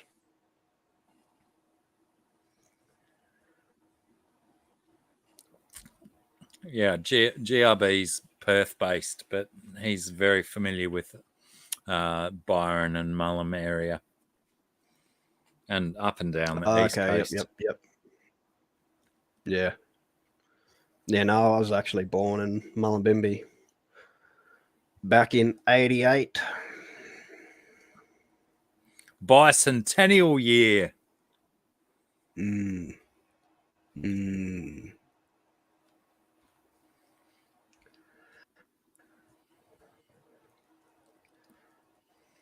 Alex respects. Hang on, I've got to highlight that so it's in slightly larger text that I can read. Respect non-doctors that put doctor in their names, emails more than real doctors. They're right, constitutional. I don't think I even gave myself the doctor title. I think it was given to me from some co-workers back in the late 90s, because I used to like do my own surgeries on my own body. So a group of my in-store friends, they used to call me Dr. Mike.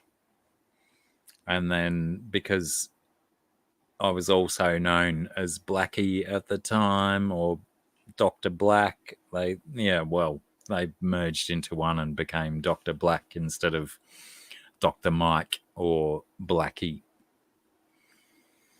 I don't know why they always teased me about my colour. Why did they always tease me and call me Blacky? First world problems.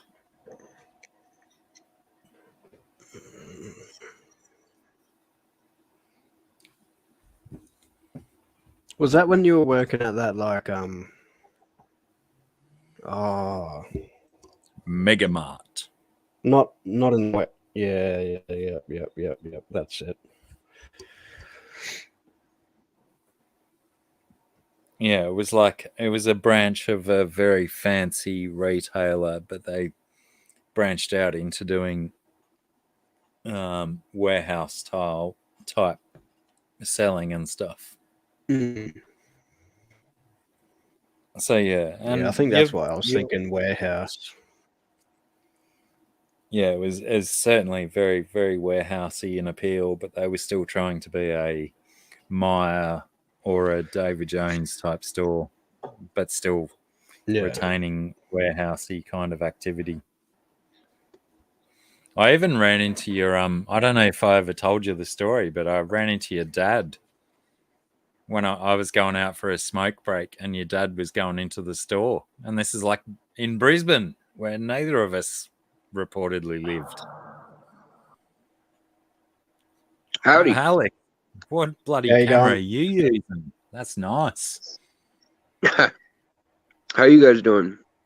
Yeah, doing pretty good. Not bad. Good. Not as crisp as you, though. Jesus, I want that camera. What camera are you using? It's just my new phone. Ah, yeah, I can't afford your new phone. Fuck. We got friggin' duckweed in my hair, I think. It could be worse things to have in your hair. Yeah, duck shit.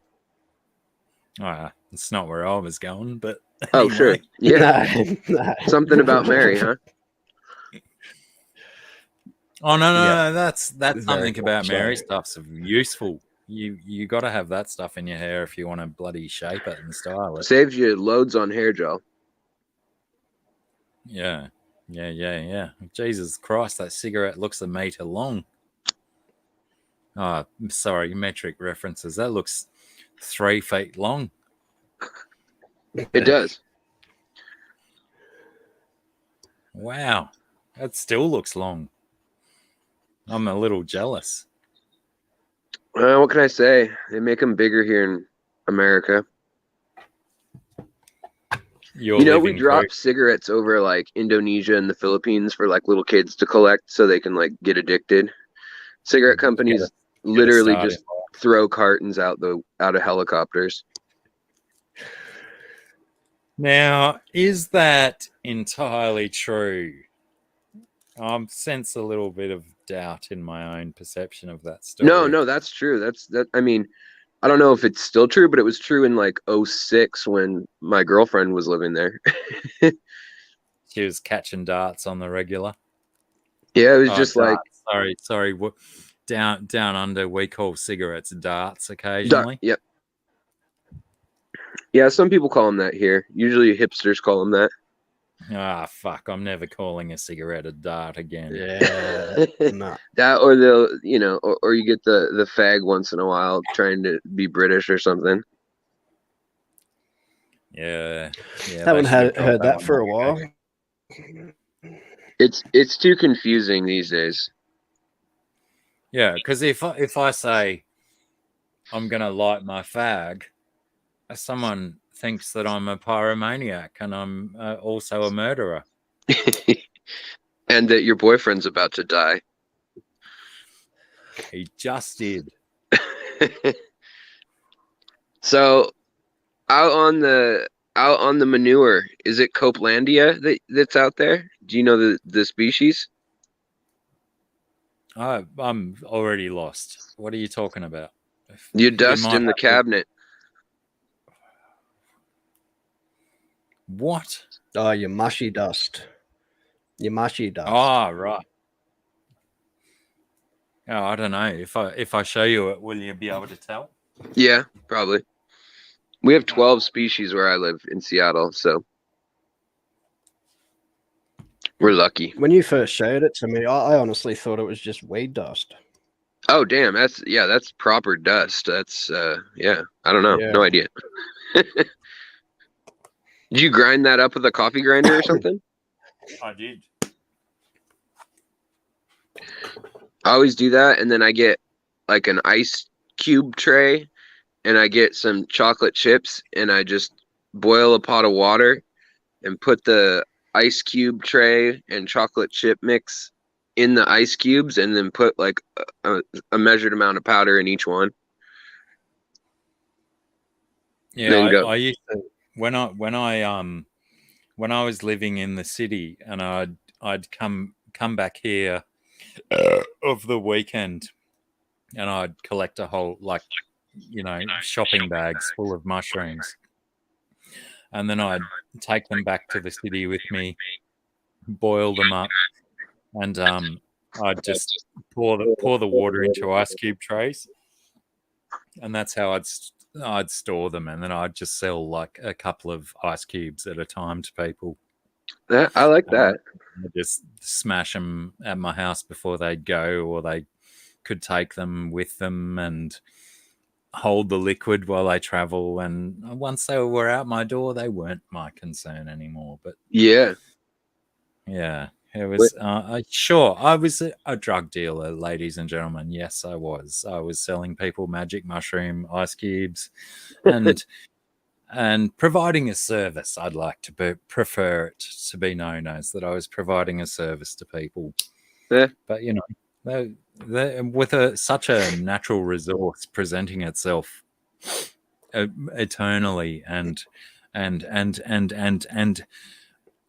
lost the words, but consistently bringing such goodness so close to my back gate, I'm willing to accept it. Yeah. And push forth onto everyone else, because it's such a nice drug. It is. I mean, maybe if you're slightly mental unstable, it's not the best one, but pretty much anyone other than that, they're going to have a bad time on most drugs anyways, or alcohol. Yeah, well, that's right. And if you are predisposed to being mentally unstable, don't do it. Well, magic mushrooms are going to show you that. They're going to tell you. They're going to say, hey, listen, just hold up a bit. Maybe you shouldn't be doing these kind of things. Think about your life. That sort of stuff. Yeah, tonight I had a stream of all nights. I haven't ever talked about this on the channel in 5 years, but it was on research out of Harvard on DMT and how to quantify a DMT trip visually.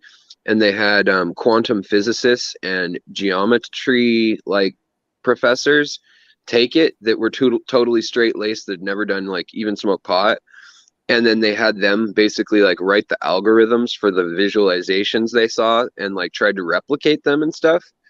And what was interesting was just that they turned out the same to every culture, no matter what. And mushrooms, the visualizations weren't nearly as extreme as the DMT, like smoked, or LSD, but the mushrooms had way stronger impact on like cognition later, like emotional, long term. Yeah, stuff. Yeah, right. yeah. Whereas DMT would like cause them to just fall backwards in the chair and like blast out of the universe, but not really come back with much profound wisdom or like life goal changes or anything. But like me, that when I was 21, I took some. That's when I quit drinking alcohol. My 21st birthday, which is when it's legal to drink here, You fucking quitter. Yeah. And I've only had it a few times since then, but it was Cheers to the quitters. Cheers. And for me, it was just bad. I was drinking like a half gallon of hard alcohol a day, so I started. Is that all? Yeah. Shit, now I feel self-conscious. Yeesh. Well, anyway, I'm just talking a half gallon of whiskey, so that's 48 shots of whiskey a day, I guess, probably. I mean, I'd usually buy a bottle, drink that, and then go out and drink whatever we were going to drink. And that was for like 5 years. And then I started seeing friends die. So I was like, maybe this lifestyle isn't the best long-term. Yeah. And I thought I was just going to take a break. Then I took mushrooms, and then like the next time I drank, it totally took me back to like the mindset of the mushrooms. And it was like, you don't need this right now. Like, it doesn't make you funnier. Doesn't make you cooler. And like, I needed that because I was an introvert as a kid, and like that's what changed it was alcohol for me. Like that was the only way I could like socialize for a long time. So for me it was a crutch. I know a lot of people, it doesn't matter. Like my wife still drinks, so I don't have a problem with that or anything, obviously, but for me, like, it was my like safety blanket through life to deal with just every day. So I had to rip it off at some point. I've always considered that alcohol has been a treatment for my introvertism as well, because I feel that I'm very introverted unless I'm a little bit drunk. Probably Zach can probably vouch for that I'm very softly spoken until I've got a few drinks in me, and then I will try and take over a room. But I certainly haven't had mushrooms pull me back from that and say, maybe don't do that. Even though my common sense and my brain says, maybe don't do that. when I drink too much and start mouthing off and whatnot. Well, I think it had a lot to do with the age too. Like the fact that, like, the other thing I realized, I'd never made a move on a woman without drinking first when I was like 20. And I was like, I can't, like, I don't know how to socialize. Like, I don't know how to be a human at the most basic level without us both drinking first. And so it tripped me out. That's what like set me over the edge first mentally on the trip. And then I was like, well, if I can't even like kiss or be intimate with someone like that supposedly I love or I'm in a relationship with, like, then being busy. Yeah, then like what else am I missing, or what do I not know about myself, or what do I need to fix about myself? So that's what led to it. But when I was that age too, at 19, 20, I was dealing a whole lot of drugs, and I was doing heroin too, and I was like getting into all sorts of legal trouble, and I was in college. But the problem was I got good grades, I had a job, I'd get into trouble here and there, but it was never like anything that was going to stop me. It was just, I was going to keep going as long, until I like just burned, I guess. But a lot of people hit rock bottom real quick, and I just didn't. It just took me like 5 years. And then one day I just had to be like, maybe not a good plan. So, well, maybe you just accepted your rock bottom as a wake up call and just went, fucking, it's time. It's time. Let's go. Yeah, there were a few things. I mean, one was like 4 friends died in a car wreck where they were all drinking, and so that might do it. That might be a contributing factor. Yeah, I was supposed to be in the car too. Like they left the party, and then I drove myself home drunk, which I guess turned out to be a good thing. I suppose you didn't kill anyone on your way, at least. No, didn't kill 3 other people on my way. Yeah. Yeah, But I can as much as I forget a lot of stuff when I'm really drunk, I can vividly remember the last time I drove drunk, and it was it was not a fun drive. I was all over the road, and a considerable portion of that drive involved freeway as well. So high speed, yeah. extremely drunk driving, and I've had a few drunk driving experiences. One of them where I wrecked a car, but it got repaired because I lied on the insurance. Sorry if I know this is on public record now. Don't fucking hassle me, NRMA.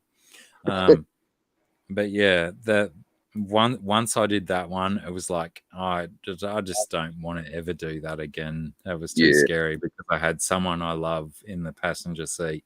Oh, and they were scared, and I just don't want to do that to anyone, whether it be a passenger in my vehicle or someone else on the road that I might cause problems to, because that kind of driving, I was providing problems to other drivers on the road because I was all over the fucking shop. Sure, yeah. Yeah, I understand that one. That's that's my main thing with my wife is I'm like, drink as much as you want, but give me a call if you guys are driving back, you know? Yeah, well, luckily where I am, anywhere that I have to go and drink is walking distance from my home. That's nice. That's the way our old house was, but our new house is not like that. Our old place, it was just 2 blocks to a pub, or like 4 or 5 different places. Yeah. The real bullshit part of all of it though was that when I quit, my mom of all people goes, "You're sure a lot less fun the last 6 months." Thanks, Mom. Yeah. I hadn't even told her like that I'd made a concerted effort not to drink. She was just like, "Boy, you're not very fun." Yeah, right. She was in the dark and she spat the truth. Yeah. So, yeah, I've been told that I'm way more fun as a drunk, which I'm like a lovey drunk, one of those like fucking talk your ear off all night, but like not touchy and annoying, but just like, oh man, I met this guy and he was so cool and he's so interesting, and nobody gives a fuck what I have to say about the new best friend that I made. I think I'm that guy in the pub that gets really drunk and I do get touchy and whatnot, and I want to finger your girlfriend and touch you on the bum and grab you by the cheeks and all that stuff. So it's probably better that I stay away from public establishments like that. Well, see, I do that when they're my friends, but not in public. Usually, when I was younger, I could get away with it. I was better looking then, so. Yeah, well, I did when in my formative years. I played in a rugby union team, and one of the fun things to do was walk up on another person and grab them on the dick and the nuts. Yeah. Whatever bit you could get grasp on.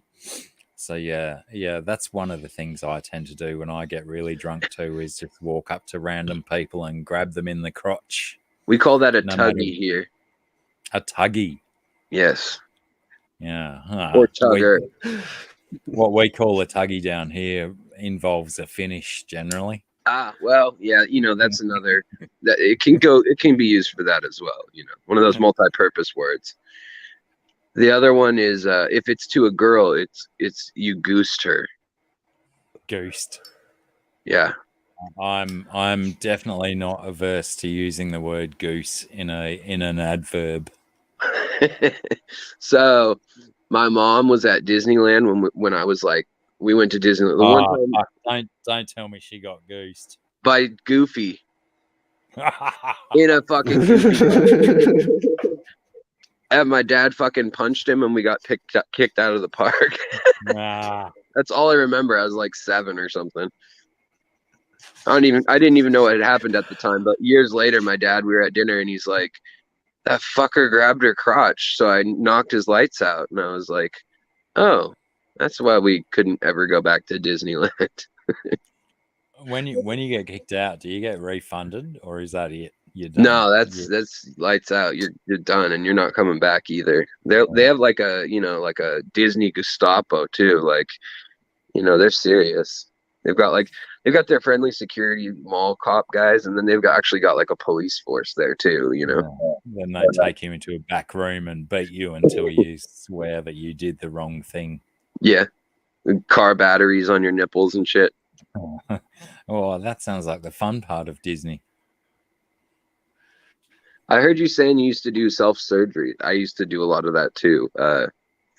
Yeah, I was a tattoo artist and into piercing, so it kind of came with like, I got a sterile needle, I got a sterile whatever scalpel, and I don't know, that really freaks people out. But to me, I'd much rather do it myself than let someone else do it. I'm kind of a control freak that way. Yeah, I agree until it comes to like resetting a bone that's broken or something like that. If it's something I'll I'm gonna let the professionals handle that. Yeah. But like if I've got a lump or something that needs cutting out, or a cyst that needs draining, yeah, sure, that's achievable at home. Stitches, yeah. Done stitches a load of times.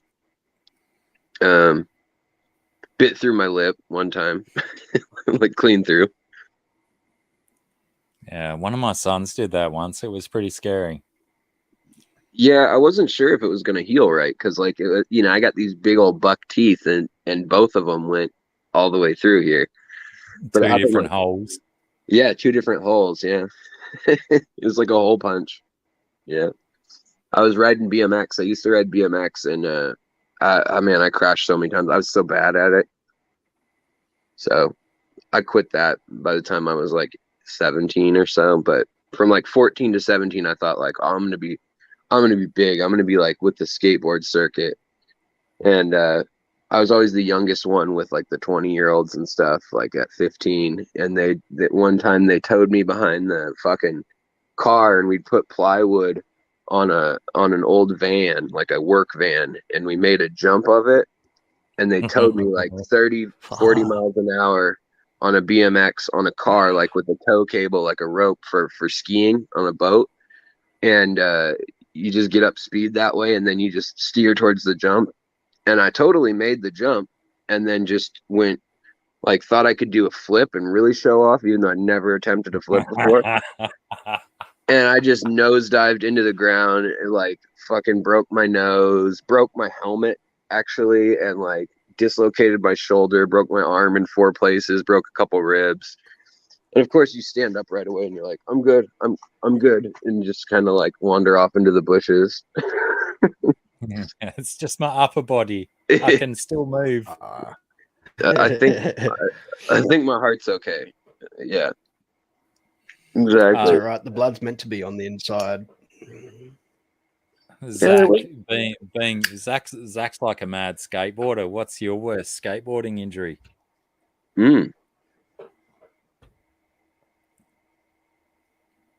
Still got a dent in my shin.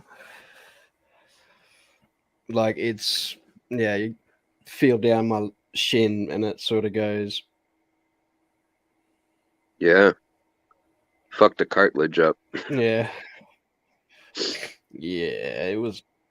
That was pretty early on, but other than that, a few broken fingers, but nothing too major. So you know how to skate then. That's what that tells me, is you know how to fall. Oh, yeah, he's obviously too good at what he does. Yeah. I watched some documentary about an Australian skater that went off the deep end and like turned into a drug addict and stuff. Yeah, that's Zach. Yeah. No, I was just wondering. I couldn't remember the guy's fucking name, but he was supposed to be like world famous, real young skater when he started, and he was sending home videos from Australia, and I think he's from Melbourne. There is still one Aussie skater who is still skating, still releasing videos now. The rest of them are dead or what? Me for a minute, but he is still fucking twisted. He is just yeah, he's twisted. But no, there's Not a there huge was scene anymore. one dude I know of. No, it is still pretty big, but no, down in the sort of more cities like Brisbane, Melbourne, Oh, sure. Sydney. You have It's probably a hard huge on the dirt skating road. presence there and everything like that. Yeah, Do you like I guys mean, do the- there are skate parks in towns littered up and down the coast and everything like that, but yeah, no real huge skating scene. Like where I'm at the moment, small town, scooters and bike riders. No real skating presence. Does anybody ride the dunes that are around the country, like on those big boards with the chunky wheels? Those are kind of popular in our country. Western Australia, they do it. Not so much on the East Coast because we don't get massive dunes. But yeah, over Western Australia, definitely. Oh, I've seen your country on a map. It's just a teeny little 4,000 kilometer journey. Just do it.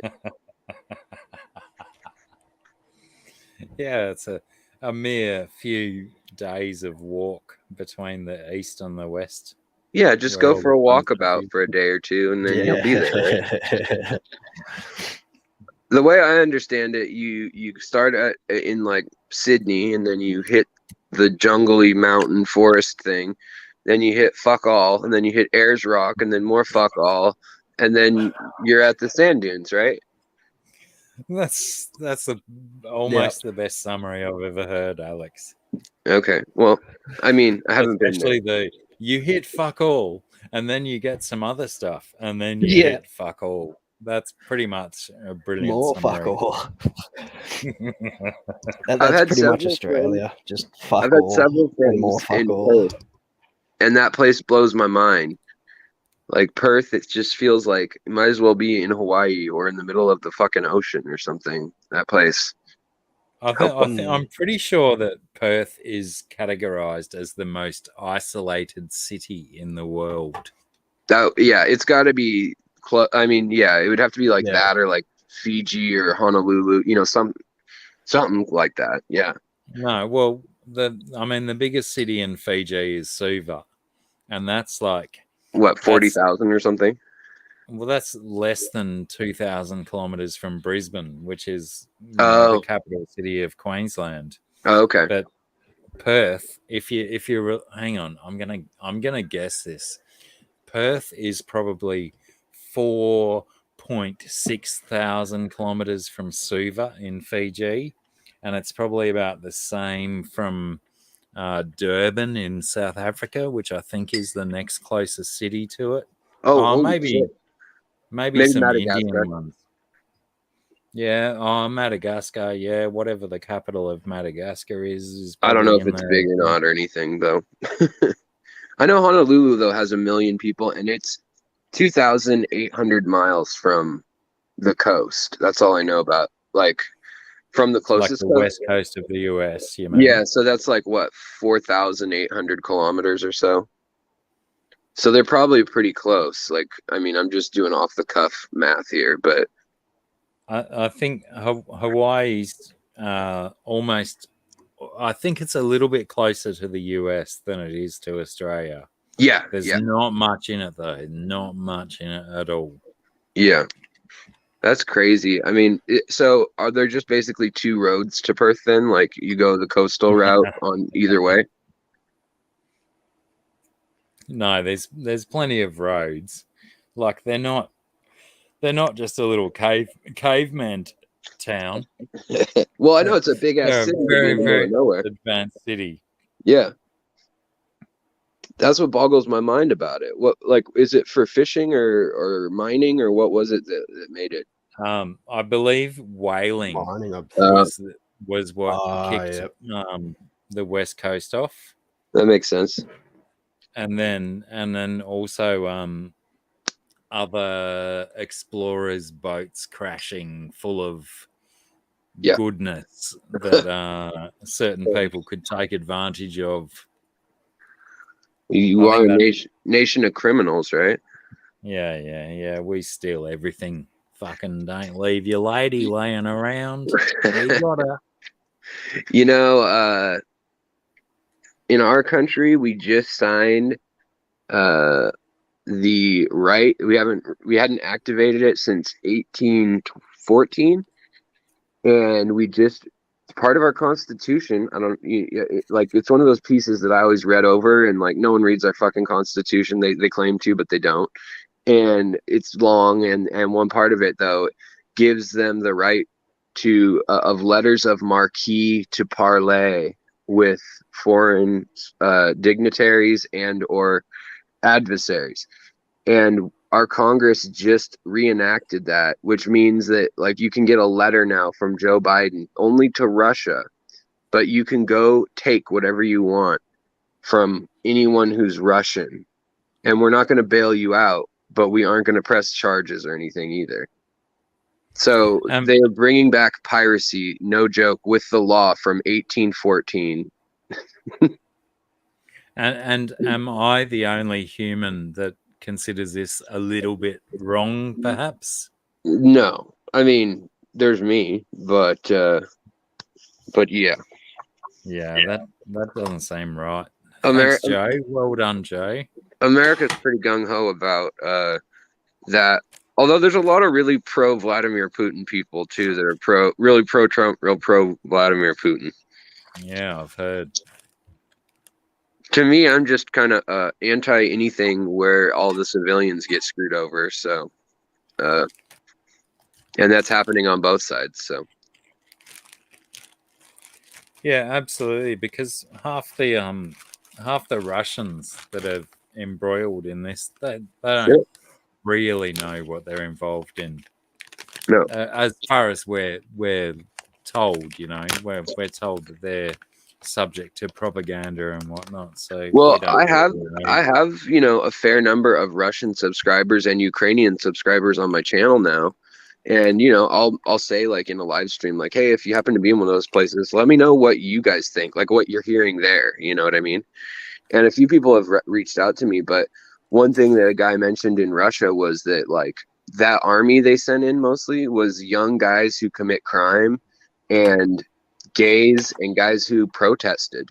And so there's a lot of them that probably got there and are probably like, fuck this, I don't want to be in the army, and they're probably just going to peace out and disappear too. So yeah, they didn't think that. I heard that as well. They didn't think that peace out. Leads that are there on the front lines, they're not that interested in the fight that they're presented with. No, and they sent the special forces in to try to seize the capital early, the Spetsnaz or whatever. But that whole team got wiped out, which was stupid. I mean, but they got wiped out fighting over the airport, which in the end they like seized for a while, but there was no point to it. So, yeah. I don't know if there's any point to most things in war.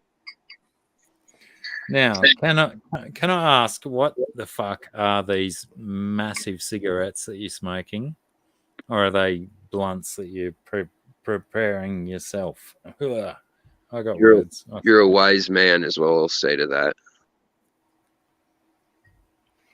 Because they just look so long. They look longer than. I don't even want to say what they look longer than, but that thing that's down in my trousers. They're self-packed. They're a Camel 99 long. We call them sleeves or tubes, and then you can pack them with either pipe tobacco, which isn't taxed, or other forms of like non-processed tobacco. So people will buy them for that, but then people just roll their own and make a blend. So I'll do like a 20-80 blend, like 80 tobacco, 20 whatever, so 80 whatever. Dust, lint, dryer lint, Diatribe. Yeah. I like my ciggies packed with diatribe, thanks. That's right. And insomnia. Insomnia is a side effect of diatribe, I feel. Is it a side effect or like a cause, like directly, you know? Like are you trying to treat one with the other, or they just go hand in hand, you know? Well, I think if you were trying to hang on, which way should I go first? If you're trying to treat insomnia with diatribe, I think that there's your foible right there. But if you're trying to treat diatribe with insomnia, you'd probably fail as well, because eventually you're just going to fall asleep and you're going to forget why you were there. That's true. All insomniacs, even though they can't go to sleep, eventually nod off. What happens? Yeah, they nod off. They go to sleep. Mm-hmm. That's the worst part, is you nod off for like 40 minutes or an hour. It's shit. And that's when all the fun stuff happens. Yeah, and then you're missing out. No. Yeah, that's when everyone dies, is when the insomniacs nod off. It's true. Sorry to make it dark for a little second there, viewers, but that's what happens if you rely on insomniacs. You probably shouldn't. Yeah. Have they got a test for that yet? They got a litmus paper for insomnia yet? I mean, for narcolepsy, but not for insomnia. In the U.S., for narcolepsy, where you just fall asleep randomly, there's tests, like, because it's a form of like epilepsy.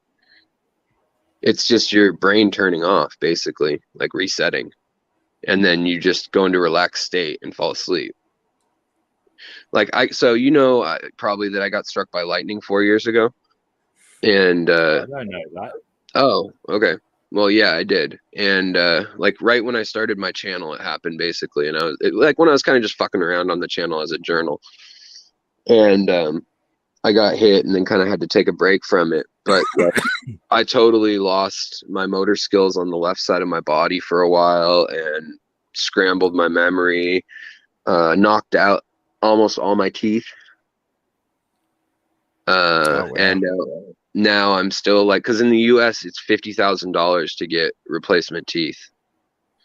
So I'm slowly getting there, but it's expensive. Like, it's not covered by any insurance or anything. Was it shit, sorry. I rolled a joint and then I tried to speak.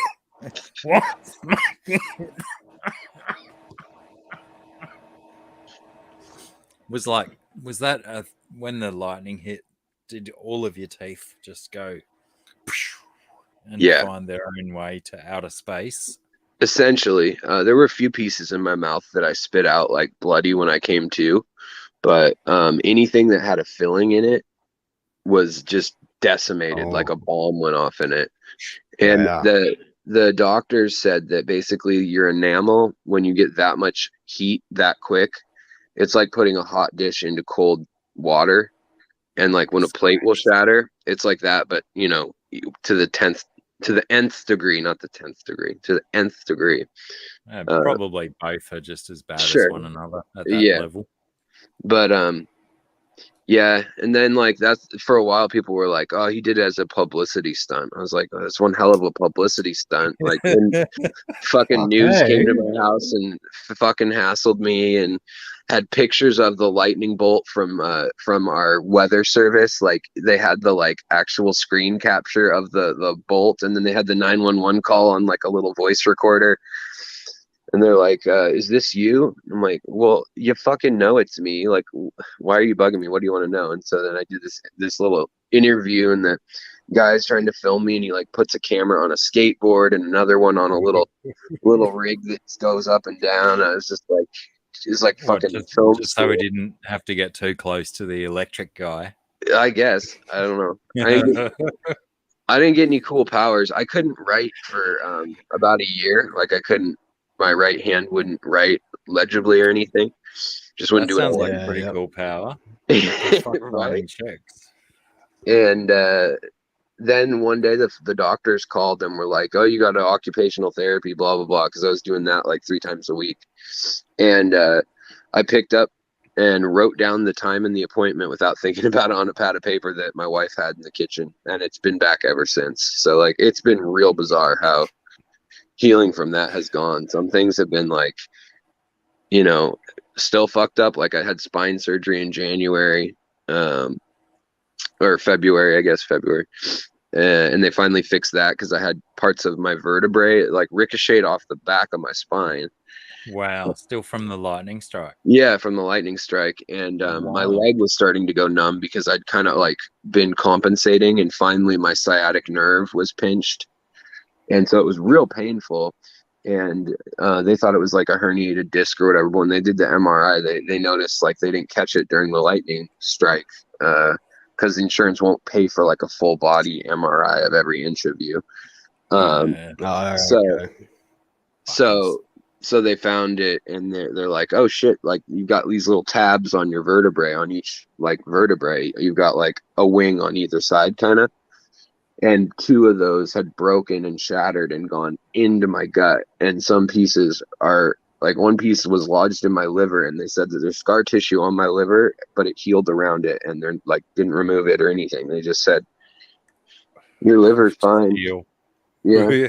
Like you healed as much as you're going to, but we're gonna pull the pieces that are on your nerves, like near your nerves, out. So I just had that done. So my back actually feels a lot better. But yeah, it's been kind of a fucking crazy journey. And if I wasn't home in between surgeries and procedures so much, I wouldn't have a YouTube channel. It's been like my hobby when I can't work and shit, you know. So well, every time I get a thunderstorm, I like to wander out and really, really, really, really, really, really, really hope to get struck by lightning. After your story tonight, Alex, I don't think I want to get struck by lightning now. No, it's not the greatest. Some people like near hits; those seem to be fine. Most people like get hit, get knocked over, like hits a tree near them, or hits the person next to them, or they're in like a golf cart and it hits the golf cart or some shit. How would you be being the person next to the person that just got struck by lightning? Isn't that's even more full on than being struck yourself, isn't it? Well, it depends. Like that's the crazy thing is like you go to the doctor and there's no lightning doctor. There's like a few doctors in the whole country that deal with electrocution, and it's mainly from like high voltage power line, like power workers that have like fucked up. And they're focused on burns and stuff more. Burns and head neurological injuries. Yeah. And what happens is it's kind of interesting actually. What happens is when you get hit with that much electricity and it goes through diffuses through your body like from lightning, it actually, you're okay for a week or two, and then all the cells that your what's it called? Your myelin sheaths is what they're called, are that protect your neural pathways in your brain. They got shocked, and so they stop working, and they start like dying, and you have blood cells, but it's in the blood-brain barrier, so it doesn't like get rid of the debris very well. And so they actually have to like open up your cerebral spinal column to your blood-brain barrier, which is very prone to infection. But then when they do that, then your white blood cells and everything can remove the debris quicker. A lot of people have to be put in a medicated coma for that. And so it's not a pleasant procedure either. They take a fucking horse gauge needle and put it in your spine, and then to make a little incision in the base of your head. But it renders you the same as like Parkinson's or some stages of dementia for like a few weeks. But then if you're young enough, like under 50 or 60, it almost always will regrow, but it regrows differently. So it's really important in those few months to like go do the occupational therapy. And so that's like why they said like you need to like practice writing like just the motions of it with someone else holding your hand, or you won't ever get it back because your muscle memory will be like rerouted to some other thing. Yeah, I feel like I'm talking too much. No, essentially, I think you've proved that being struck by lightning may well be a fix for some people. Because, maybe you were trash before, and now you're a fucking, Yeah. now you seem like a pretty decent dude. Yeah. It could be. Yeah. How can I say that the lightning strike wasn't the difference? You never know. Some people are like, "Oh, it made you super smart about remembering fish facts or some bullshit," and I'm like, "No, I used to be real good at memorizing shit. Now I got a sheet of notes in front of me on my videos. Yeah. Like you just got to claim it, innit? yeah. Oh yeah, that's what did it. Yep. Mm-hmm. Yeah. Lightning made me the fish guy that I am. Yeah. What are you going to say, Zach? Hey, what? Like sort of half listening, but also looking at weird names in Australia. Weird names in Australia. You guys have some weird names. Yeah, so do we. I found one over in Western Australia, I think it was, if I can actually remember where it was. Yeah, Cocklebiddy. Yeah, Tasmania has a shitload of crazy names. If you go into Tasmania and look at the names of the mountains and hills, they're all fucking drunkard settler names, like fucking Moonshine, Stumble Home Creek, like crazy things like that, or like Loose Betty Hill, or like weird shit. I'm super impressed that Alex has been Google Earthing Tasmania. Oh yeah. I'm obsessed with traveling, like, because I could never afford to. Like, we never went anywhere. Like, we went to Disneyland the one time and we got kicked out. So as a kid, I was obsessed with like traveling in the atlas. I had this big old atlas, and I'd open it up and like close my eye, pick a page. And I've always been fascinated with maps. So me too. Yeah, I used to do exactly the same thing with the big old atlas. Yeah, open it up and finger a spot and then go and look it up in the Encyclopedia Britannica. Didn't have the internet in those days, kids. I didn't have internet either at that point. I did by the time I was like 15 or 16, but we didn't have internet till I was probably like 14 or 15. Yeah. It was such a joyous thing, though, to go and pinpoint this spot in one book and then go and look it up in another book that you had to actually walk towards and stuff. Yeah.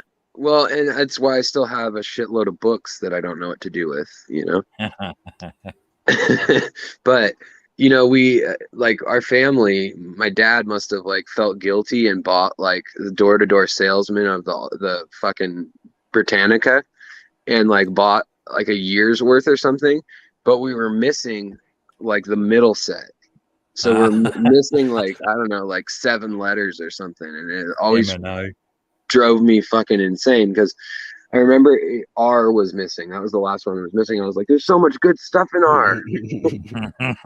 At least we had S, though. S was... Oh, yeah. Well, S is it's a leading consonant, isn't it? There's so many words that begin with the letter S. Yeah, I think it had 2 books if I remember correctly, but I don't remember for sure. It's a big shelf. Yeah, I still love maps. My wife and I still have maps all over the house. So my bedside lamp. Hang on. Is it still the globe? It's nice. Globe, yeah, that's cool. I suppose I really can't do that without pointing at it and then turning it on and maybe spinning it so I prove it works. I don't believe him. I think he's lying. Yeah. Oh, it just blew, did it? No. No, the cord's real dodgy. Now it looks like you have a moon or a sun next to your bed to us.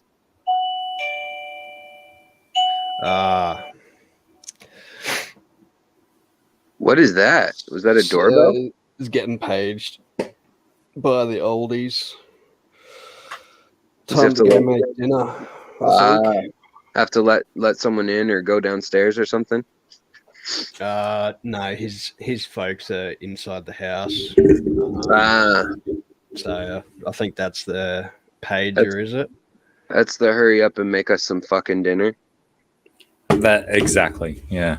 That's all right. Seems exactly what it is, Alex. Well, cheers between yourself and Zach. You've summed it up perfectly. Well, nice to meet you, Zach. Good to see you. Yeah, you too, man. Michael, Dr. Blacky, whatever.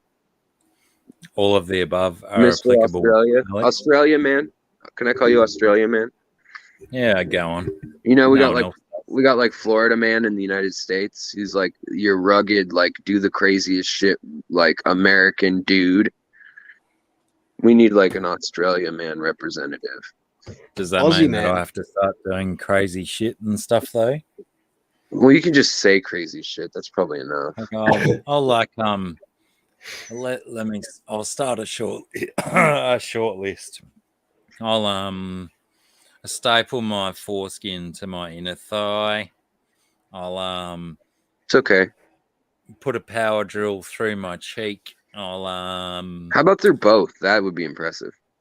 Both cheeks? Like one and then all the way through the other. All the way through. Way through. That would do it. Yeah. I'll consider it.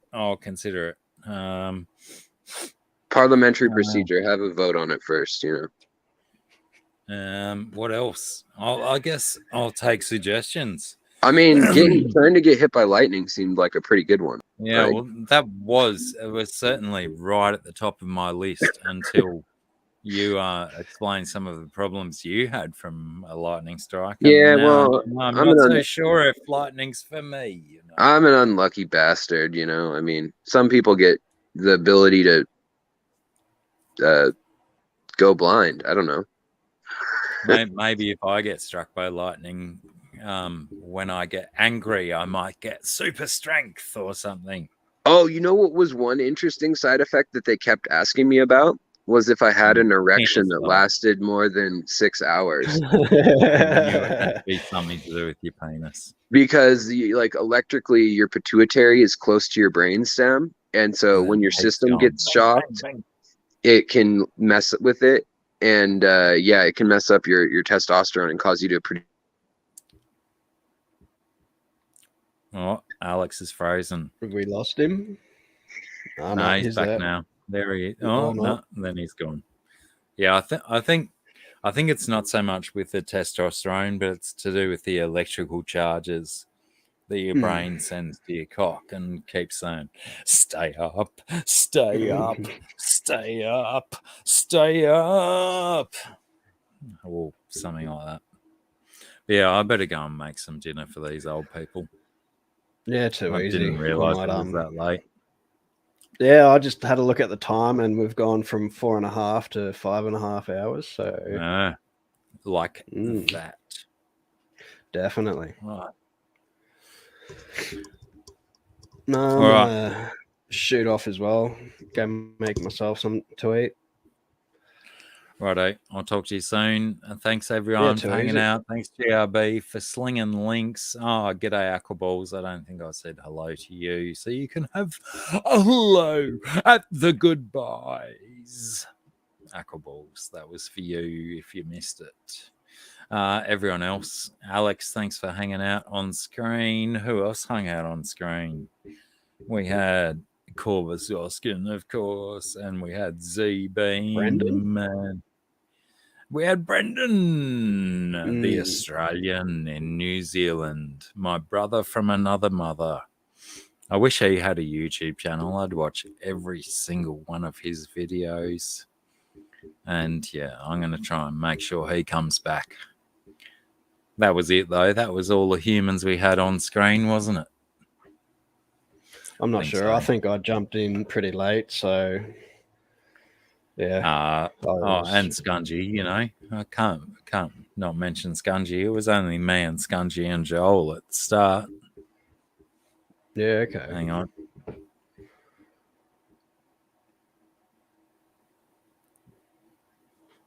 Yes. Alex is saying that his interwebs has died on him, so he won't be back. That's okay. Vince, if you're still there, message me. Let's talk about stuff, brother. And everyone else, bloody, go and stand in front of a mirror. Have a good, long, hard look at yourself and think about it.